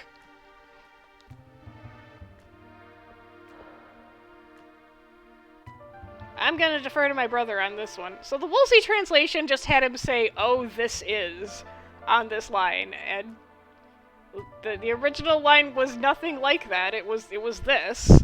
So I'm not really sure where that line came from, but this is what it was supposed to be. Emergency! The Empire cometh! Everybody freak out!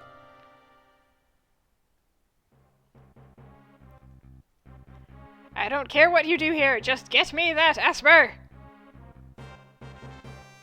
Lord Kefka, there's civilians here. Exterminate everyone! But Narshe's neutral. Idiot! Read my lips! Show no mercy, dispose of any who pose us! March!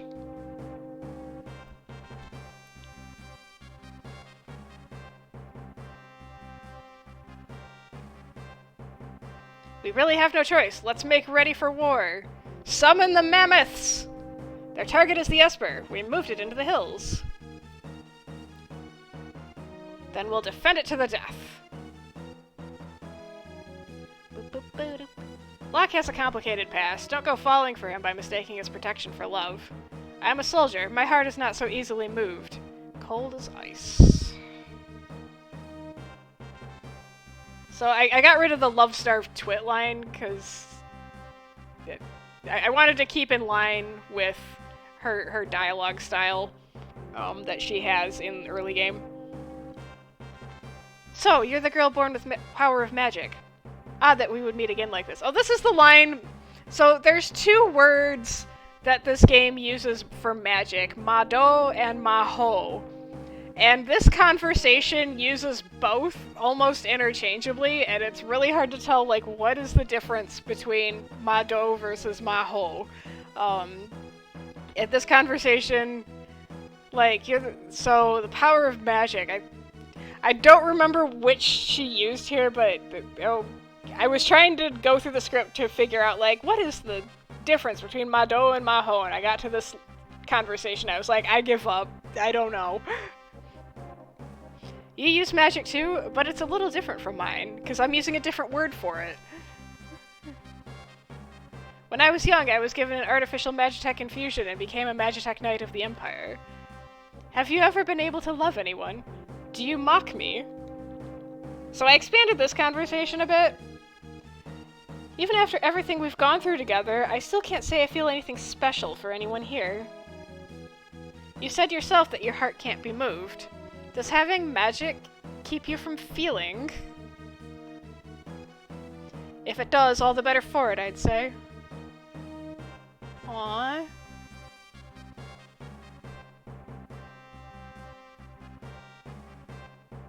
Do not think for a moment that I trust thee. Very well, determine with your own eyes whether I am a friend or foe.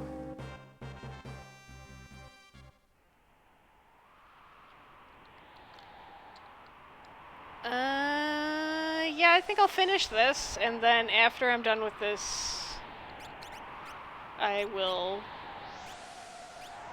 call it a night. Okay, so these lines were all here before, but they didn't show up here. They only showed up, like, if you talked to the party members while the battle was already going, but I moved the lines to here so you could actually get them.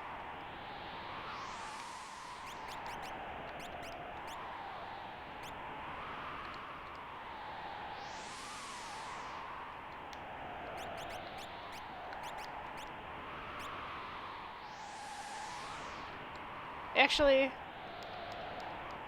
I'm not going to use Locke in the main battles, so I want to take the Genji Glove off of him.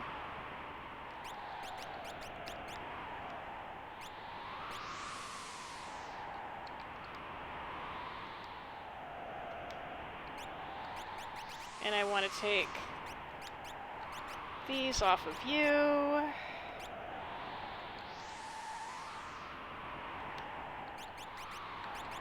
Whoops.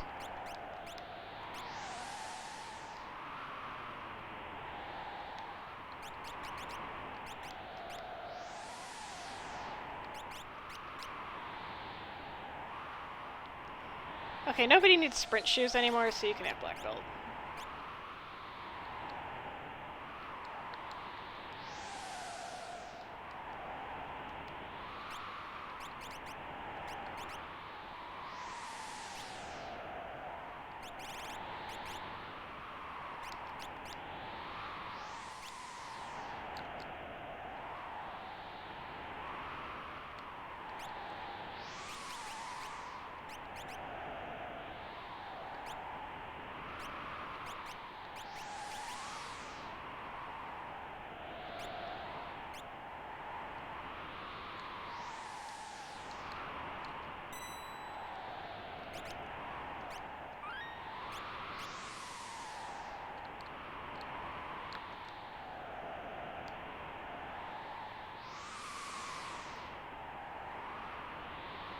Nope.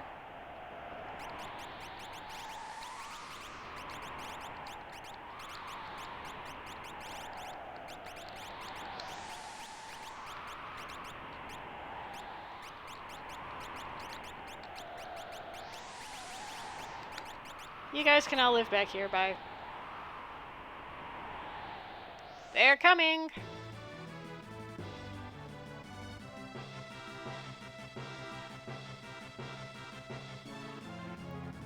Oh, an Esper, a runaway puppet, and a traitor general all in one place. This must be my lucky day. So I did change this dialogue a little bit too.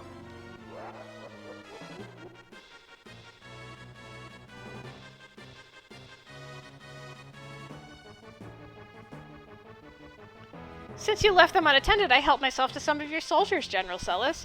Hope you don't mind. And this is actually... So this is a line I added, but it is in reference to one of the soldiers in South Figaro, if you talk to them, says that a detached unit from them is headed to Narshe. So it is actually established that these soldiers were taken from South Figaro, and I assumed that Celis was in South Figaro because she was in control of it, so... I guess? I'm sure a few of them have a bone to pick with you for selfishly abandoning them. Don't let me get in your way, fellas! Have at them!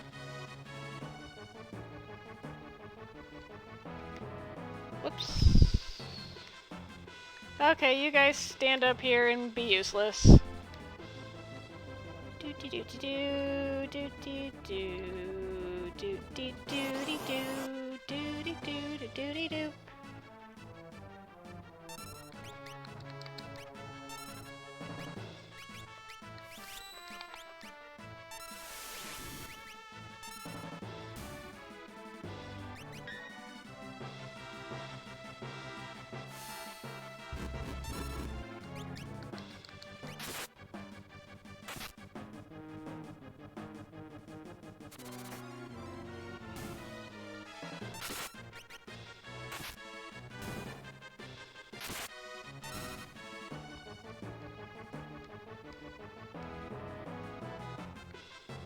I actually want to go this way.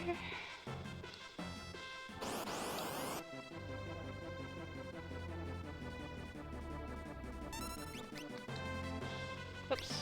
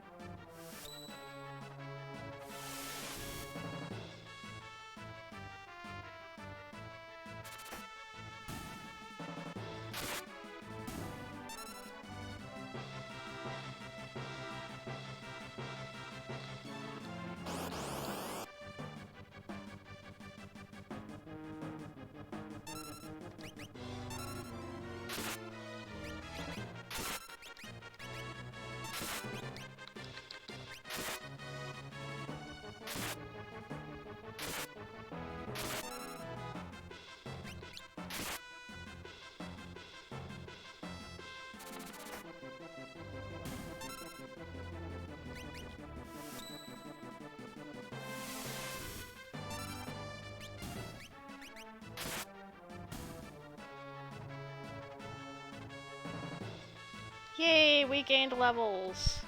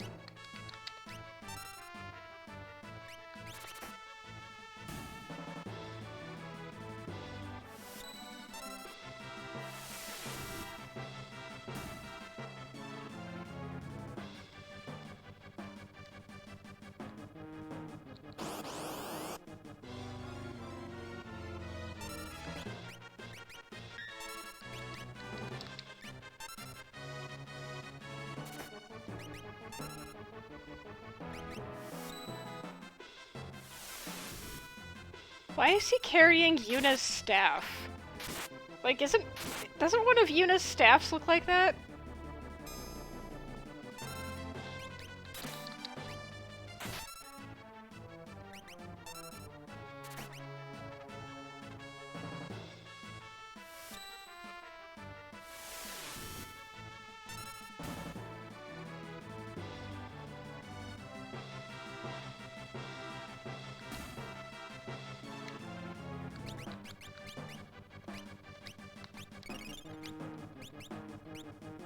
Hi.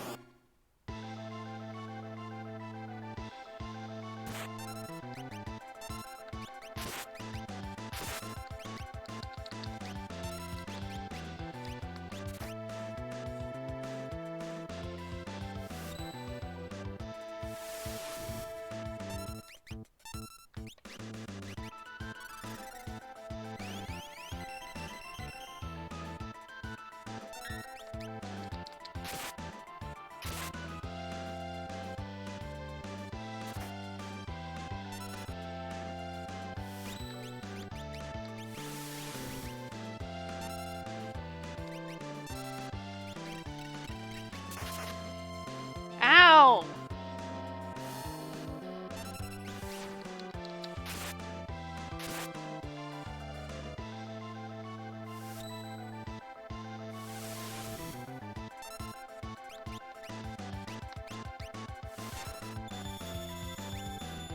Ow! Stop it! You're not allowed to do that.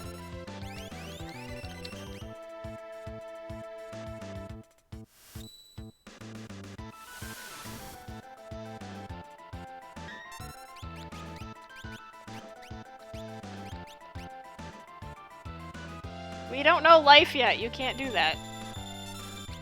Not allowed.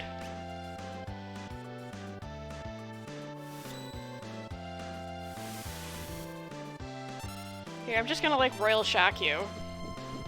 If you don't murder me. I'd like you to stop murdering me, please. Here, Terra, get back to life, and then Riot Blade him.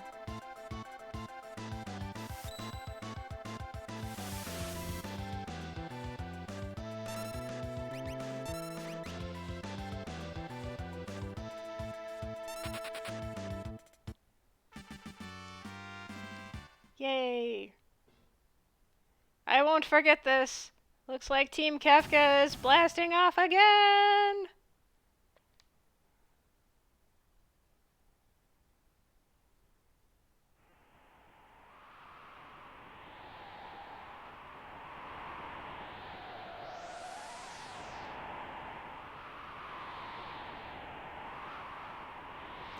It's been really bored for a really long time.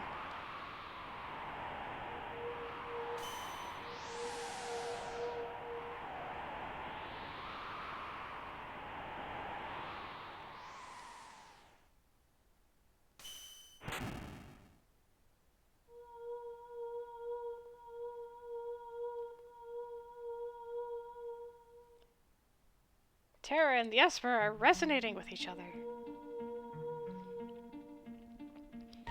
It really made more sense in, like, the original draft of this game that this Esper was her dad, but now it's just some random Esper that has nothing to do with her. Who am I? Who? If this Esper's been frozen for 1,000 years, why would it know?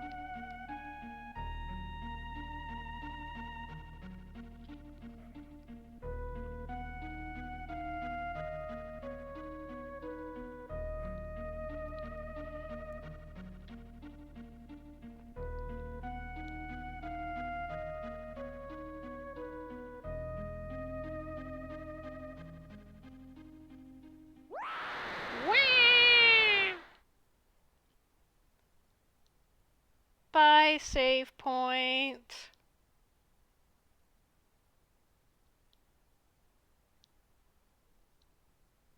Aw, there goes my save point. Flying away. Whee!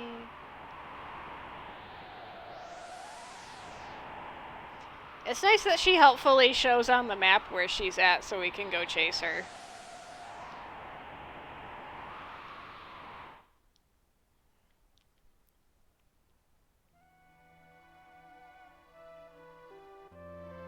You're awake.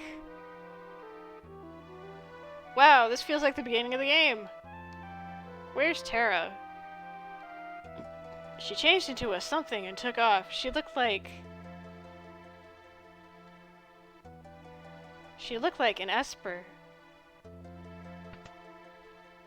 Edgar, you're dead. Locke, you okay? Is there something going on with you two? Something happened to Tara. There seems to be some connection between Espers and her. Anyway, we need to help her and we need to find her and help her out. Witnesses saw her fly west of Figaro at incredible speed. Actually, she was just kind of flying all over the place, and when the screen went black, she was headed back here. Let's hurry and get going. I promised her I'd protect her. Yeah? Locke. Not so fast. The Empire's still after the Esper here in Narshe. Someone needs to guard Master Bannon, too. Oh, fine. A former Imperial soldier, but we've no choice. We must help her. Let's split into two groups. One will help Tara, and the other will stay here and defend Narshe.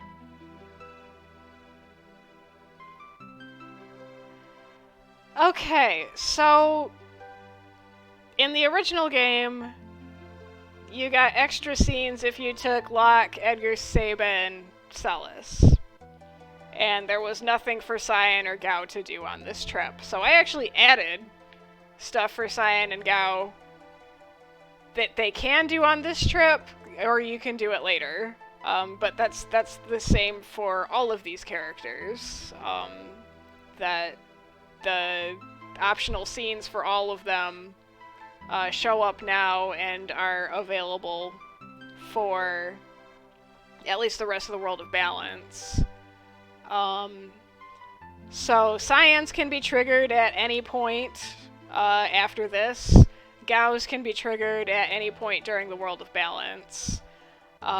So I think I'm gonna start out by taking them and doing their scenes and then coming back and getting an actually decent party to go to Zozo, because Zozo is a pain in the ass, and I am not going to go to Zozo without Edgar and Saban. So I think I am going to take Locke, Cyan, Gao, and Edgar. Edgar, are you still dead? No, you're not. Okay. And you're all still equipped with stuff? Okay. I need to get this. Does one of you guys back here unequip me? I don't even remember talking to you. Go find Tara. She finds the whole blah blah blah blah blah. Go to Figaro Castle. I'm just gonna go out and save, and that's gonna be it. Actually, first I am going to raid the storehouse back here.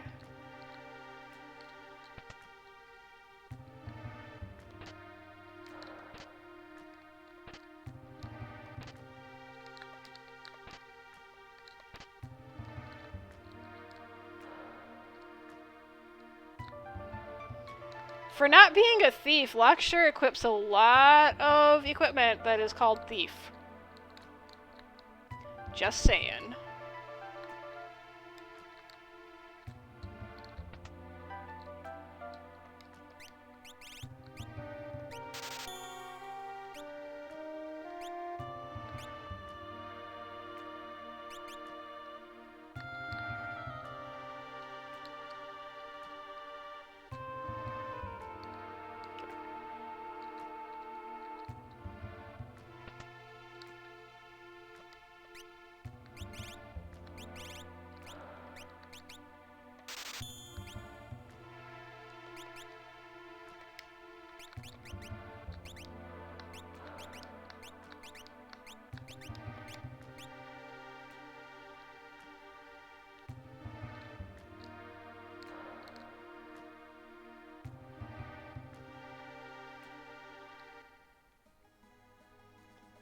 Okay, so I'm gonna save here. And that's going to be the end of the stream for today. I will probably do this again tomorrow at the same time, and hopefully get far enough that I get into some of the more meatier changes. Most of the big changes don't come until the end of the World of Balance, but there are some more substantial changes coming a little bit later. So thank you for anybody who was watching, and if you come back tomorrow, I will be doing the same thing, so thank you.